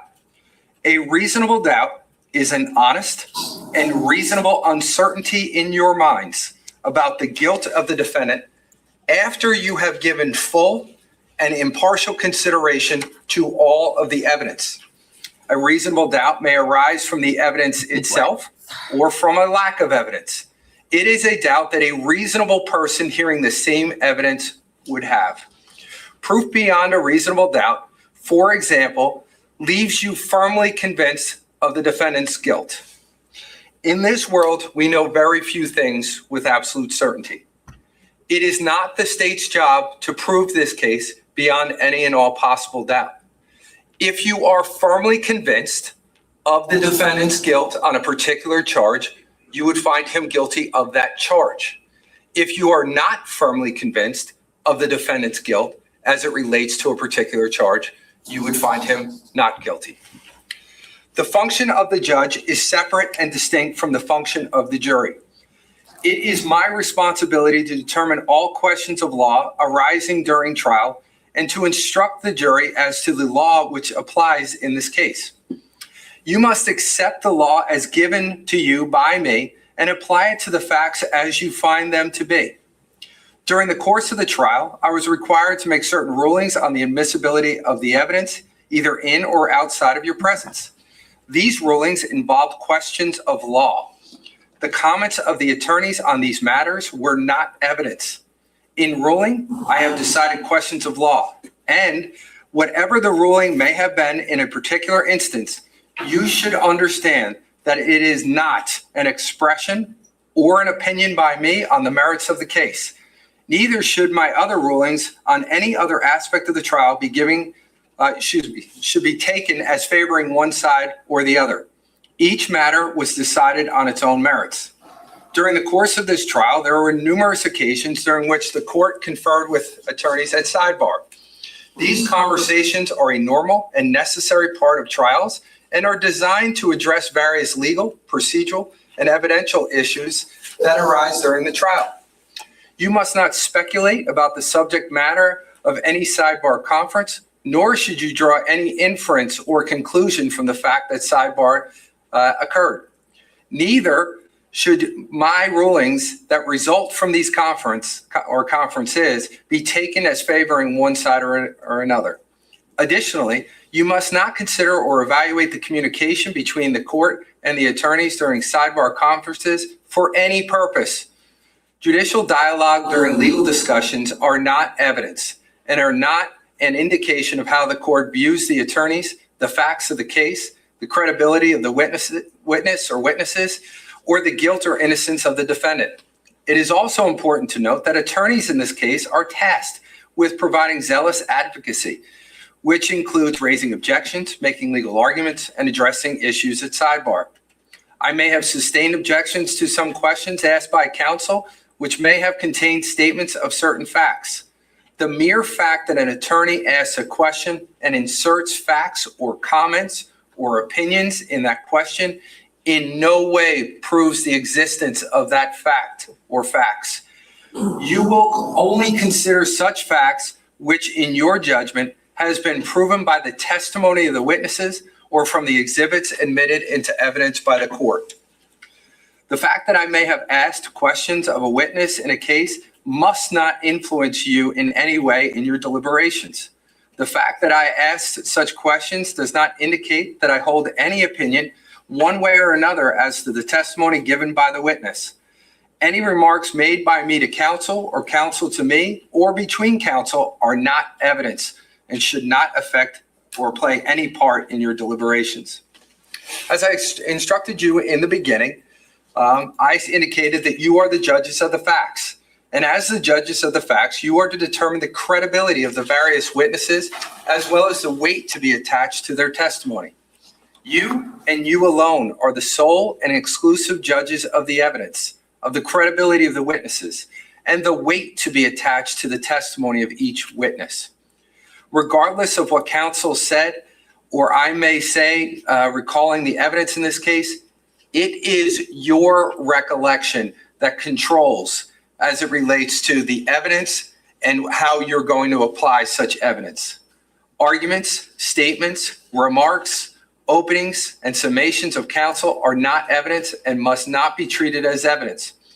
Although the attorneys may have pointed out what they feel was important in this case, you must rely solely upon your understanding and recollection of the evidence that was admitted during the trial. You saw 2 PowerPoints during the course of the summations. I just want to remind you, there was testimony that was relayed in those PowerPoint slides. It is for you to decide if that information that was supplied to you on those PowerPoint slides reconciles with your recollection of what the testimony was. If for some reason that when you were reading it on the screen for either side and you decide that's not the way I remember it, it's the way you remember it that matters. It's not the way that you saw it on a particular screen. Whether it's spoken on a screen, or noted on a screen or spoken in words, always it's your recollection that controls when we deal with the evidence. It is your sworn duty to arrive at a just conclusion after considering all the evidence which was presented during the course of the trial. Now I will move on to part 2 of the instructions and discuss the evidence that you may consider in judging the facts of the case. When I use the term evidence, I mean the testimony you have heard and seen from this witness box, right there. Any stipulations and the exhibits that may have been admitted into evidence. Any exhibit that has not been admitted into evidence cannot be given to you in the jury room, even though it may have been marked for identification. Only the items that were marked into evidence can be given to you. If you remember, we had this discussion a day or 2 ago. You can always remember the testimony about an exhibit, but if you don't have it, I promise you, we gave you everything you're supposed to have. If you don't have it, you can only rely on the testimony about that exhibit. You are instructed that certain photographs have been admitted into evidence as exhibits for both the state and the defense. the duplication of any photograph does not increase or decrease its evidential value. You must not give it greater or lesser weight to any exhibit because it appears more than once. This is kind of crazy. All evidence is to be considered and evaluated by you under the same standards. Any testimony that I may have had the occasion to strike is not evidence. It shall not enter into your final deliberations. Remember the number 2 pencil with the eraser on it. It must be disregarded by you. Eraser, this means that even though you may remember the testimony, you are not to use it in your discussions or deliberations. Further, if I gave you a limiting instruction on how to use certain evidence, that evidence must be considered by you for that purpose only. You cannot use it for any other purpose. As jurors, it is your duty to weigh the evidence calmly, without passion, prejudice, or sympathy. Any influence caused by these emotions has the potential to deprive both the state of New Jersey and the defendant of what you promised them: a fair and impartial trial by fair and impartial jurors. Also, speculation, conjecture, and any other forms of guessing plays no role in the performance of your duties. As jurors, your oath requires that you not be affected or influenced by any personal likes or dislikes, opinions, prejudices, sympathy, or biases, including implicit or unconscious bias. During your deliberations, if you think unconscious bias is affecting your evaluation, think about the evidence again with the video and this instruction in mind. Remember in the beginning when we started 110 years ago, where we watched that video about bias? We watched it downstairs. Yes. If for some reason during the course of your deliberations, when you're in the room, if you start thinking a certain way and you're like, wait a minute, I'm starting to think in a way I was told not to, take a step back, reevaluate the way that you're thinking, and make sure you leave all of that type of unconscious bias to the side, okay? All right. As I instructed you at the beginning of the case, evidence may either be direct or circumstantial. Direct evidence means evidence that proves a fact without an inference and which, if true, conclusively establishes that fact. On the other hand, circumstantial evidence means evidence that proves a fact from which an inference of the existence of another fact may be drawn. An inference is a deduction of fact that may logically and reasonably be drawn from another fact or group of facts established by the evidence. Whether or not inferences should be drawn is for you to decide using your own common sense, knowledge, and everyday experience. Ask yourselves, is it more probable, logical, and reasonable? We don't ask you when you come in here and be jurors for this case, we do not ask you to leave your common sense at the door. We want you to bring it in. We want you to use it as a part of your deliberations. Too much. What are we doing? It is not necessary that all facts be proven by direct evidence. They may be proven by direct evidence, circumstantial evidence, or a combination of direct and circumstantial evidence. All are acceptable as a means of proof. In many cases, circumstantial evidence may be more certain, satisfying, and persuasive than direct evidence. However, direct and circumstantial evidence should be scrutinized and evaluated carefully. A verdict of guilty may be based on direct evidence alone, circumstantial evidence alone, or a combination of direct and circumstantial evidence, provided, of course, that it convinces you of the defendant's guilt beyond a reasonable doubt. The reverse is also true. A defendant may be found not guilty by reason of direct evidence, circumstantial evidence, or a combination of the two, or a lack of evidence, if it raises in your mind a reasonable doubt as to the defendant's guilt. The parties have agreed to certain facts. The jury should treat these facts as undisputed, meaning that the parties agree that these facts are true. As with all evidence, undisputed facts can be accepted or rejected by the jury in reaching a verdict. The stipulated facts are as follows. During the testimony of Lieutenant Petrozzillo, you heard on January 27, 2019, a recorded phone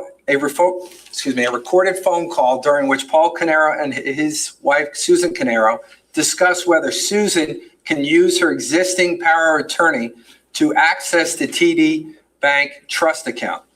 It should be clarified that the parties stipulate that prior to this call, on December 3rd, 2018, Paul Caneiro resigned as trustee of the Keith Caneiro of Irrevocable Trust and did so via Susan's power of attorney. As a result, the role of trustee was transferred to Corey Caneiro. Second stipulated fact is that Jesse Caneiro had an iPad. The parties agree that Jesse Caneiro's iPad was never seized or searched by the police. Now, as the judges of the facts, you are to determine the credibility of the witnesses, and in determining whether a witness is worthy of belief and therefore credible, you may take into consideration the following: the appearance and demeanor of the witness, the manner in which he or she may have testified, the witness's interest in the outcome of the trial, if any, his or her means of obtaining knowledge of the facts, the witness's power of discernment, meaning his or her judgment and understanding, his or her ability to reason, observe, recollect, and relate, the possible bias, if any, in favor of the state for whom the witness testified, the extent to which, if at all, each witness is either corroborated or contradicted, supported or discredited by other evidence, whether the witness testified with an intent to deceive you, the reasonableness or unreasonableness of the testimony of the witness has given, whether the witness made an inconsistent or contradictory statement, and any and all other matters in which the evidence will serve to support or discredit his or her testimony. Through this analysis, as judges of the facts, you weigh the testimony of each witness and then determine the weight to be given to it. Through the process, you may accept all of it, a portion of it, or none of it. Now, the burden of proving the identity of the person who committed the crimes is upon the state. For you to find the defendant guilty, the state must prove beyond a reasonable doubt that the defendant is the person who committed the crime or crimes. The defendant, Paul Caneiro, as a part of his general denial of guilt, contends that the state has not presented sufficient reliable evidence to establish beyond a reasonable doubt that he is the person who committed the alleged offenses. The defendant has neither the burden nor the duty to show that a crime, if committed, was committed by someone else, or to prove the identity of that other person. You must determine, therefore, not only whether the state has proven each and every element of the offense is charged beyond a reasonable doubt, but also whether the state has proven beyond a reasonable doubt that this defendant is the person who committed it.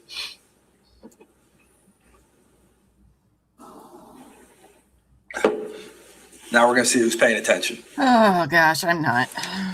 See if you have heard this before. As a general rule, witnesses can only testify as to facts known by them.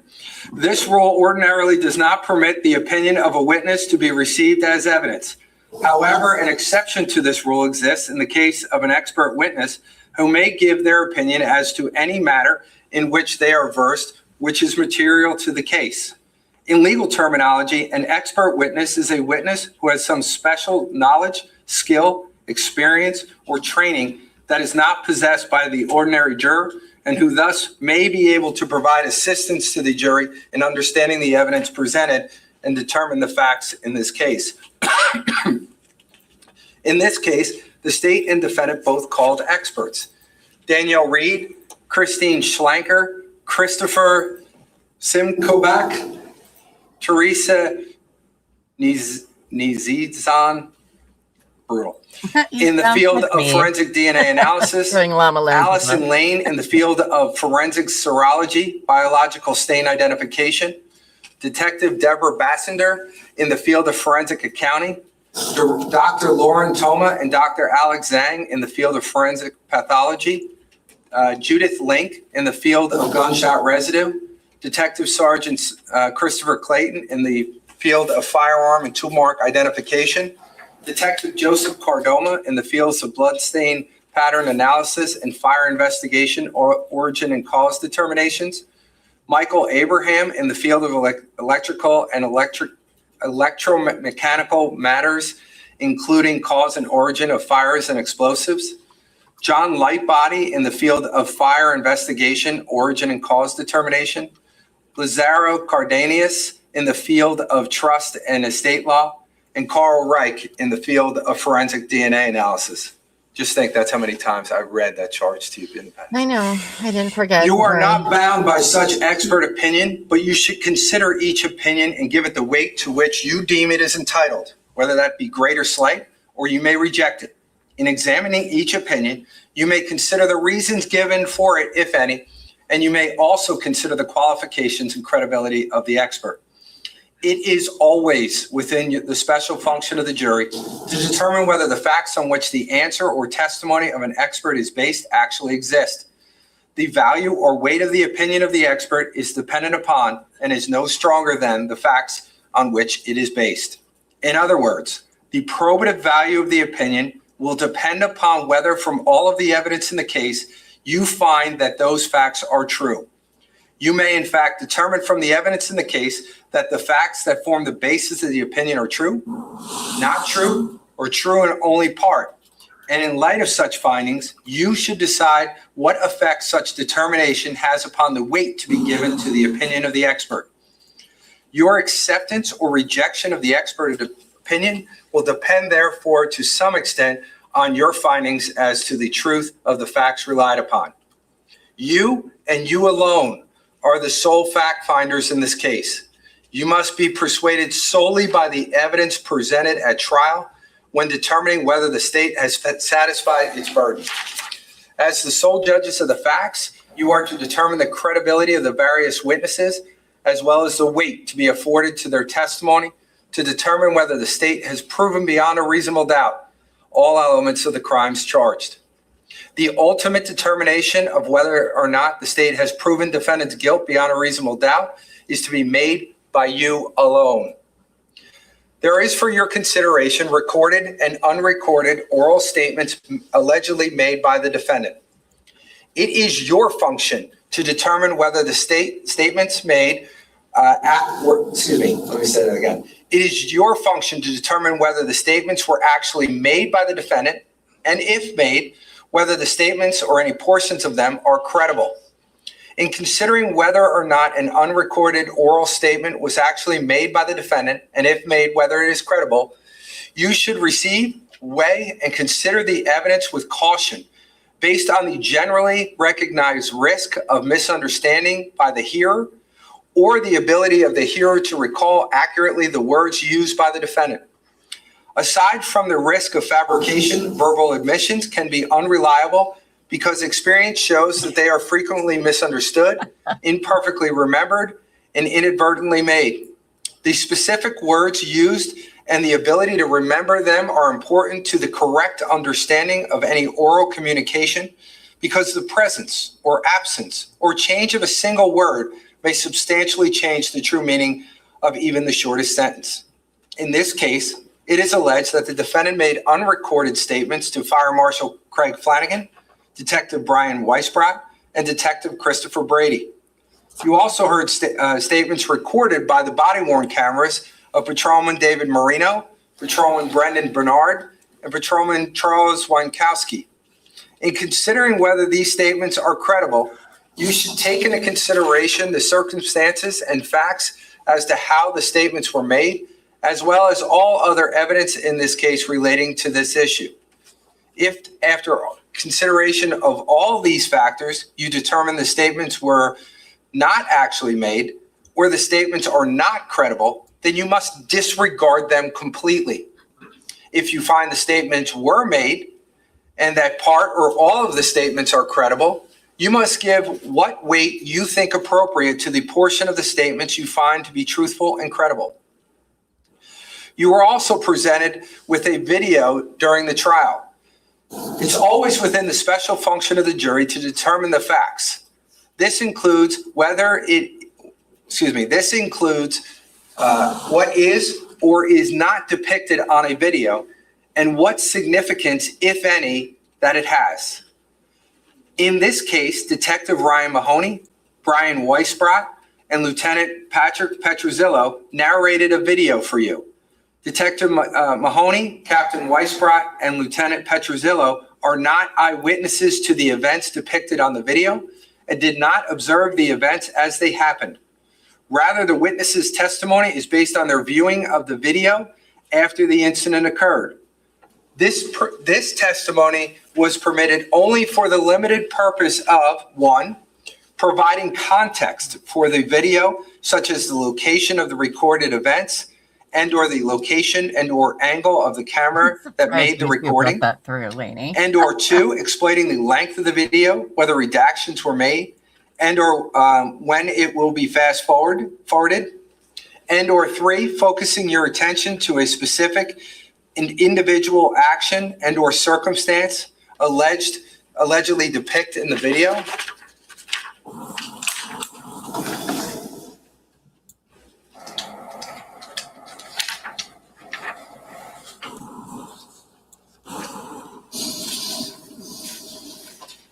Just look to make sure it's number 4.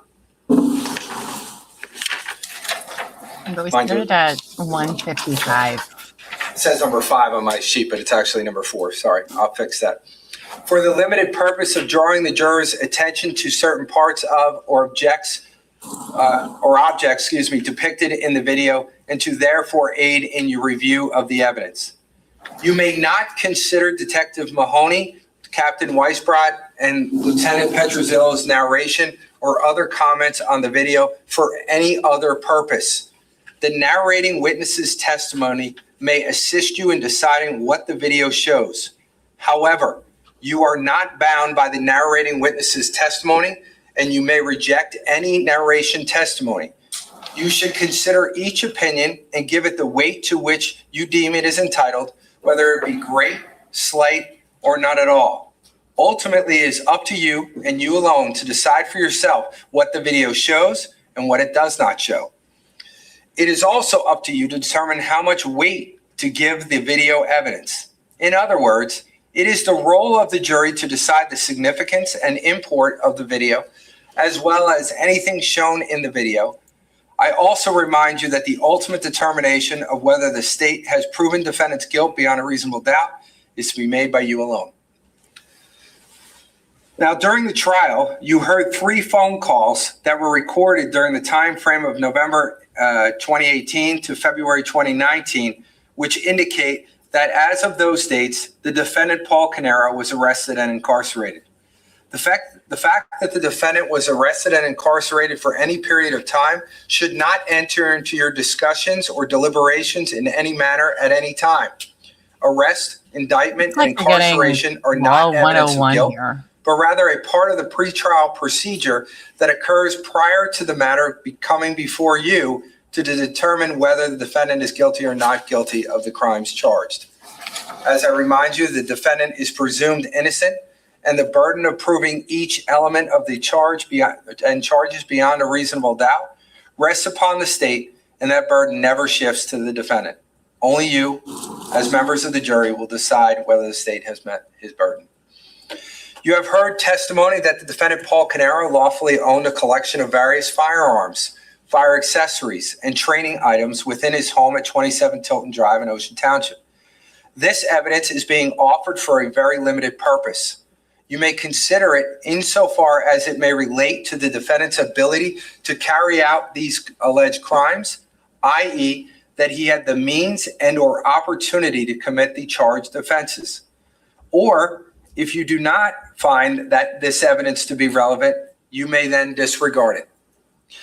You may not use this evidence for any other purpose, such as to conclude that the defendant has a bad character or that he has a propensity to commit violent crimes.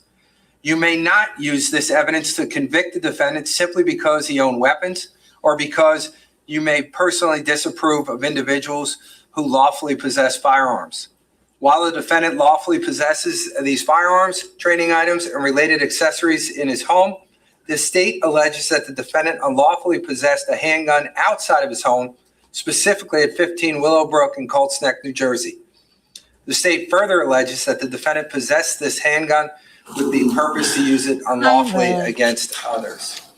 Aww. As you have heard, the state bears the burden of proving each element of the crimes charged beyond a reasonable doubt. Don't worry, you've missed nothing. You, as members of the jury, will decide whether the state has met that burden. Just a lot of llama yelling. You have heard testimony from, from prosecutors Decker and Wallace, Lieutenant Petrozzillo and Captain Weisbrot speaking to a witness about the case at some point prior to coming to testify at trial. The law permits prosecutors and detectives to speak to a witness about a case before the witness testifies, and it permits assistant prosecutors and detectives to review with the witness the questions that may be asked at trial, including questions that may be asked on cross-examination. Speaking to a witness about their testimony is a normal part of preparing for trial. It is not improper as long as there is no suggestion made to the witness that the witness depart from the truth. You have also heard testimony that a witness read or reviewed certain materials pertaining to this case before the witness testified at trial. The law permits a witness to review certain materials if there is no suggestion made to the fact that the witness departed from the truth. The defendant contends that there is evidence before you indicating that some other person than him that may have committed the crime or crimes, and the evidence raises a reasonable doubt with respect to the defendant's guilt. In this regard, I charge you that a defendant in a criminal case has the right to rely on evidence produced at trial that has a rational tendency to raise a reasonable doubt with respect to his own guilt. I have previously charged you regarding the state's burden of proof, which never shifts to the defendant. The defendant does not have to produce evidence that proves the guilt of another, but may rely on evidence that creates a reasonable doubt. In other words, there is no requirement that this evidence proves or raises a strong probability that someone other than the defendant committed the crime. You must decide whether the state has proven the defendant's guilt beyond a reasonable doubt, not whether the other person or persons may have committed the crimes. As you know, Paul Caneiro elected not to testify at trial. It is his constitutional right to remain silent. You must not consider for any purpose or in any manner in arriving at your verdict the fact that Paul Caneiro did not testify. That fact should never enter into your deliberations or discussions at any time or in any manner. Paul Caneiro is entitled to for the jury to consider all the evidence presented at trial. He is presumed innocent whether or not he chooses to testify. All right, ladies and gentlemen, we've been going at this for about 55 minutes. Can you stand up for me for a minute? I would just want you to stretch out. No, you know what time it is. Yourself a minute or two. Stretches. We're about to go into part 3. Oh, part 3? Okay, you're moving faster than I thought. You're doing a good job. Reading a lot is hard. It is. I know. I do it all the time. You don't have to sit down because of me whenever you're ready. How many parts did you say there was?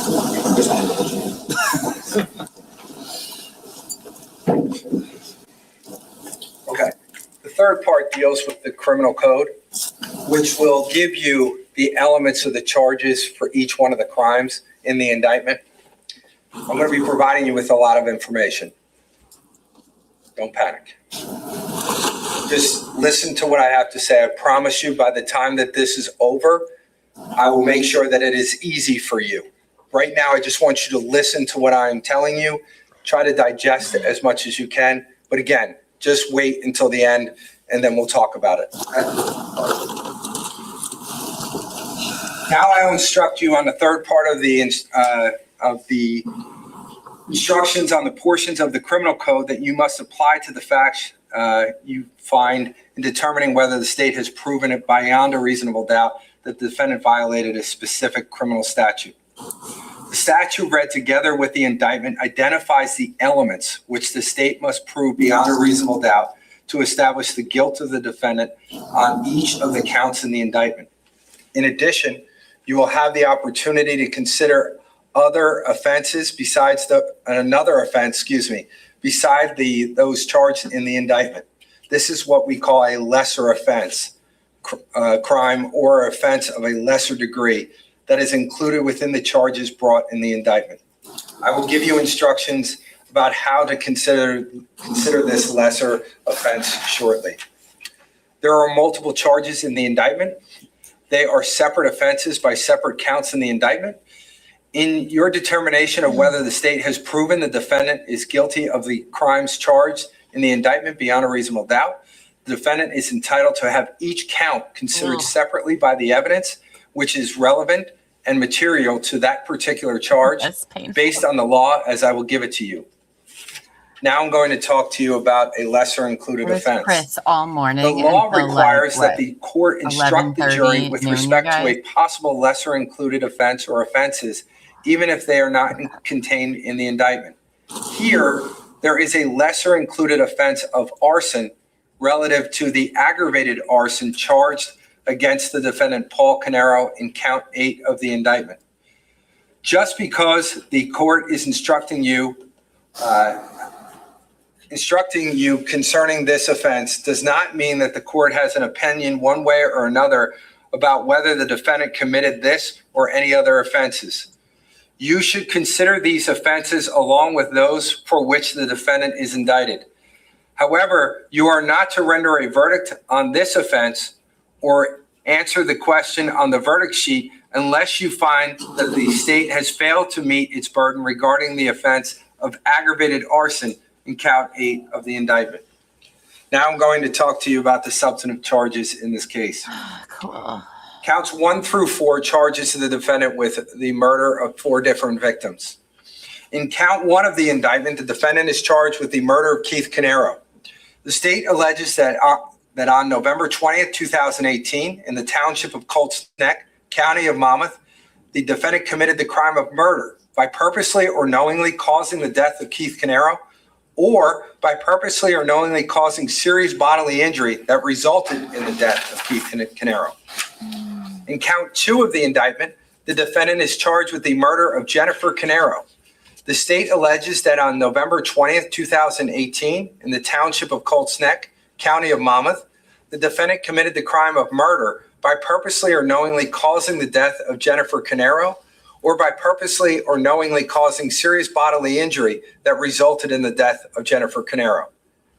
In count 3 of the indictment, defendant is charged with the murder of Jesse Caneiro. The state alleges that on November 20th, 2018, in the township of Colts Neck, county of Monmouth, the defendant committed the crime of murder by purposely or knowingly causing the death of Jesse Caneiro, or by purposely or knowingly causing serious bodily injury that resulted in the death of Jesse Caneiro. In count 4, defendant is charged with the murder of Sophia Caneiro. The state alleges that on November 20th, 2018, in the township of Colts Neck, county of Monmouth, the defendant committed the crime of murder by purposely or knowingly causing the death of Sophia Caneiro, or by purposely or knowingly causing serious bodily injury that resulted in the death of Sophia Caneiro. The statute upon which these 4 charges are based provides that a person is guilty of murder if he, 1, caused the death or serious bodily injury that then resulted in the victim's death. 2, the defendant did so purposely or knowingly. For you to find the defendant guilty of murder, the state is required to prove each of the following elements beyond a reasonable doubt. Number 1, that the defendant caused per count 1, Keith Caneiro, per count 2, Jennifer Caneiro, per count 3, Jesse Caneiro, per count 4, Sophia Caneiro's death, or serious bodily injury that then resulted in per count 1, Keith Caneiro, per count 2, Jennifer Caneiro, per count 3, Jesse Caneiro, per count 4, Sophia Caneiro's death. And 2, that the defendant did so purposely or knowingly. The first element that the state must prove beyond a reasonable doubt is that the defendant acted purposely or knowingly. A person acts purposely when it is the person's conscious object to cause death or serious bodily injury resulting in death. A person acts knowingly when the person is aware that it is practically certain that his conduct will cause death or serious bodily injury resulting in death. The nature of the purpose or knowledge with which the defendant acted towards per count 1, Keith Caneiro, per count 2, Jennifer Caneiro, per count 3, Jesse Caneiro, and per count 4, Sophia Caneiro, is a question of fact for you, the jury, to decide. Purpose and knowledge are conditions of the mind, which cannot be seen and can only be determined by inferences from conduct, words, or acts. it is not necessary for the state to produce a witness or witnesses who could testify that the defendant stated, for example, that his purpose was to cause death or serious bodily injury resulting in death, or that he knew that his conduct would cause death or serious bodily injury resulting in death. It is within your power to find that the proof of purpose or knowledge has been furnished beyond a reasonable doubt by inferences which may arise from the nature of the acts and the surrounding circumstances.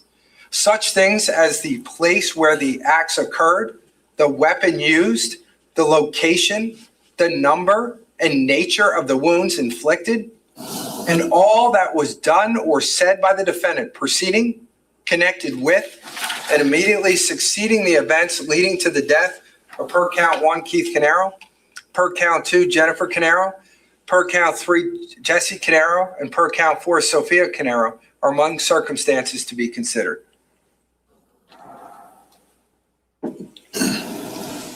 Although the state must prove that the defendant acted either purposely or knowingly, the state is not required to prove a motive. If the state has proved the essential elements of the offenses beyond a reasonable doubt, the defendant must be found guilty of the offense regardless of the defendant's motive or lack of motive.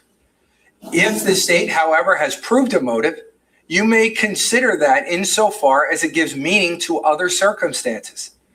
On the other hand, you may consider the absence of motive in weighing whether the defendant is guilty of the crime charged.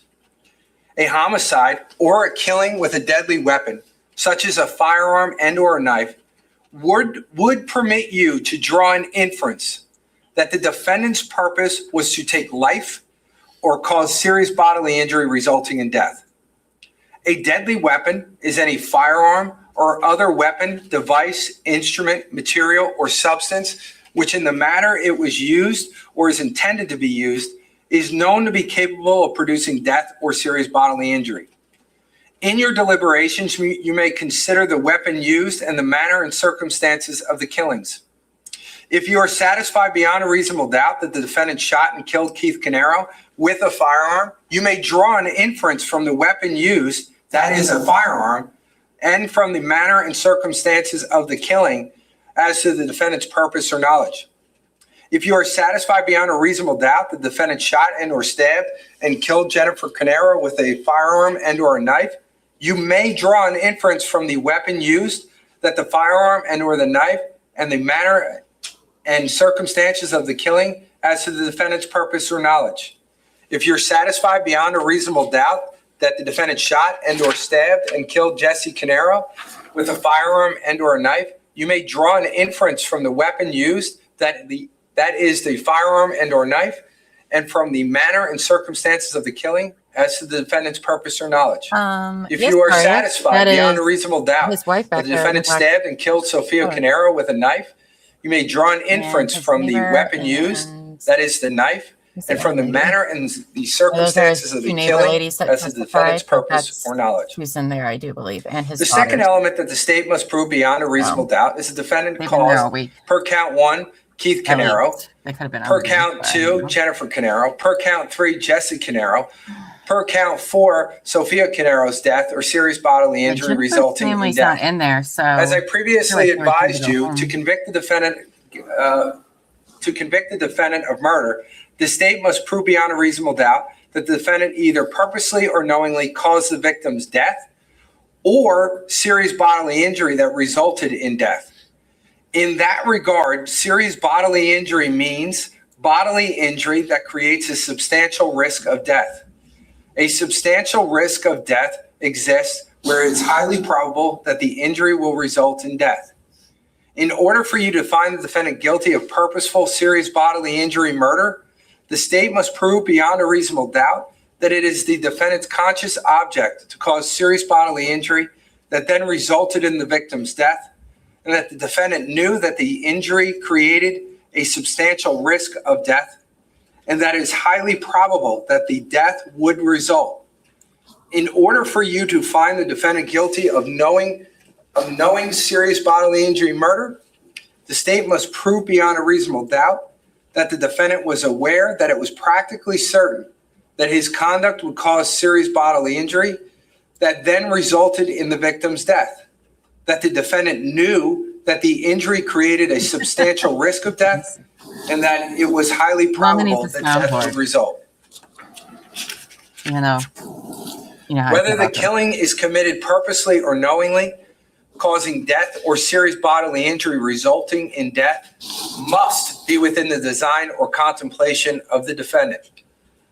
All jurors do not need to agree unanimously concerning which form of murder is present, so long as all believe that it was one form of murder or another.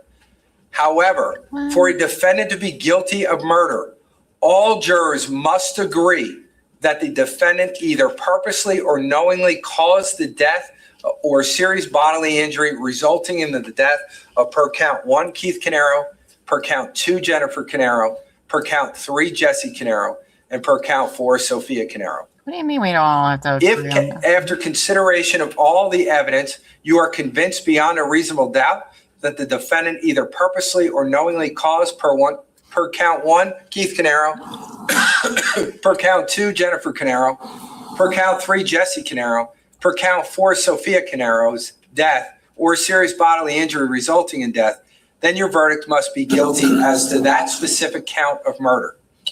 If, however, after all of the consideration of the evidence, you find that the state has failed to prove any element of the offenses beyond a reasonable doubt, then your verdict must be not guilty as to that specific count of murder.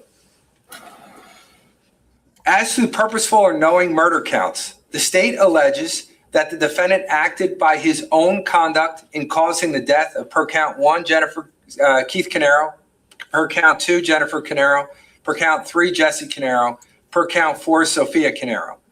If you unanimously find that the defendant either purposely or knowingly caused the death of or serious bodily injury resulting in the death of, per count 1, Keith Caneiro, per count 2, Jennifer Caneiro, per count 3, Jesse Caneiro, per count 4, Sophia Caneiro, you must also decide whether the state has proven beyond a reasonable doubt that the defendant committed the homicidal act by his own conduct. A finding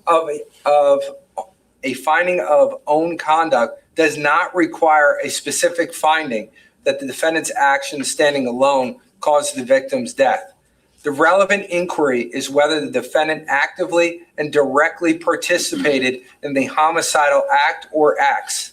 The critical elements are whether the defendant acted and the immediacy of his conduct to the victim's demise. In other words, the defendant must be the direct and immediate cause of death to satisfy the own conduct element. Now, I want to give you the verdict sheet for a minute. Ooh.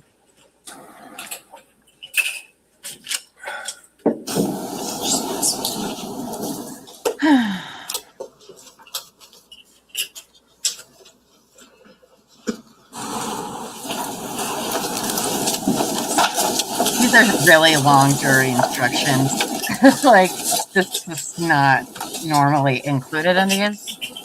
It's crazy. What I'm asking you to do is not to flip through it. Just to we're going to start right from the top for a minute. Cool. Let's just touch it. Just feel it. If you find the defendant committed the crime of purposeful knowing murder, and you unanimously agree that the state has proven beyond a reasonable doubt that he acted by his own conduct, you must answer yes to the own conduct question on the verdict sheet. You'll then be asked questions as it relates to the count in the indictment.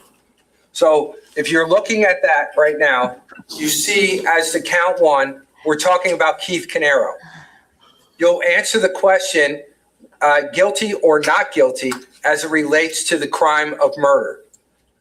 The sub-questions underneath, the first question you're going to answer is whether it's done by his own conduct.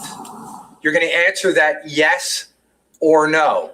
Remember, you only get to own conduct if you found him guilty of the murder of Keith Caneiro. The next question would be yes or no, whether it was by his own conduct. If the answer to that is yes, then we're going to go to the other questions that you see there. which would then be 1B. And this is where we are. Okay, so 1A is that it's by his own conduct. And now let's go to 1B. The question is, did the defendant, Paul Caneiro, commit the murder in expectation of the receipt of anything of pecuniary value? If you unanimously agree that the state has proven beyond a reasonable doubt that the defendant did commit the murder in expectation of the receipt of anything of pecuniary value, then you must answer yes on the expectation of the receipt of a pecuniary value question. If the defendant,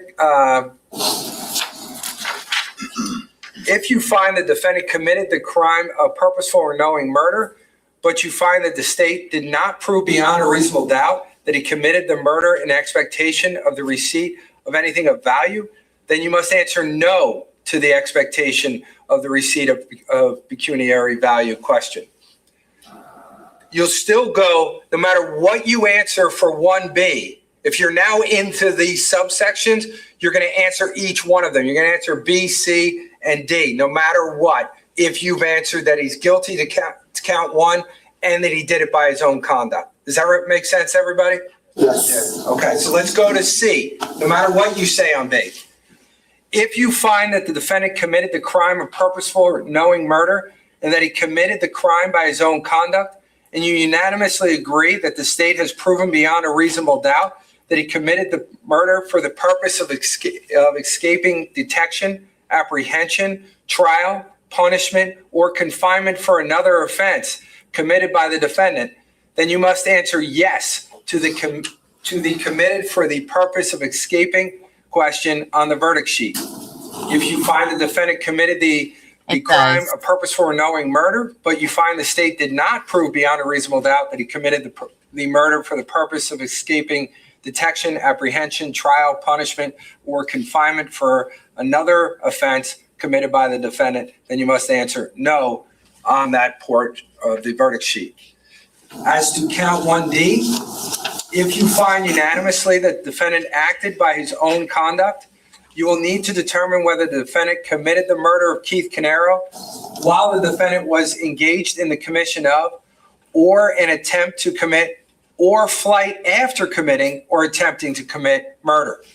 If you find that the defendant committed the crime of purposeful knowing murder while the defendant was engaged in the commission of, or attempt to commit, or flight after committing or attempting to commit murder, and you unanimously agree that the state has proven beyond a reasonable doubt that he committed the murder while engaged in the commission of, or an attempt to commit, or flight after committing or attempting to commit murder, then you must answer yes to while in the course of a murder question on the verdict sheet. If you find that the defendant committed the crime of knowing and purposeful murder, but you find the state did not prove beyond a reasonable doubt that he committed the murder while engaged in the commission of, or an attempt to commit, or flight after committing or attempting to commit murder, then you must answer no on the while in the course of murder question on the verdict sheet.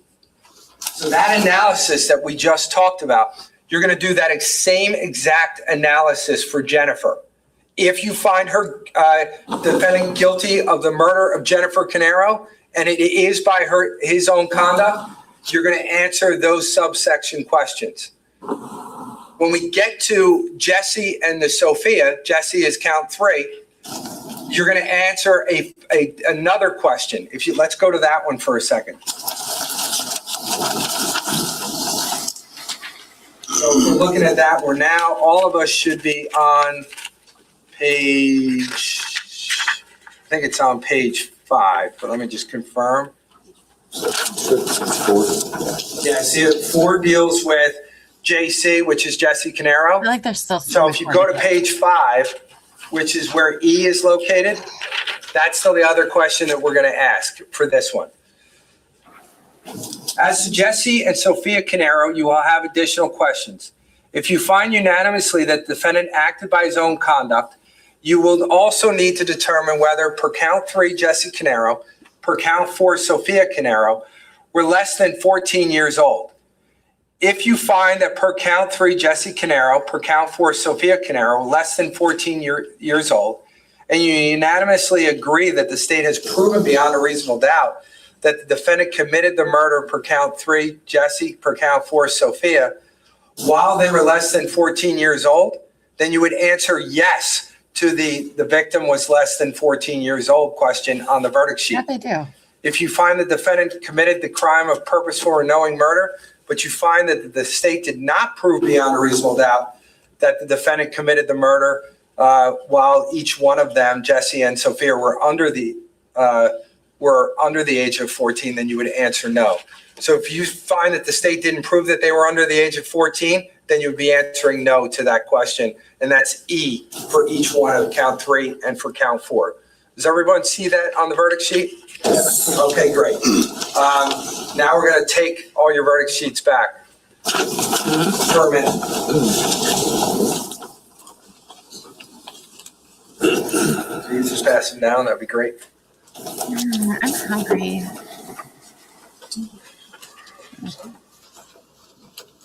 I'll go see what I have. Okay, the next charge is, the next 2 charges are for felony murder. Defendant is charged in count 5 of the indictment with the felony murder of Jesse Caneiro.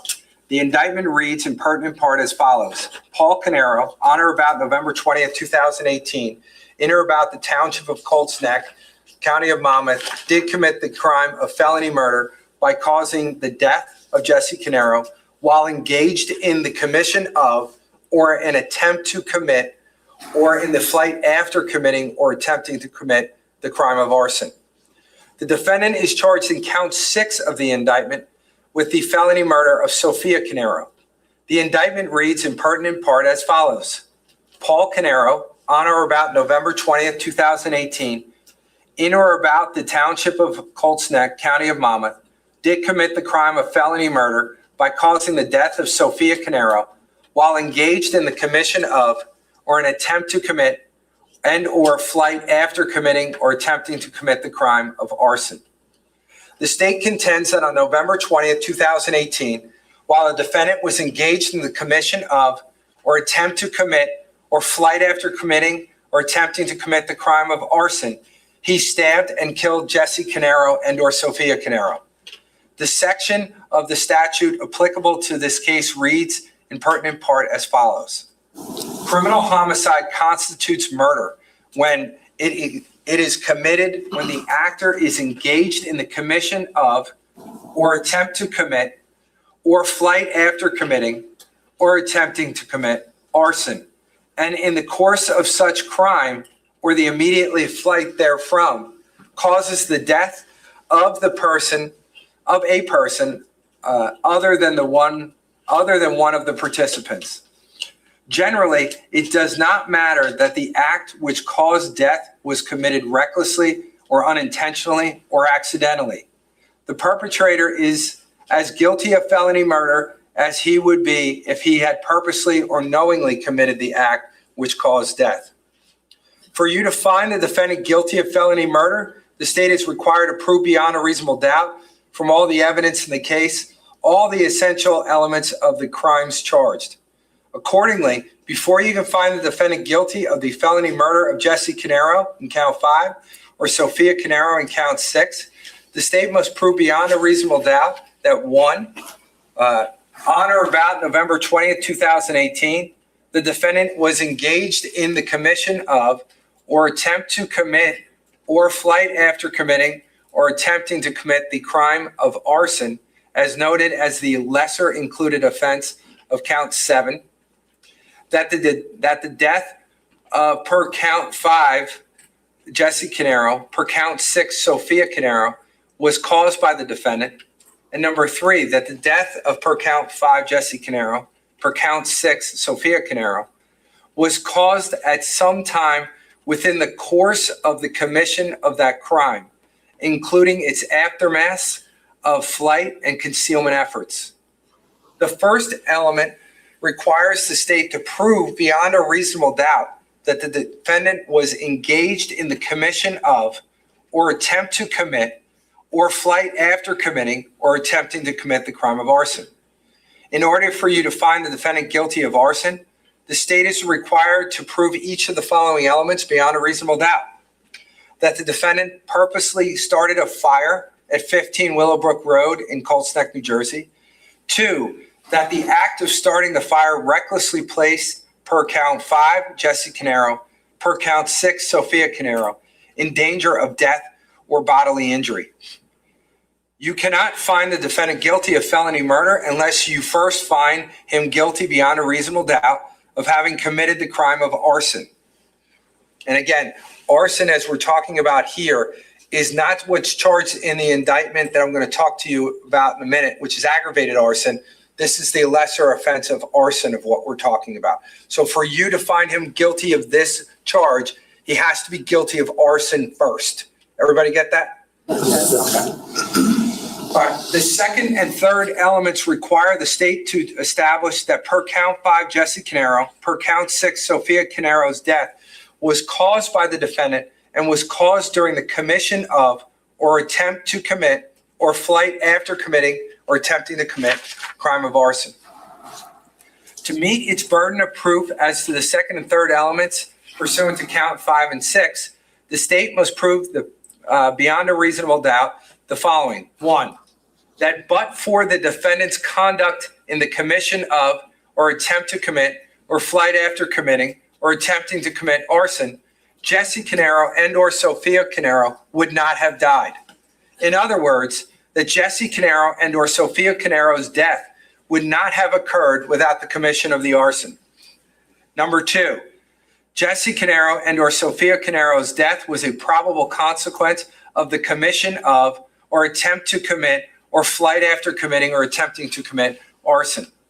For the death to be the probable consequence of the arson, the death must not have been too remote or too accidental in its occurrence or too independent on another's volitional acts to have a just bearing on the defendant's liability or the gravity of his offense. In other words, you must decide that if the state has proven beyond a reasonable doubt that under all of the circumstances, the death did not occur in such an unexpected or unusual manner that it would be unjust to find the defendant responsible for the death. In conclusion, if you find the state has proven beyond a reasonable doubt that 1, the defendant was engaged in the commission of or attempt to commit or flight after committing or attempt to commit the crime of arson, 2, that Jesse and or Sophia's death was caused by the defendant, and 3, that the death of the person was caused at some time within the course of the commission of the crime, including its aftermath or flight and concealment efforts, then you must find the defendant guilty of felony murder. On the other hand, if you find that the state has failed to prove beyond a reasonable doubt any one or more of those elements beyond a reasonable doubt, then you must find the defendant not guilty of felony murder. If you find that the state has failed to prove beyond a reasonable doubt that the defendant caused the death of Jesse Caneiro and or Sophia Caneiro, then the defendant should be found not guilty of all charged homicide offenses, including these 2 victims. If, however, you find beyond a reasonable doubt that the defendant did cause the death of Jesse Caneiro and or Sophia Caneiro, but that the state has failed to prove beyond a reasonable doubt that the defendant was at the time engaged in the course of the commission of or attempt to commit or flight after committing or attempting to commit arson, then you still can consider the separate crime of murder. All right, counts 7 and 8. They both deal with aggravated arson. Count 7 of the indictment charged the defendant with aggravated arson in violation of 2C 17-1A. The indictment reads in pertinent part as follows.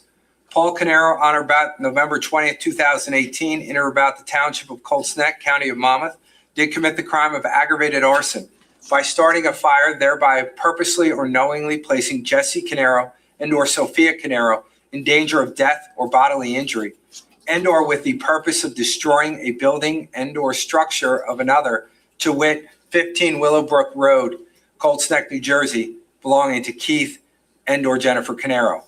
As to count 8, again, an aggravated arson charge. The indictment reads, Paul Caneiro, on or about November 20th, 2018, in or about the township of Ocean, county of Monmouth, did commit the crime of aggravated arson by starting a fire, thereby purposely or knowingly placing Susan Caneiro and or Marissa Caneiro and or Caitlin Caneiro in danger of death or bodily injury, to wit 27 Tilton Drive, Ocean, New Jersey, belonging to Paul Caneiro and or Susan Caneiro.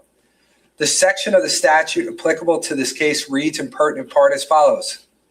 A person is guilty of aggravated arson if he starts a fire or causes an explosion, whether on his own property or another's. 1, thereby purposely or knowingly placing another person in danger of death or bodily injury, and or 2, with the purpose of destroying a building or structure of another. For the defendant to be found guilty of aggravated arson, the state must prove the following elements beyond a reasonable doubt. 1, that the defendant purposely started a fire per count 7 at 15 Willowbrook Road in Colts Neck, per count 8 on his own property at 27 Tilton Drive in the Township of Ocean. 2, that the act of starting the fire, A, purposely or knowingly placed, per count 7, Jesse or Sophia Caneiro, per count 8, Susan or Marissa or Caitlin Caneiro, in danger of death or or bodily injury, not serious bodily injury. And or 3, was done with the purpose of destroying a building or structure of another, to wit, per count 7, 15 Willowbrook Road in Colts Neck, per count 8, on his own property of 27 Tilton Drive in the Township of Ocean. So you're looking at 2 different ways the state can prove aggravated arson. It's either by way of causing danger of death or bodily injury to the individuals within the home, or for the purpose of destroying a building or structure of another, or in count 8 dealing with Paul Caneiro's own structure or house, okay?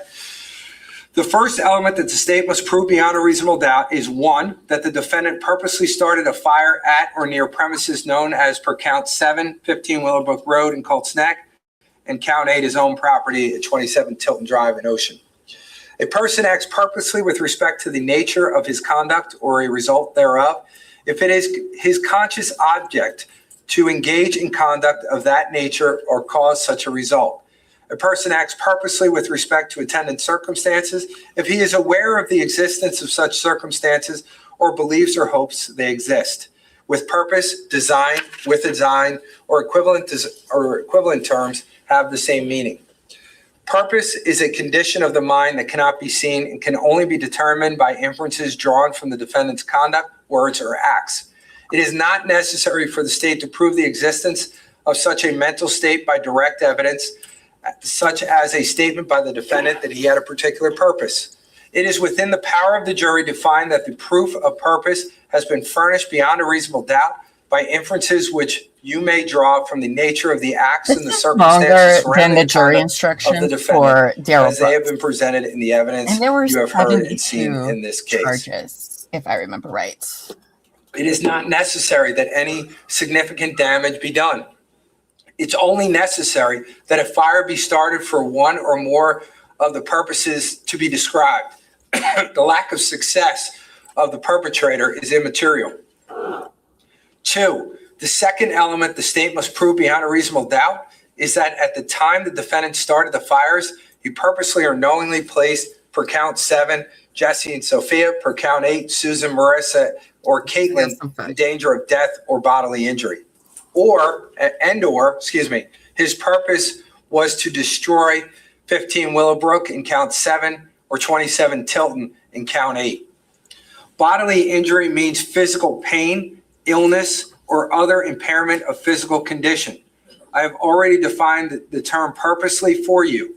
A person acts knowingly with respect to the nature of his conduct or the attendant circumstances if he is aware that his conduct is of such a nature or that of such circumstances.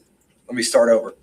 A person acts knowingly with respect to the nature of his conduct or the attendant circumstances if he is aware that his conduct is of that nature or that such circumstances exist, or he is aware of a high probability of their existence.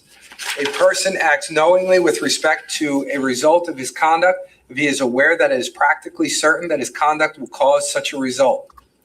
Knowledge is a condition of the mind that cannot be seen and can only be determined by inferences drawn by the defendant's conduct, words, or acts. It is not necessary for the state to prove the existence of such a mental state by direct evidence, such as a statement by the defendant that he had a particular knowledge. It is within the power of the jury to find the proof of knowledge that has been furnished beyond a reasonable doubt by inferences which you may draw from the nature of the acts and the circumstances surrounding the conduct of the defendant as they have been presented in the evidence you have heard and seen in this case. Destroy means to demolish and or render useless and or render completely ineffective for its intended use. That's me. If you find that the state has proven all the elements of aggravated arson beyond a reasonable doubt, then you must find him guilty of aggravated arson. On the other hand, if you find that the state has failed to prove all the elements of the aggravated arson beyond a reasonable doubt, then you must find the defendant not guilty. Now I'm going to talk to you about the lesser included offense of aggravated arson, which is arson. A lesser included offense to aggravated arson is in the indictment is arson.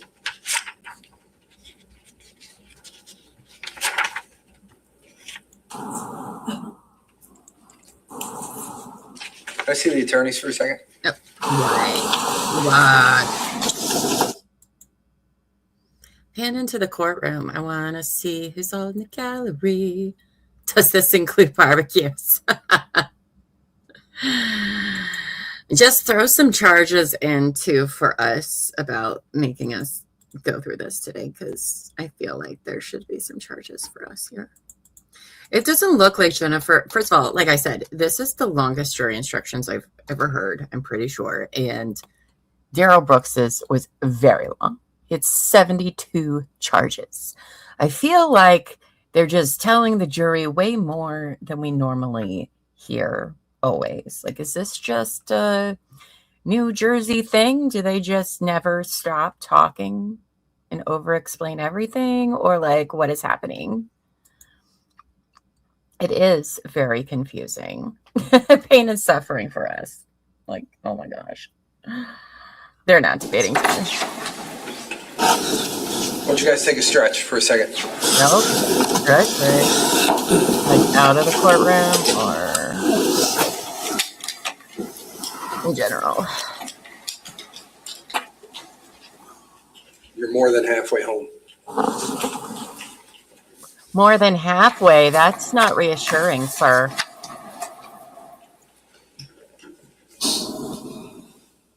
I'm such a sad mama. It's fine. I'm working on stuff. Well, and stuff makes me feel better about myself.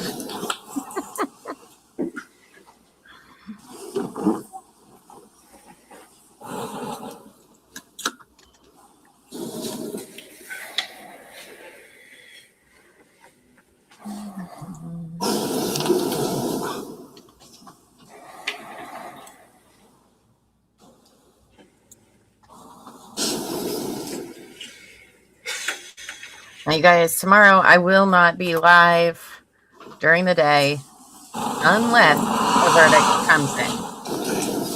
And I'm going to tell you right now, if it comes in at 9 o'clock in the morning, I am going to be so mad. Because I do not plan on having it tomorrow. You would think I could touch the ceiling if I jumped? Probably. Let's see. I feel like it's that, Lynn. I really do. They argued all about these stipulations. I'm going to say with absolute certainty, I can't do it. The family was able to go home. Yeah. They're not. I think I can get the camera. And then, no, my luck, I'm knocking off. It's crazy.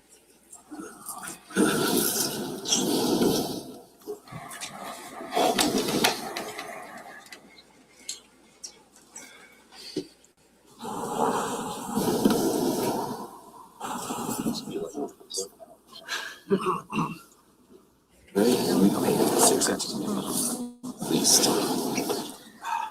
61 to 63. 3. 2. Depends. Probably hopes it's way too confusing. That way they can get with the lesser charge. I mean, could be. But with all the explaining the judge is doing, they're not going to be having a strong case on appeal. I mean, oh my goodness. I'm cold again. What's that about? Watch me be getting sick, because why not? Stick of this. There I am. Oh my gosh. Here we go. Llama Rants is kind of shit.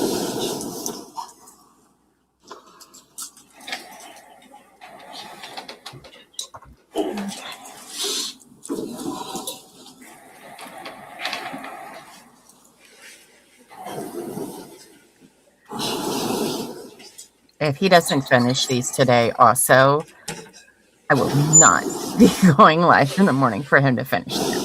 Just to let you all know, it's not happening. I love you guys. Ladies and gentlemen, before when I was talking about the lesser included offense and you heard me stop for a second,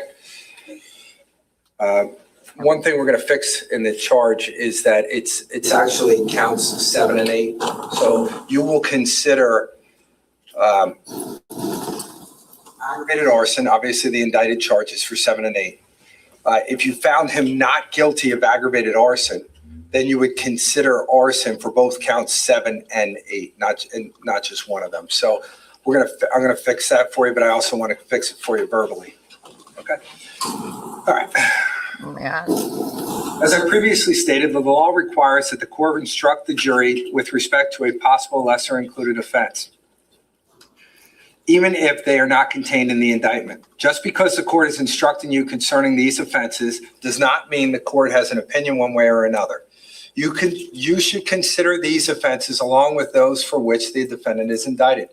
However, you are not to render a verdict on these offenses or answer the questions on the verdict sheet unless you find that the state has failed to meet one of the elements of aggravated arson in count 7 and or 8 beyond a reasonable doubt. Here's the elements of arson. A person is guilty of arson if he purposely causes a fire or it's getting good now. A person is guilty of arson if he purposely starts a fire or causes an explosion, whether on his own property or another's. 1, thereby recklessly placing another person in danger of death or bodily injury. In order for the defendant to be found guilty of arson, the state must prove beyond a reasonable doubt the following elements. Number 1, that the defendant purposely started the fire on either 15 Willowbrook. Oh, look at that. The stream was like, nope, we're done too. Hold on. Asbury usually does this in the afternoon. It's kind of weird that it's now, but okay. Let me see if let's do a quick refresh here. If not, then He started the fire on either 15 Willowbrook. No. Okay. Oh, look at that. Court TV's finally back. Causes an explosion, whether on his own property or another's. 1, thereby recklessly placing another person in danger of death or bodily injury. In order for the defendant to be found guilty of arson, the state must prove beyond a reasonable doubt the following elements. Number 1, that the defendant purposely started the fire on either 15 Willowbrook Drive and or on his own property of 27 Tilton Drive in Ocean Township. And that 2, that the act of starting the fire recklessly placed at 15 Willowbrook, it would be Keith Caneiro and Jennifer Caneiro. At 27 Tilton, it would be Susan Caneiro, Marissa Caneiro, or Caitlin Caneiro in danger of death or bodily injury. The first element that the state must prove beyond a reasonable doubt is that the defendant purposely started a fire. It is not necessary that any significant damage be done. It's only necessary that a fire be started purposely. The lack of success of the perpetrator is immaterial. I've already defined purposely for you. For the state to prove this element of the offense, you must be satisfied beyond a reasonable doubt that it was the defendant's purpose or conscious object to start a fire. The second element the state must prove beyond a reasonable doubt is that the defendant by purposely starting the fire, recklessly placed at 15 How many Willowbrook. of It you would be have Keith Caneiro, didn't start the fire excuse stuck me. in your head right now? Because I do. So, It is. All right. I got to start over. I No. apologize. Not all the way, I hope. When we're talking about the arsons, as you recall, we were talking about. Give me a second. Just remember the court reporter also has to write all this, even though it's already written down. Oh, they're all leaving. The family's leaving now. They're like, okay, it's not happening today.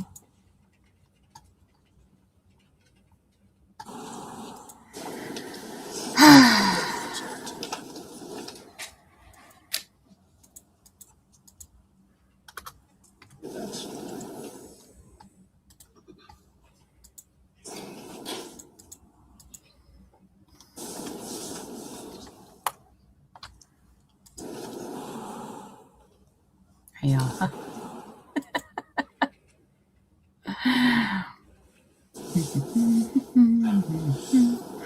Oh crap, I lost him everywhere.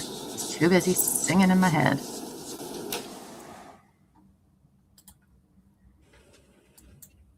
Wow. You guys, I cannot believe it is not going to the jury today. I can't. What? By the way, I picked my wine for tonight, and I picked the bottle that I had that had the highest alcohol percentage, which was 16%. I was like, I think we're going with the big one tonight, because, oh my goodness, I earned it. So I'll definitely not be up in the morning. I don't care. I apologize. Okay. A person is guilty of arson if he purposely starts a fire or causes an explosion, whether on his own property or another's. Yes. 1, thereby recklessly placing another person in danger of death or bodily injury. In order to find the defendant to be guilty of arson, the state must prove the following elements beyond a reasonable doubt. That the defendant purposely started a fire at 15 Willowbrook Road, Colts Neck, New Jersey, and or 27 Tilton Drive in the township of Ocean, New Jersey, and that the act of starting the fire recklessly placed at 15 Willowbrook Road, Jennifer Caneiro and or Also, Keith Caneiro, New Jersey friends. and at Since we only got like 27 one Tilton, Susan stereotypical Caneiro New or Jersey Marissa person this Caneiro whole or trial with the Caitlin accent, Caneiro in danger can of you and your death or friends just bodily come on injury. my show so I can hear The your guys' first element that accents? the Because I state love must prove them. beyond a reasonable doubt is that the defendant purposely robbed. started a fire. It is not necessary that any significant damage be done. It is only necessary that a fire be started on purpose. The lack of success of the perpetrator is immaterial. I've already defined purposely for you.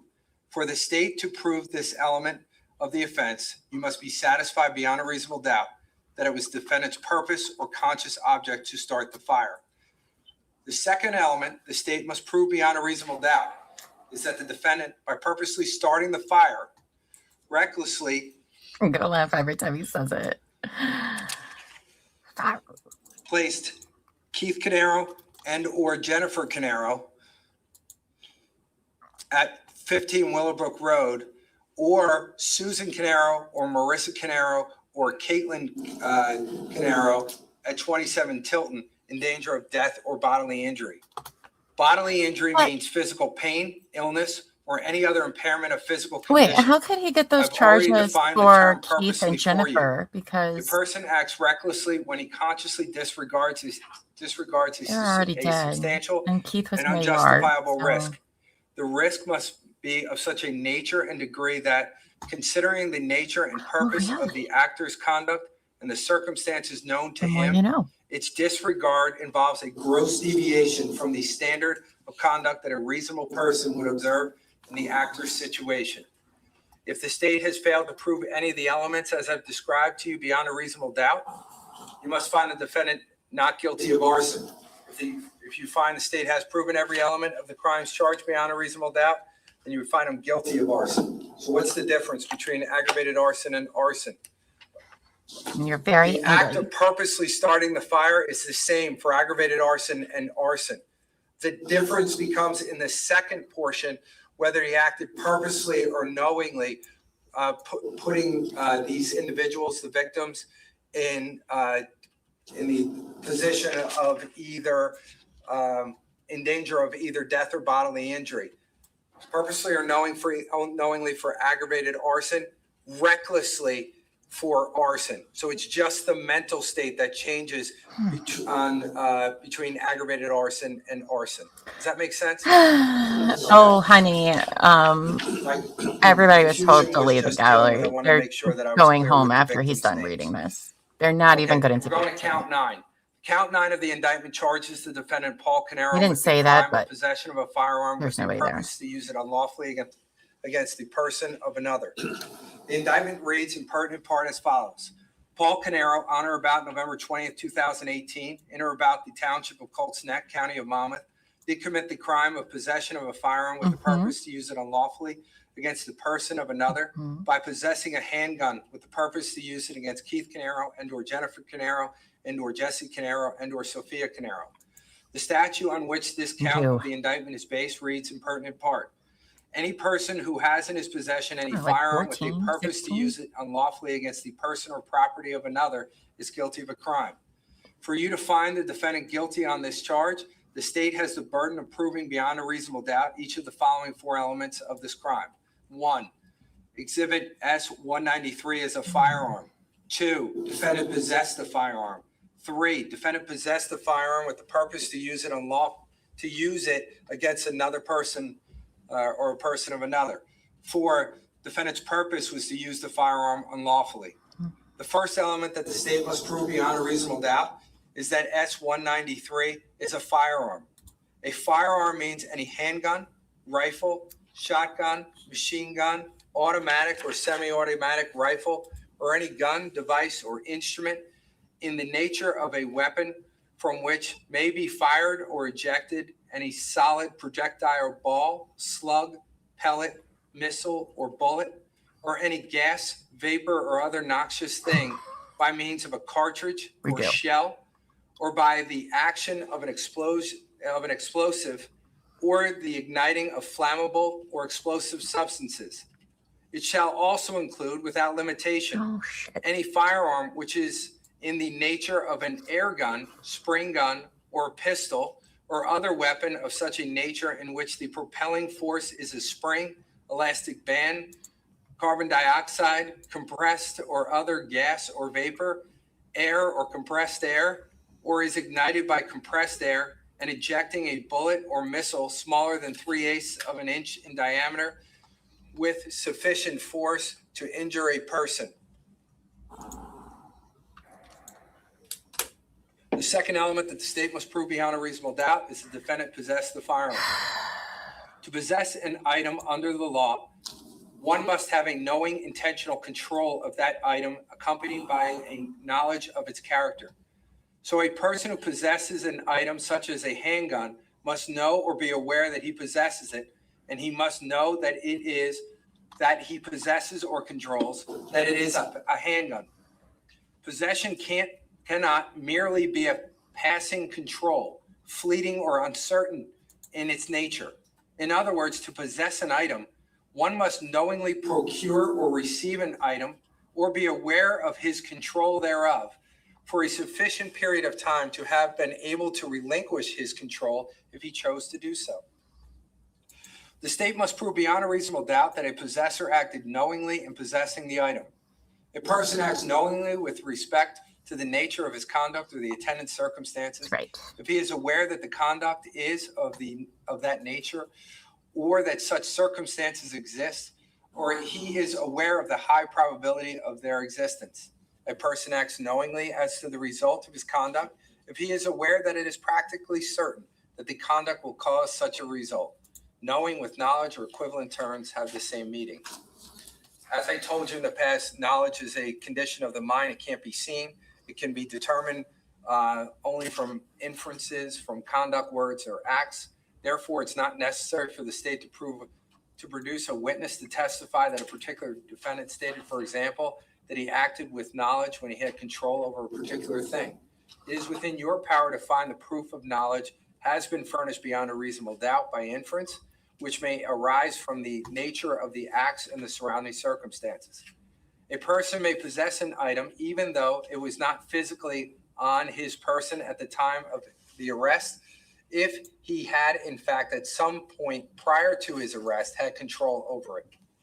Possession means a conscious, knowing possession, either actual or constructive. A person is in actual possession of an item when he first knows what it is. That is, he has knowledge of its character, and second, knowingly has it on his person at a given time. The third element that the state must prove beyond a reasonable doubt is that the defendant's purpose in possessing the firearm was to use it against the person of another. Purpose is a condition of the mind which cannot be seen and can only be determined by it's calling me. Hold on, I will be back. In determining the defendant's purpose in possessing the firearm, you may consider that a person acts purposely with respect to the nature of his conduct or a result of his conduct if it is in the person's conscious object to engage in conduct of that nature or to cause such a result. That is, a person acts purposely if he means to act in a certain way or to cause a certain result. A person acts purposely with respect to attendant circumstances if the person is aware of the existence of such circumstances or believes or hopes that they exist. The defendant's purpose or conscious objective to use the firearm against another person or the property of another may be found to exist at any time he has the possession of the object and need not have been the defendant's original intent in possessing the object. The fourth element that the state must prove beyond a reasonable doubt is that the defendant had a purpose to use the firearm in a manner that was prohibited by law. I've already defined purpose for you. This element requires that you find the state has proven beyond a reasonable doubt that the defendant possessed a firearm with a conscious objective, design or specific intent to use it against the person or property of another in an unlawful manner as charged in the indictment and not for some other purpose. In this case, the state contends that the defendant's unlawful purpose in possessing the firearm was to use it unlawfully against the person of Keith Caneiro or Jennifer Caneiro or Jesse Caneiro or Sophia Caneiro. So that's the only thing you're looking at for his unlawful purpose, what I've just described to you. You must not rely upon your own notions of the unlawfulness of some other undescribed purpose of the defendant. Rather, you must consider whether the state has proven the specific unlawful purpose charged.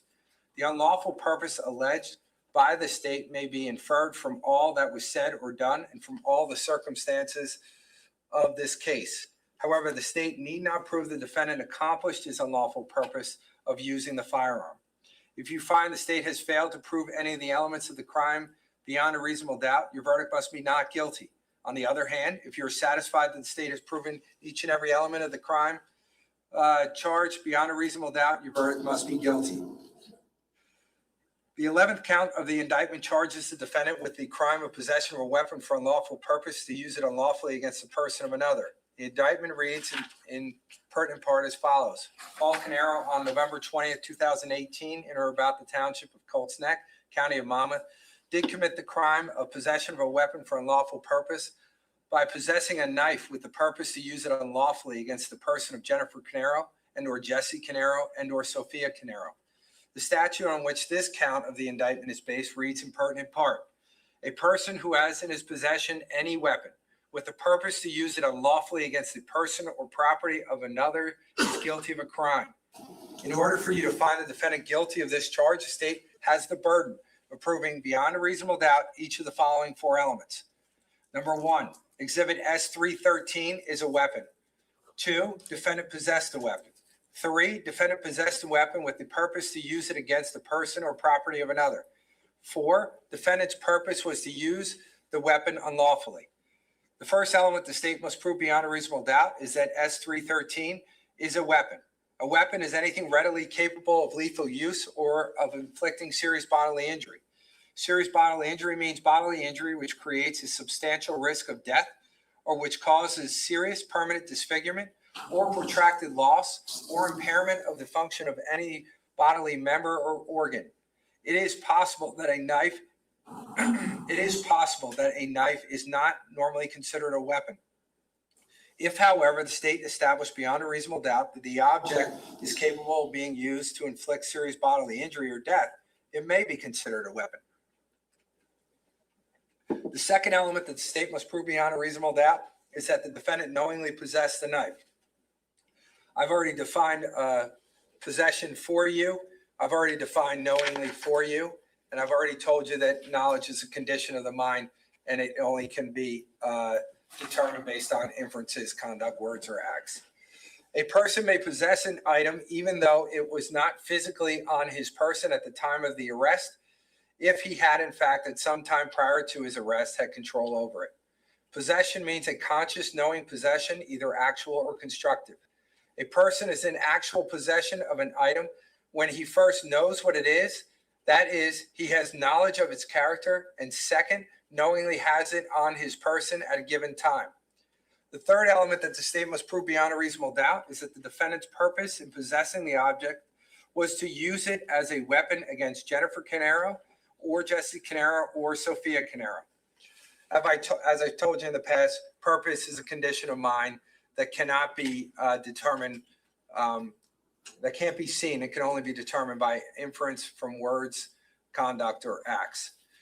In determining the defendant's purpose in possessing the weapon, you may consider that a person act purposely with respect to the nature of the conduct or a result of his conduct if it is the person's conscious object to engage in conduct of that nature or to cause such a result.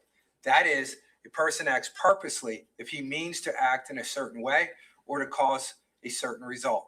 A person acts purposely with respect to attendant circumstances if the person is aware of the existence of such circumstances or believes or hopes that they exist.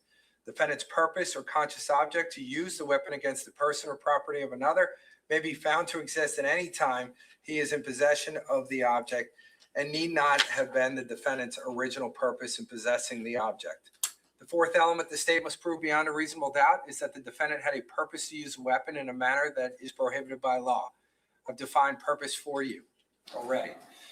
This element requires that you find that the state has proven beyond a reasonable doubt that the defendant possessed a weapon with a conscious objective, design, or specific intent to use it against the person or property of another in an unlawful manner as charged in the indictment and not for some other purpose.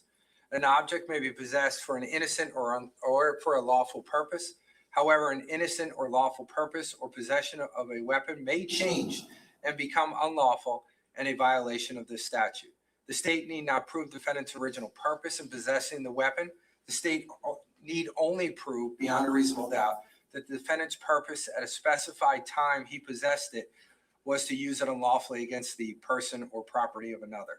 In this case, the state contends the defendant's unlawful purpose in possessing the knife was to commit serious bodily harm, resulting in the death of Jennifer Caneiro and or Jesse Caneiro and or Sophia Caneiro. You must not rely upon your own notions of the unlawfulness of some other undescribed purpose of defendant. Rather, you must consider whether the state has proven the specific unlawful purpose charged. The unlawful purpose alleged by the state may be inferred from all that was said or done and from all the surrounding circumstances of this case. However, the state need not prove the defendant accomplished his unlawful purpose of using the weapon. If you are satisfied beyond a reasonable doubt that the state has proven each of the elements that I've defined to you beyond a reasonable doubt, then you should find him guilty. However, if you find that the state has failed to prove any of those elements beyond a reasonable doubt, then you would find him not guilty. Count 12 of the indictment charges the defendant with unlawful possession of a weapon. The indictment reads, Paul Caneiro, on or about November 20th, 2018, in or about the township of Colts Neck, county of Monmouth, did commit the crime of unlawful possession of a weapon by knowingly possess a knife under circumstances not manifestly appropriate for such lawful uses as it may have. That section of our statute provides in pertinent part, any person who knowingly has in his possession any other weapon under circumstances not manifestly appropriate for such lawful uses as it may have is guilty of a crime. To convict the defendant of this crime, the state must prove the following elements beyond a reasonable doubt. 1, S313 is a weapon. Count 2, the defendant possessed a weapon knowingly. Count 3, defendant possessed a weapon under circumstances not manifestly appropriate for a lawful use. The first element that the state must prove beyond a reasonable doubt is that S313 is a weapon. A weapon is anything readily capable of lethal use or of inflicting serious bodily injury. The second element the state must prove beyond a reasonable doubt is that the weapon was knowingly possessed by the defendant at a time and place alleged. Here the state alleges that the defendant possessed the weapon on or about November 20th, 2018 in Colts Neck, New Jersey. I've already defined knowingly for you. Knowledge is a condition of mind. It can't be seen. I've already explained how to analyze this mental state. Thus, the person must know or be aware that he possessed the item, here a knife, and then he must know what it is that he possesses or controls. In other words, that it is a knife. This possession cannot merely be a passing control that is fleeting or uncertain in its nature. In other words, to possess within the meaning of the law, the defendant must knowingly procure or receive the item possessed or be aware of his control thereof for a sufficient period of time to have been able to relinquish his control if he chooses to do so. When we speak of possession, we mean a conscious knowing possession. The law recognizes two kinds of possession, actual and constructive. The person is in actual possession of a particular article or thing when he knows what it is. That is, he has knowledge of its character and knowingly has it on his person at a given time.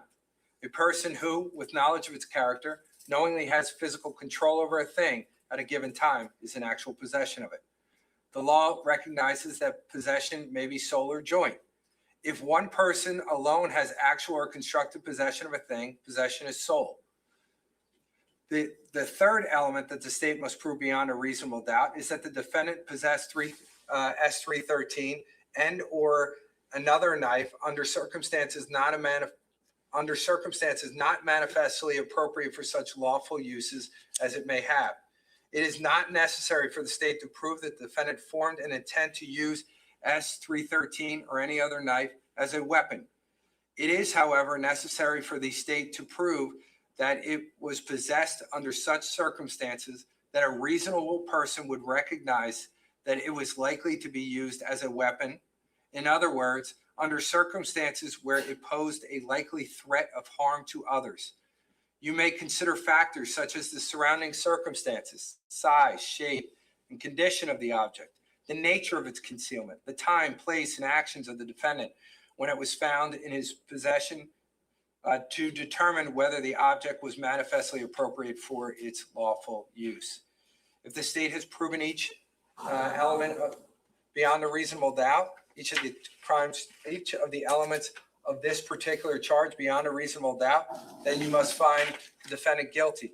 On the other hand, if the state has failed to prove any one of those three elements beyond a reasonable doubt, then you must find him not guilty. Count 13, theft. Count 13 of the indictment charges defendant with theft by unlawful taking or disposition of movable property. The indictment reads as follows. Paul Caneiro, bless you. Thank you. Paul Caneiro, on or about diverse dates between January 1st, 2017 through November 19th through 2018, in or about various municipalities in the county of Monmouth, including but not limited to the township of Ocean and or the township of Colts Neck, county of Monmouth, did commit the crime of theft by unlawfully taking or exercising unlawful control over movable property of another, to wit, money valued at $75,000 or more belonging to Keith Caneiro or Jennifer Caneiro, Jessica Caneiro, and or Sophia Caneiro, with the purpose to deprive the owner thereof. The statute upon which the indictment is based provides in pertinent part that a person is guilty of theft if he unlawfully takes or exercises unlawful control over movable property of another with purpose to deprive him thereof. The state must prove each of the following elements beyond a reasonable doubt. 1, the that the defendant knowingly took or unlawfully exercised control over movable property. 2, that the movable property was property of another. 3, that the defendant's purpose was to deprive the other person of the movable property. The first element, which the state must prove beyond a reasonable doubt, is that the defendant knowingly took or exercised unlawful control over movable property. Property means anything of value, including tangible and intangible personal property. Movable property means property with a location of which can be changed, including things growing on, affixed to, or found in land or documents, although the rights represented thereby have no physical location. For comparison purposes, immovable property is all other property. Defendant must knowingly take or exercise unlawful control over movable property. I love feels like you're I've still already live. defined knowingly for you. Knowledge Yes. is a condition of the mind. It can't be And I seen. don't want I've to talk already about it. explained how to analyze that mental state. In this case, the state alleges that the movable property taken Yes, Angie. or Still over here. which control was unlawfully exercised is the following: money valued at $75,000 or more. It should be noted that the definition of movable property Oh, is bye, broad, Dave. including the kind of property which has no real location. The state need not prove that the property was Agreed. carried out of the place in which it was kept, but only that it was moved or taken from its original location, or that defendant exercised unlawful control over it, whether he was able to actually move or remove the property. The second element the state must prove beyond a reasonable doubt is that the movable property is property of another. Property of another includes property in which any person other than the defendant has an interest, which the defendant is not privileged to infringe, regardless of the fact that the defendant also has an interest in the property, and regardless of the fact that the other person Court may be TV's excluded chat from is like, civil what? recovery because the property was Yeah. used in an unlawful transaction. Well, I'm glad it's not subject to just forfeiture or as contraband. Property in the possession of the actor shall not be deemed property of another who has only a security interest therein, even if legal title is the creditor pursuant to a conditional sales contract or other security agreement. The term property of another is broadly defined to include services and intangibles, anything of value. Anything of value is defined as any direct or indirect gain or advantage to any person. The third element, which the state must prove beyond a reasonable doubt, is that the defendant's purpose was to deprive the other person of the movable property.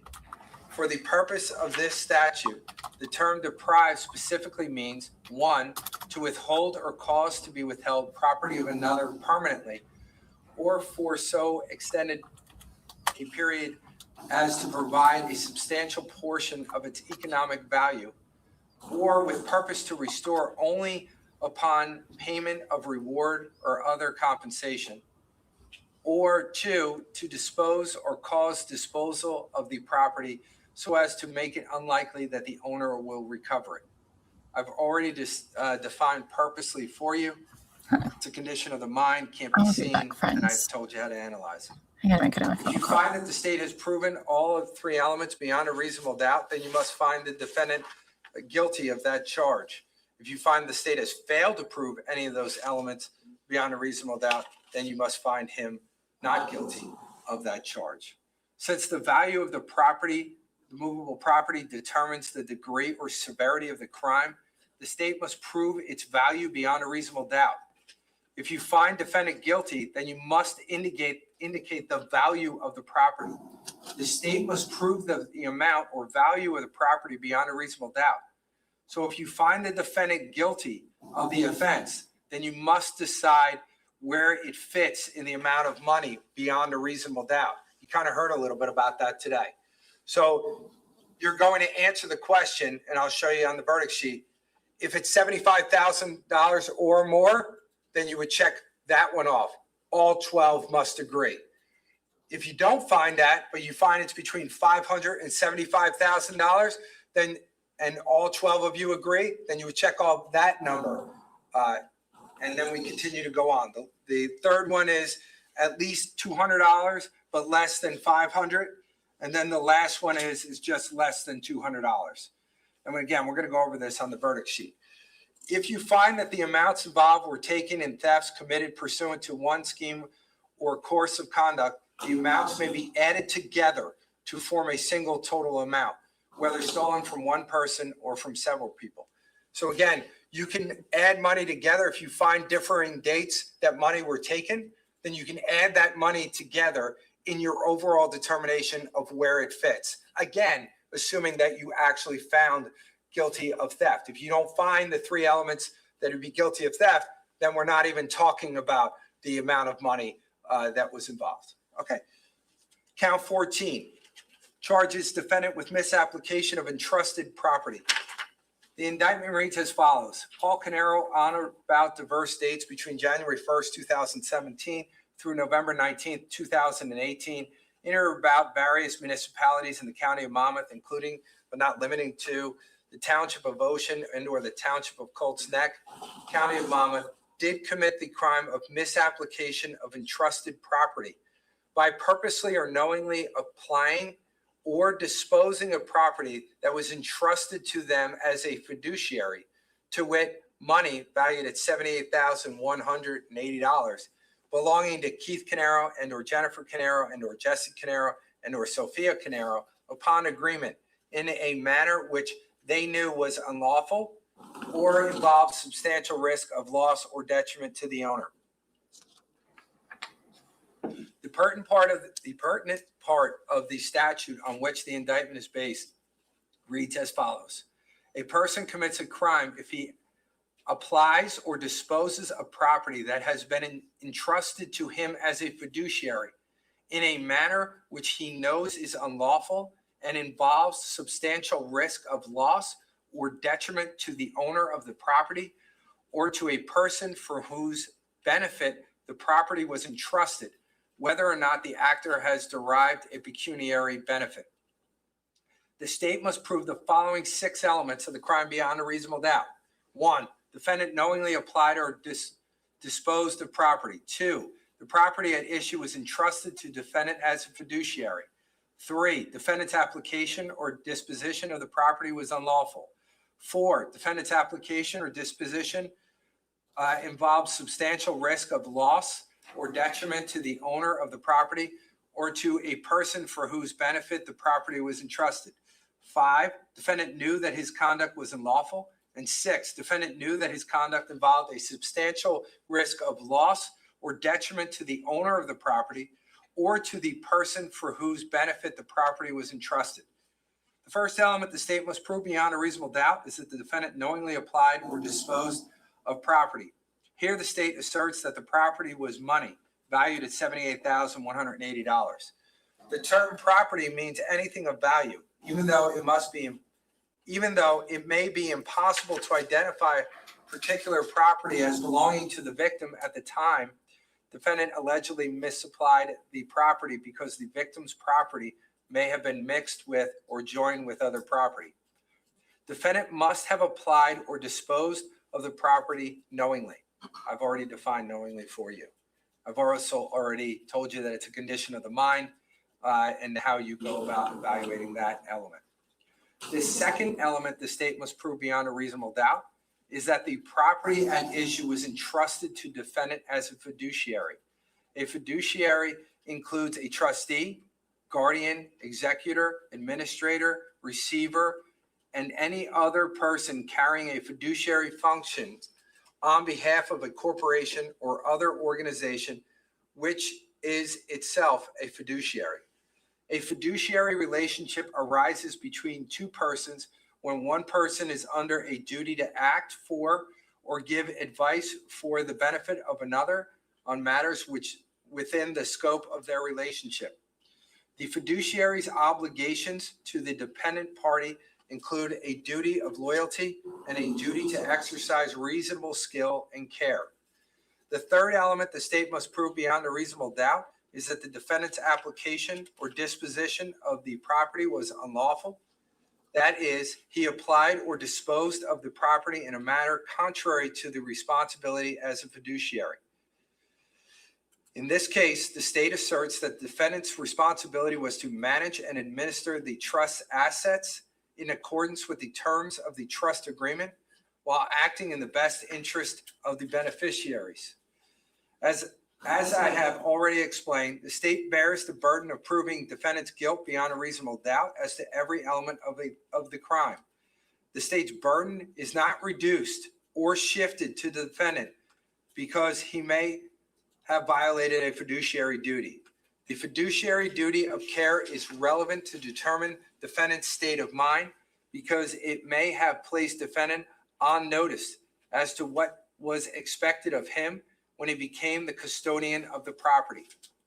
A violation of a fiduciary duty in and of itself is insufficient as a matter of law to sustain a finding of criminal culpability. However, together with any other evidence in the case, you may consider defendant's breach of his fiduciary duty as evidence of the defendant's state of mind. The more egregious the violation, the more likely defendant acted knowingly. For example, an extended pattern of conduct displaying an utter disregard for his fiduciary duty would have more probative value than an isolated incident of bad record keeping or accounting. Fourth, the state must prove beyond a reasonable doubt that the defendant's application or disposition of the property involved substantial risk of loss or detriment to the owner of the property or to a person for whose benefit the property was entrusted. Fifth, the state must prove beyond a reasonable doubt that the defendant knew that his conduct was unlawful. I've already defined knowingly for you. Sixth, the state must prove beyond a reasonable doubt that the defendant knew that his application or disposition of the property involved a substantial risk of loss or detriment to the owner of the property or to the person for whose benefit the property was entrusted. A substantial risk is one that is of such a nature and degree that, considering the nature and purpose of defendant's conduct and the circumstances known to him, its disregard involves a gross deviation from the standard of conduct that a reasonable person would observe in the defendant's situation. In other words, the state must prove beyond a reasonable doubt that the defendant knew that it was very likely that his treatment of the property would create a risk of loss or detriment to the owner or person whose benefit the property was entrusted, and that defendant went ahead anyway, where a reasonable doubt would not. I've already defined knowingly for you. It is not necessary for the state to prove the defendant himself derived the benefit during his application or disposition of the property. If the state has proven each of the 6 elements of the crimes charged beyond a reasonable doubt, then you must find defendant guilty of misapplication of entrusted property.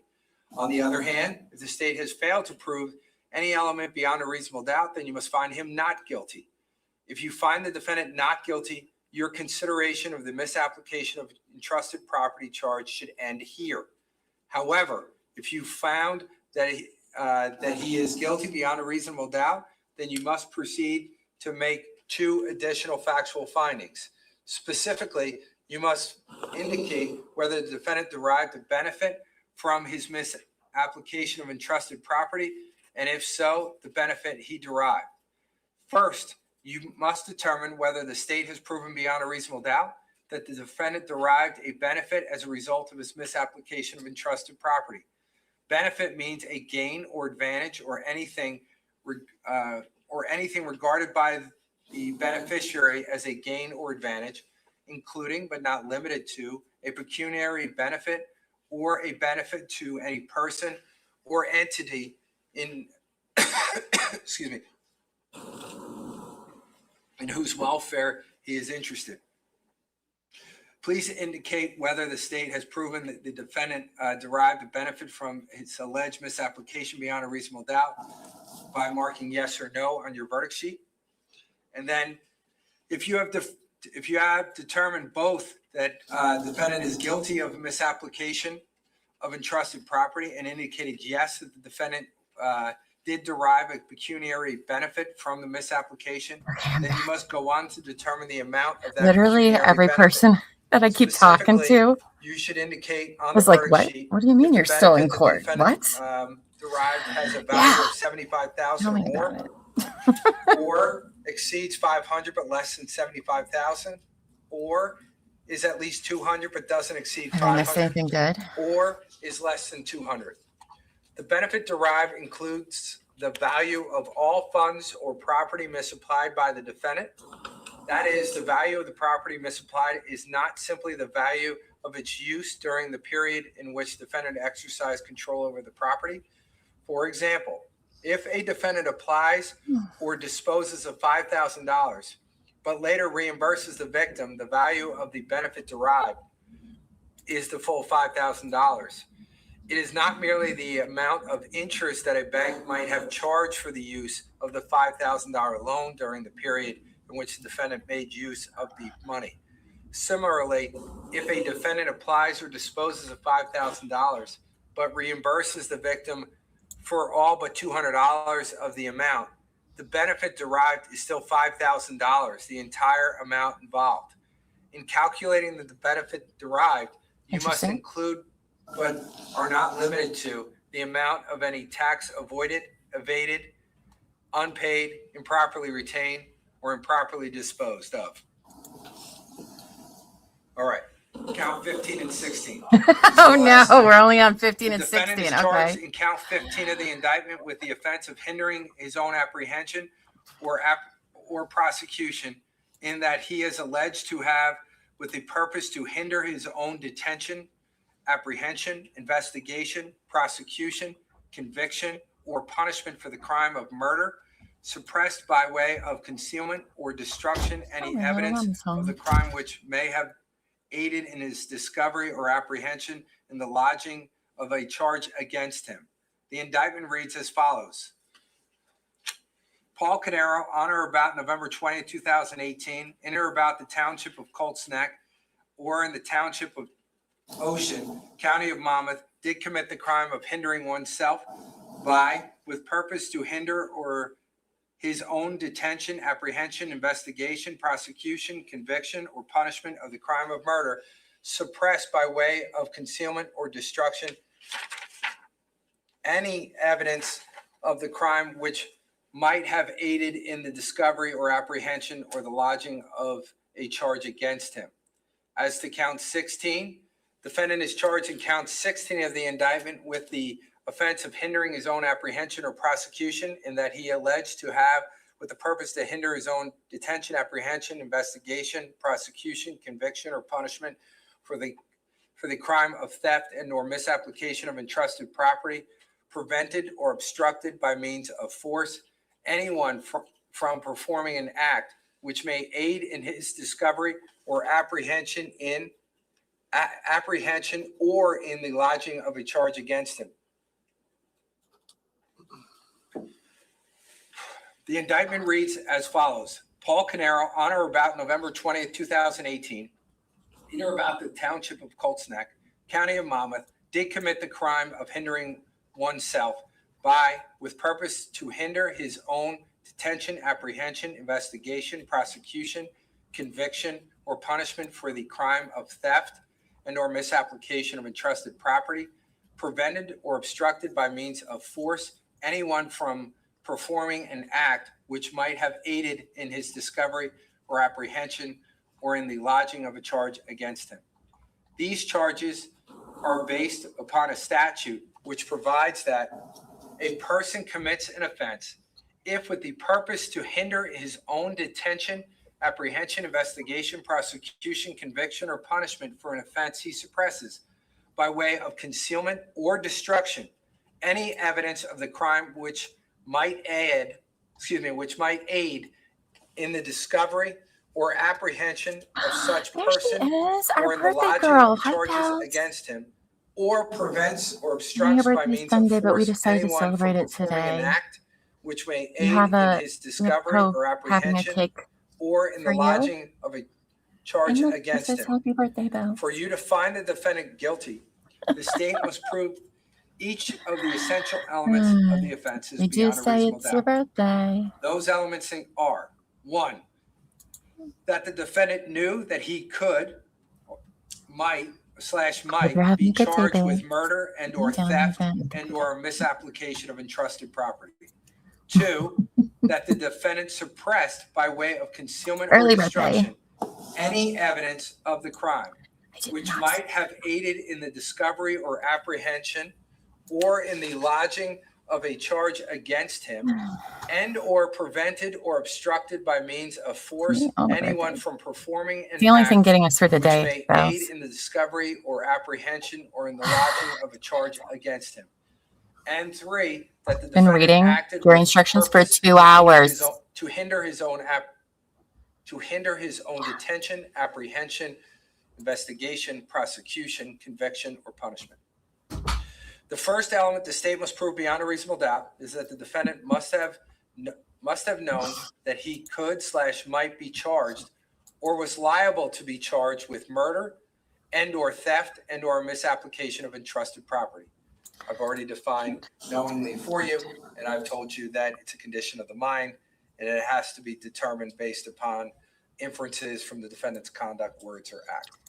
The second element the state must prove beyond a reasonable doubt is that on November 20th, 2018, that the defendant suppressed by way of concealment or destruction any evidence of the crime and or prevented or obstructed by means of force anyone from performing an act which may aid in the discovery or apprehension or in the lodging of a charge against him. Happy early birthday. Third element that the state must prove beyond a reasonable doubt is I'm that sorry, the I wish I was defendant more acted with the enthusiastic for you, purpose Bells, of but I have hindering had the all of detention, my energy apprehension, sucked out of me. investigation, prosecution, conviction, or punishment for murder and or theft and or misapplication of entrusted property. I've defined purposely for you. If after considering all of the evidence, you conclude that the state has proven each of these elements beyond a reasonable doubt, then you must find the defendant guilty. On the other hand, if you find the state has failed to prove any of these elements beyond a reasonable doubt, then you must find him not guilty. Yeah, isn't he cute with this cake? We're on to part 4. There is nothing different in the way a jury is to consider the proof in a criminal case from that in which all reasonable persons treat any questions depending upon let me say that again. This is unbelievable. There is nothing different in the way a jury is to consider the proof in a criminal case from that in which all reasonable persons treat any questions depending upon evidence presented to them. You are expected to use your own good common sense. Consider the evidence for only those purposes for which it has been admitted, and give it a reasonable and fair construction in light of your own knowledge of how people behave. It is the quality of the evidence, not simply the number of witnesses, that control. As I've said before, an exhibit that has not been marked 5 hours telling us all about it. So even though it may have been marked for identification. Only those items marked in the evidence can be given to you. Available to you in the jury room will be the discs of audio and or video evidence. Please note that these discs may only be played in the courtroom and not by you, the jurors, in the jury room. If you as jurors want to see or hear some part of those items of evidence, you have to send out a note and let me know. Even though there's a TV in there, you're not going to be able to use that. You're going to have to come out here. We're all going to be present, and we're going to watch it with you. Very shortly, you're going to go into the jury room to start deliberations. I remind you that during deliberations, I don't think so. and in fact, any time that you are in the jury room, you must keep any cell phone, pager, or other communication device that you possess off. You are to apply the laws I've instructed you as I have instructed you to the facts as you find them to be, for the purpose of arriving a fair and correct verdict. The verdict must represent the considered judgment of each juror and must be unanimous as to each charge. This means all of you must agree on guilt or innocent, or guilt or not guilty on a particular charge. It is your duty as jurors to consult with one another and to deliberate with a view to reaching an agreement, if you can do so without violence to individual judgment. Each of you must decide the case. No violence yourself, in the jury room, but do guys. so only after impartial consideration Which has of the happened evidence before. with your fellow jurors. In the course of your deliberations, do not hesitate to re-examine your own views and change your opinion if convinced it was erroneous, but do not surrender your honest conviction as to the weight or effect of evidence solely because of the opinion of your fellow jurors or for the mere purpose of returning a verdict. That's true. You They are do not have the partisans. same definition for You are words. not partisans. Yes, You are we do. judges of the facts. You may return to each crime charge a verdict of either not guilty or guilty. Your verdict, whatever it may be, must be unanimous, meaning all 12 deliberating jurors must agree. To assist you in reporting a verdict, you're going to have a verdict form. We can give them out right now. You had it before. We're going to give it now, and now you get to keep it. Cool. I suffered 5 weeks in this trial, and all I got was As this we stupid are form. giving that out right now, Just kidding. as brutal as that was for you to listen to me, was as brutal as it was for me to You say dying? with my voice. But here's what I want to tell you. I just gave you the law verbally. Understanding how difficult that would be for all of you to remember all of that, each one of you will have your own binder that will have the charge as I just read it to you. So you're going to have that. That's crazy. Now you're going to say to yourself, are you kidding me? You just made me sit here and listen to that, even though I could have just read it myself. Yep. That's not the way it works, ladies and That's gentlemen. true. I have to know, Mr. Caneiro has to know, all the attorneys have to know that you actually read every single page. That's why we read it together, all together in the same room, and it's on the record. And you should listen to my charge as I told it to you. It's not going to be different from this. I may have cut some things a little short because I had already told you it once or twice, but you're going to have the actual charge as that I just verbally gave to you to be able to use as a reference, to be able to go back and listen for the elements when you're talking about a particular charge. Now, you have the verdict sheet in front of you. As you can see, and we talked about counts 1 through 4 already. I'm not going to go through this entire document, but I'm going to give you a flavor so that you understand. Oh, a flavor. So when you look at that document right now, it does not give you the elements of all the crimes charged. All it gives you is basically an answer key for you to log in what your answers are for a particular charge. That's the only thing that we're using it for. It will also help you and guide you to make sure you answer any and all questions that are being asked of you. We've talked about questions 1 through 4, but you'll see with each question underneath, there will be a bold, for example, to tell you, do I have to go on to a subsection or do I go on to the next count? So for example, as we talked about in count 1, how do you find as to count 1 of the indictment charging the defendant Paul Caneiro with the murder of Keith Caneiro? It's either guilty or not guilty. And then you see underneath, if you find him guilty, then you're to answer 1A. If you find him not guilty, then you would just go to count 2. 1A deals with doing it by his own conduct, as we talked about before. If you answer yes to 1A, then you go to B and C. If you answer no to 1A, well, then you would not answer B and C, which is exactly the bolded parts underneath. And again, it goes to 1B and C. C is located on the next, D is located on the next page. And then you see, if you've gone through question 1, A, B, C, and D, then you see underneath it says go to count 2. Same thing applies for each count. Let's go to, for a minute. I can't believe they're each getting a binder. I've never seen a jury get binders for jury instructions. And don't get me wrong. Discusses I love binders. Aggravated arson. How do you find as to count 7 of the indictment charging the defendant Paul Caneiro with aggravated arson? As to the structure of 15 Willowbrook Road? That is, if you answer that he's guilty of that charge, then you're not answering 7A. 7A only deals with arson. So it's the lesser included offense.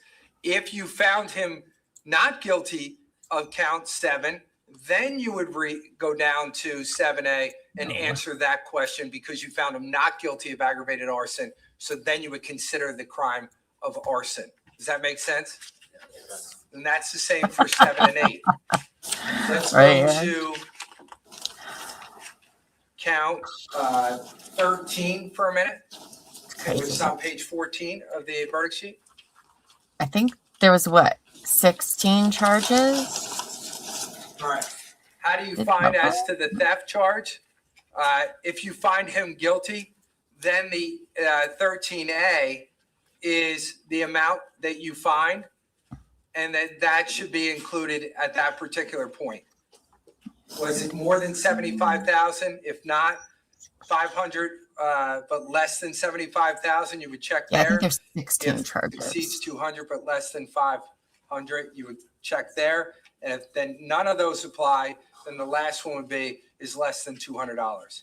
But remember, different from murder, when I said you can agree to one form of murder of either killing and or serious bodily injury resulting in murder, it doesn't matter as long as all 12 of you agree. When it comes to this, when you're talking about those ranges, all 12 of you have to agree to the same range. It can't be one different from the other. Okay? I think we're done. Count. We're just on the verdict form, like 14 of what it looks like.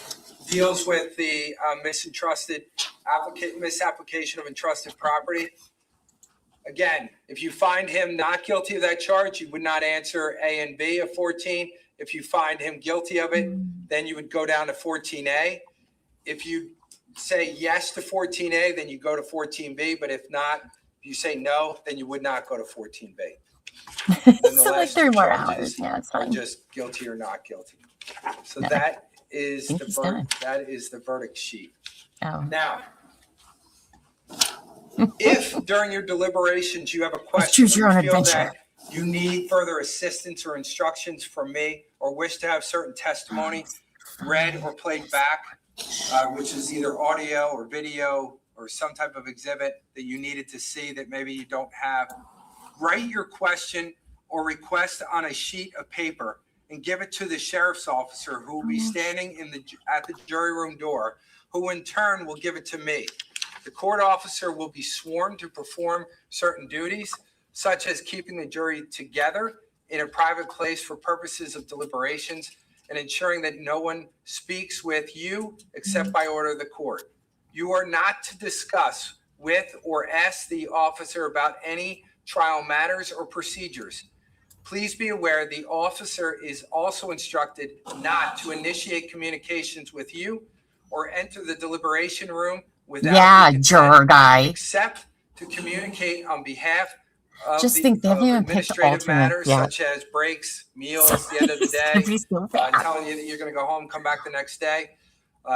If an officer must enter the deliberation room, the officer will knock first, and once he's done with Like if I was an whatever he was alternate, asked to do by me, then he would leave the room, and then you could start your deliberations again. But do not deliberate when he is in the room, he or she is in the room.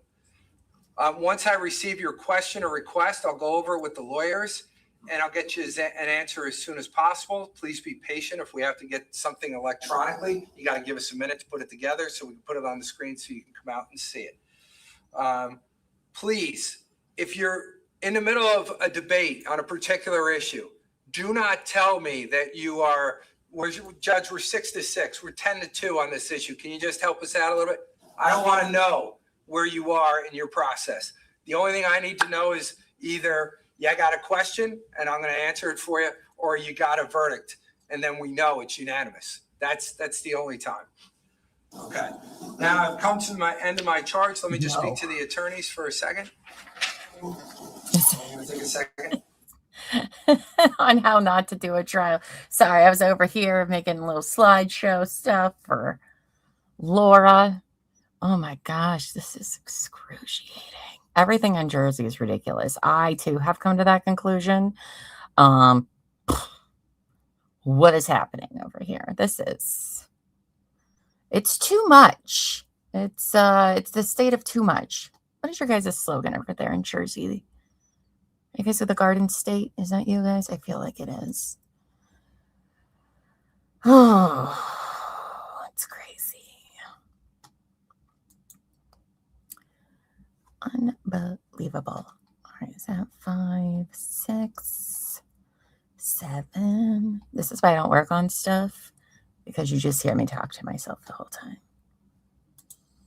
I've tried not to talk to myself too much. Like, damn it, Llama, quit making the same mistake with every slide. You just keep doing it.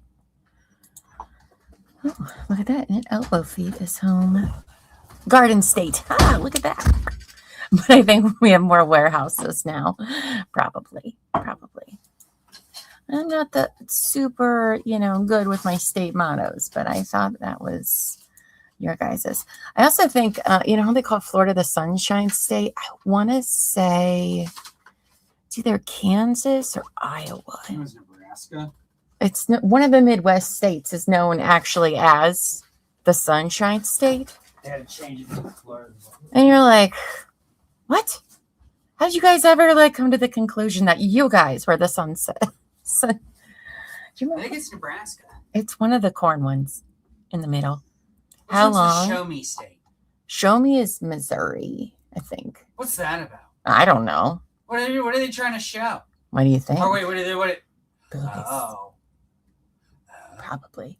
So you can't sexually harass people from Missouri. Let's see. Definitely the state of too much. You guys are too much. How long do I think the jury is going to deliberate? I don't know. I don't even want to say anymore because I have been so inconceivably wrong about everything because things don't work in New Jersey like everywhere else. So I don't know. Honestly, I don't think they need more than tomorrow to debate. But if it is, then they'll be like, all right, you know what? Fuck it. We'll just take the whole weekend. Why not? But I don't see why. You know what Texas is? Yes, the Lone Star State. We know.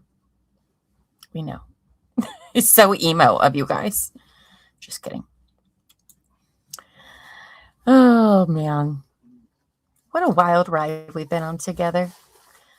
Happy to do it with all of you. And you guys sticking around, all of you, sticking around with me all day. You guys are just the sweetest and the best. I appreciate you guys being like, Llama, you don't have to do it alone. We're all here and apparently just as crazy as you are, which crazy is always better when your friends are there. Which state? It's on their license plate. For what? The Show Me State? I'm pretty sure it's Missouri. You're a sportsman's paradise.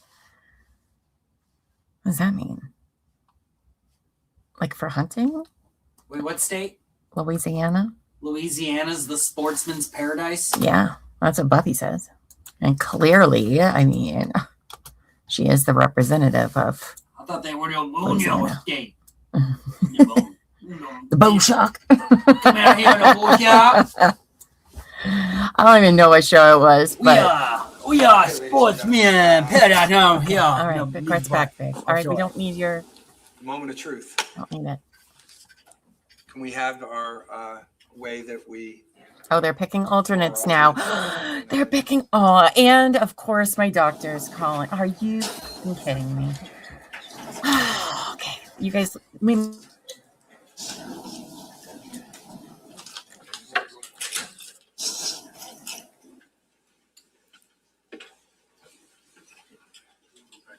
No, you're good. We know where you are. Get ready. Knew it. Put it away.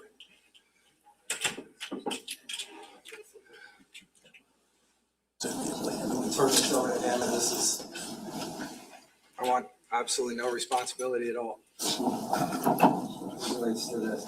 what Anna's doing is, so that you're aware, is that it just says juror 1 through 16 on some cards. And what we'll do is we spin it. We put our hand in there and we come up with one. 2026, we're in. Works. I thought we were playing bingo. We have just one discussion. Okay, go ahead.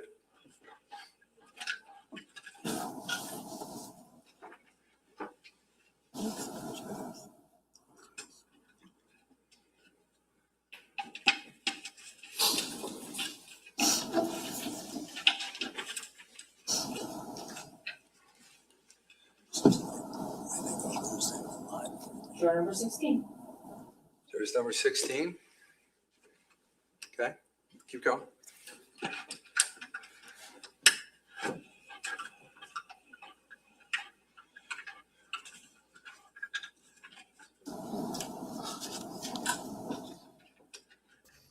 Okay, I'm back. My appointment was at 12:40. So it's okay. Look at that. That's fancy. Juror number 15. 15. Are these the alternates? This thing spins well. You've got a friend in Montana.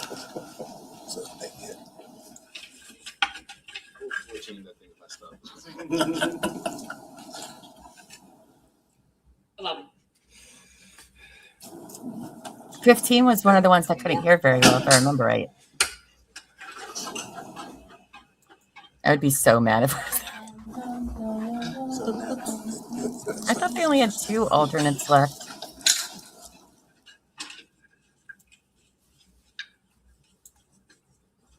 What even is this invoice? Okay. So jurors number 8, 11, 15, and 16 will be my alternates. Wah, So- wah.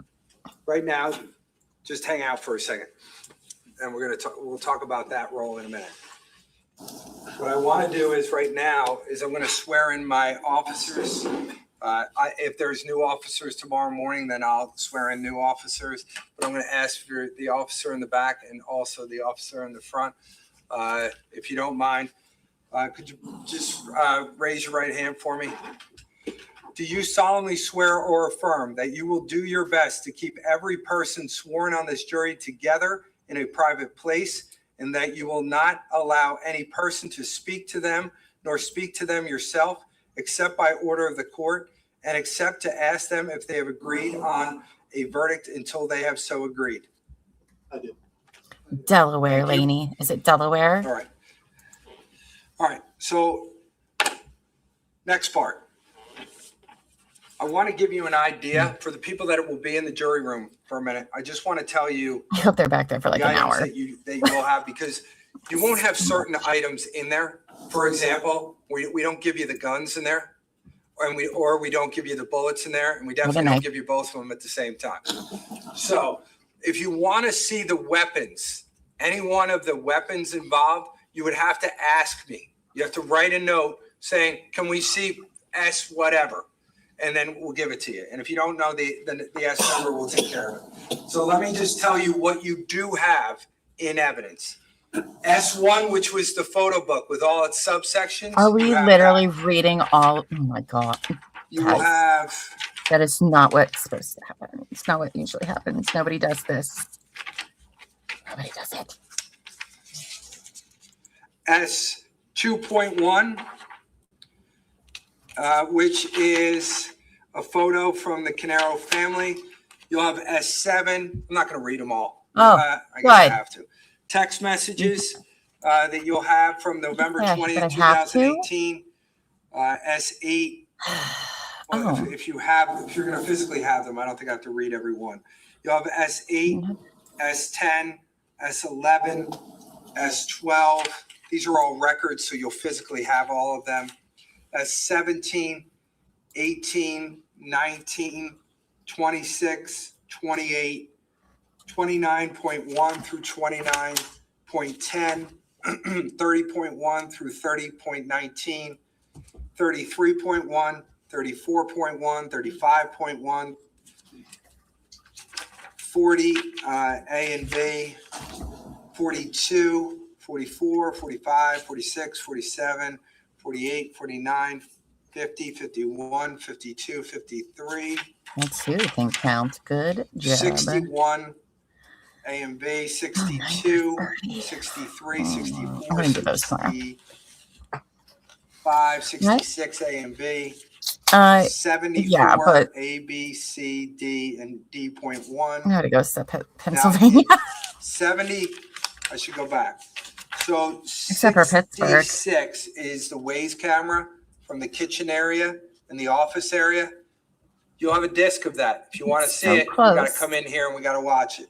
It's so close. 74, which is the body worn camera of Patrolman Marino. If you want that, you got to let us know. It's in evidence. We'll bring you out here to play it. S76, A, B, C, and D. That's the Patrolman Wankowski's body worn camera. Again, if you want to see it, come on out. 78, same thing. Patrolman Bernard's body worn camera. Come on out and we'll show it to you. Then you'll have S93, S94. S96 is the 911 call from Boris. That's 96B. 99 is the CD of Catherine Lucchese's 911 call. 101 is the DVD of the sergeant from Colts Neck. I'm sure that His east side of MBR, Ohio if you want to would see be that, often, you can but come, not so bring much it out. here. 102, same thing. It's Patrolman Stephen DeCaesar's Colts Neck, his MBR. And People have eyes and can read. If they can't, they shouldn't be on a jury. Like, I don't understand. if you want to see the gas can at S155, we're not going to put a gas can in there if you need it. Like, I've never seen them do this before. Keep going. You okay? Yeah. Okay, we're almost there. Good. Liquid adjustments. The gas can. Then you'll have 156, 157, 158, 159, 160, 162. It's the automatic knife. You saw that. If you need to see that, you have to tell us. We'll come out here and you can look at it. How far is Same this? All thing. this, and it takes them You'll like have 10 minutes. 163, 164, 166, 165. You'll have. Well, maybe You'll have they're not the friendly ones, Lynn.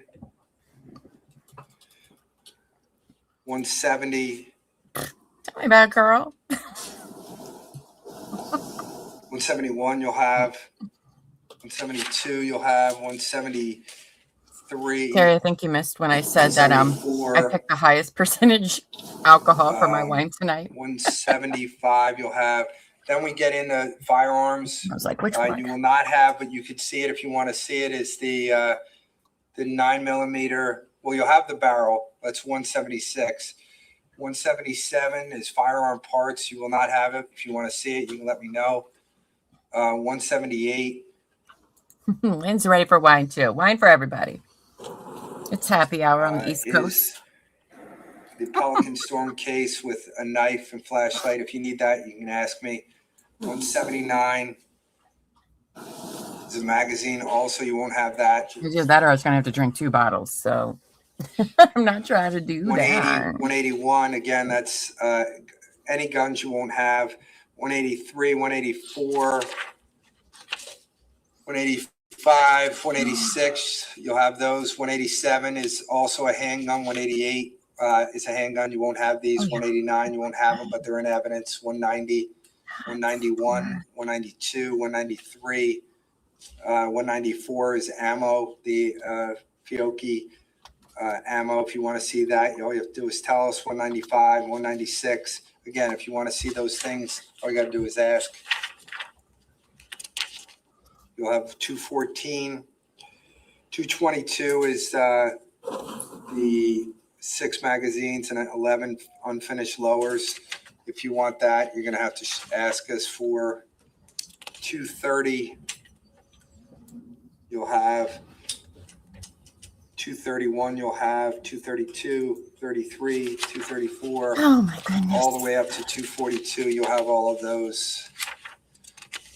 256 is the 911 call from Dennis. You need to run out and get some, babes. If you want to hear that, you got to come out and ask us for Sweet it. dreams, Liz. You'll have 261, 262, 263 is the 8 p.m. DVD of vehicle surveillance videos. If you want to see any of the car, the alleged car leaving the Tilton address, and then any of the videos at Yeah. Colts Neck. I don't know why they can't read. You'll Like, have 264, 270, 270.1. And again, more surveillance cameras if you want them. You got to ask for it. wild. You'll have emails from 273. Yeah, they're not going to 274, which is remember it. the You know what they're going to do? iCloud They're going to look at the paper iCloud that they can emails read. that were read to you. You'll have those. You'll have scene diagrams from 285. Barely. I was supposed to be done yesterday. You'll No, have should have been. items from the autopsy. You'll have all those. That's 299. Unbelievable. Right, where'd that stupid thing? Oh, yeah, I'm not working on Through that anymore. 329. You'll have 338. 347, this is text messages between Block and Paul Caneiro. You have 375, which is the Verizon lost power notification. 391 is the ways of the garage north shelf. If you want to see that, you'll have to come out and ask us for it. Phone calls, the 3 phone calls were played. They're in evidence. 392, A, B, and H. If you want to hear those again, you have to come out so we can play them. Generator 405, photo depicting the electronic panel. Those are in evidence. You'll have those. Any photos you're going to have, which is 418, 419, 437, 467, 474. You'll have all those. You'll have photos from the defense. They have a bunch of photos that they're going to give you. Also, that's marked D1, and there's a large number of photos that you're going to have in your possession. You're also going to have... I don't think they know what that means there. I'm group curious text too. between Ben, Keith, and Paul, D55. The Canada Life full payment breakdown, D64. Body worn camera again from Marino. If you want that, we'll have to bring it out so you can see it. Marino, that's D71. A photo of the refrigerator. You'll have body worn camera again of Redmond. You'll have to come out for that. That's D106. Video of 44 Willowbrook at 8 p.m. That's D114. If you want to see that, we'll bring it out. D122 is an email between Paul and Sense. You'll have that. D140, 141 are allele charts from Bodie. You'll have those. You'll have certain PowerPoint slides from Carl Reich, pages 2, 10, 11, 12, and 13, not the entire PowerPoint. You'll have those pictures, and you'll have those in your possession. So I only try to tell you that because so that you have an idea of what you do have. I can't give you the list because the lists also have things on it that you don't have. So I Oh, apologize that I can't okay. just give you that. But I remembered none of that. So you Okay. could have just made a So list. now, here's what's going to happen. It's now 4:30. So now you're going to say to me, really? We just done all this and now we got to go home? Mhm. We don't keep you overnight for when you start deliberations. We normally finish the day somewhere between 4:30 and 5. But because it's been an extremely long day for all of you and a ton of information, and out of respect for all of you guys now, what I'm going to do is I'm going to send you home for the day. However, this is how it's going to work tomorrow morning. Tomorrow morning, as soon as all 12 deliberating jurors are here, if it's 8:02 and you're all here, Amora is going to bring you up. She's going to put you in that room. In that deliberation room will be all of the evidence that we just discussed. So you're going to go in there and you get started. There's no more wait. In that room will also be 12 binders that will have all of the charges laid out for you. So you'll have your verdict sheet. Verdict. You'll have your binder. 9, They'll all be in 11, one or little 8, binder 11 for you, in the so everybody morning. can open them up and talk together as a team to figure it out. And you'll get started. My 4 deliberating jurors, you will be taken to another room very close to this room. Why do I do that? I'm not going to leave you downstairs. Here's why. If something happens to one of our 12, we take the 4 numbers when we bring you back, and we then put it right through this lovely machine again. We pick one out of the 4, random, and then that one would go in to replace one of the 12 that couldn't continue. But we need 12 to be able to decide. Understand, if you're not, for example, if someone doesn't come in tomorrow or whatever that is, then, for example, if you're one of the 12 deliberating jurors, I'm replacing you at this point. And we're not, at this point in time, we don't slow down. Here's what I'll tell you. Tomorrow, you have as much time as you need. You have all day if you want. Probably, if for some reason at 5 o'clock or so tomorrow, if we're not done, fine, no problem. What I do is I bring you back on Tuesday. I don't bring you back Monday because Monday's the holiday. So I don't want you to stress about time. You have as much time as you need to be able to do whatever that you need to do. So with that being said, though, you have everything, but you can't start yet. Tomorrow morning, you'll start first thing, and you go as long as that you need. So thank you it was a long day. It's a long 2 days for you all.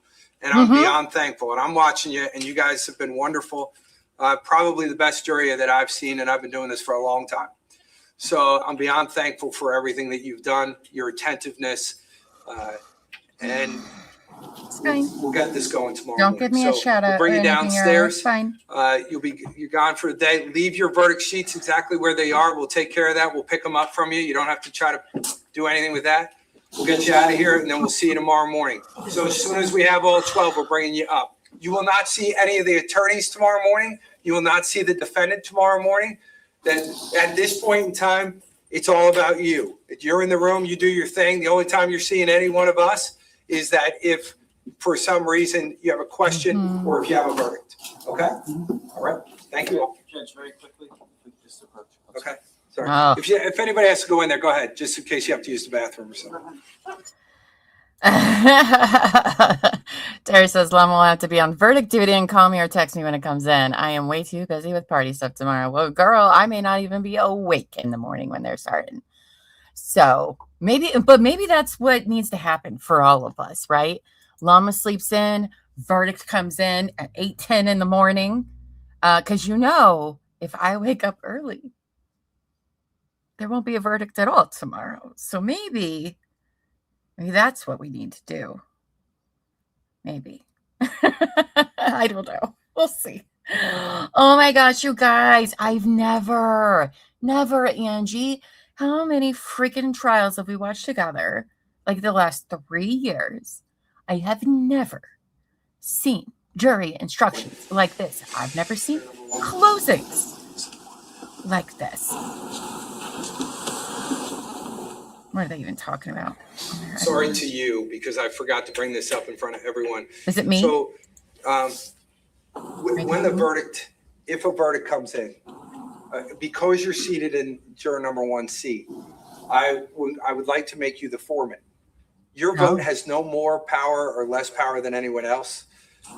Maybe you would start the deliberation process tomorrow morning. But my question to you is, would you feel comfortable as the foreman as to when the verdict is read, if you do reach a verdict in this case, would you be able to do that for us? Yes. Okay. Any issue? You comfortable? Okay, great. You will then be our foreman. All right. Thank you, sir. They do have as soon as they're ready, everybody buttload of forms to fill out. I wonder how much of a notice we'll get when the verdict does come in. Normally, they're like, oh, everybody will have 20 to 30 minutes to come in once the verdict is reached. Others, it's like, well, you know what? Right now. I'm doing it now. So.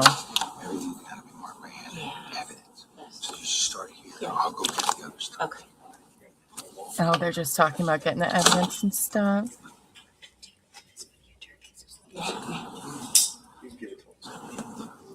All right. Well, you New Jerseyans, if you see Chris, you tell him a llama in Ohio is pissed with him today. For the record, we're giving you the updated charge. Just kidding. Don't do that. Don't bother him.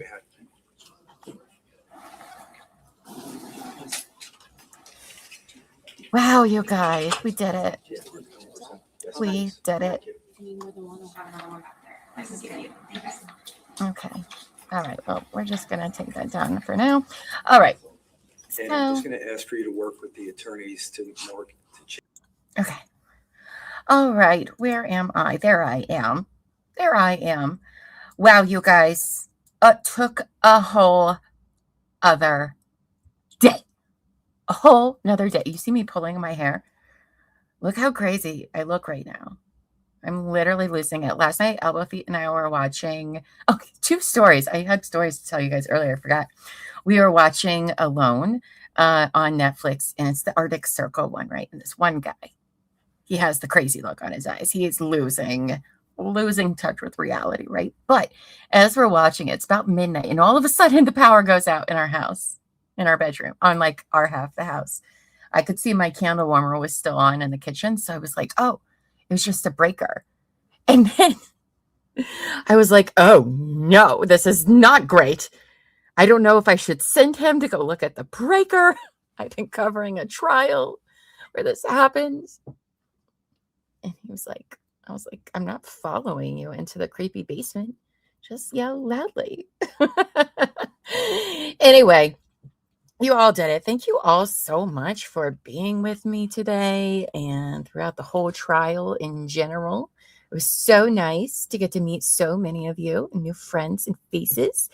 And I hope to see you guys around more too. Now, remember, before you go, click that notification bell, turn it on, so that way you'll know when the verdict comes in. Because we already got it up, ready to go. You guys can't see it, but I'll turn it live and you should be getting a notification. So definitely be paying attention to that.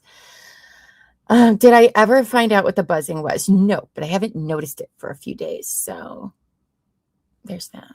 Alone is one of the only TV shows I watch. I love it. Right? Oh, wow. This one, because Netflix just has like the one season. It's from like 2023, but it's like the Arctic Circle. Like it's crazy. And the way people have had to go out is kind of crazy as well. So I recommend it. We love watching Alone. I wouldn't even make it off the helicopter. I'd be like, I'm going to tap out now. Thanks. Okay, great. Thanks. We're so glad you found our stream too, Lynn, and all of my other New Jersey friends. So I'm going to go take a break because guess what? I'm on in 3 hours. So don't forget tonight, 8 p.m. Eastern, Terry and I will be on for True Crime and Wine Time, where we'll be recording our podcast for part 1 of 2 of Maureen McDermott. I assure you it is going to be more entertaining than the last 8 hours of our lives today. So please come join me with that. Otherwise, I'll see you all hopefully for verdict tomorrow. But we'll see. So, all right. You all have a great rest of the night. Yes, Llama will actually be starting to drink in about an hour. So I'll see you all then. You'll have a great night. Until next time, be safe and go forth and be amazing. All right. Bye, guys.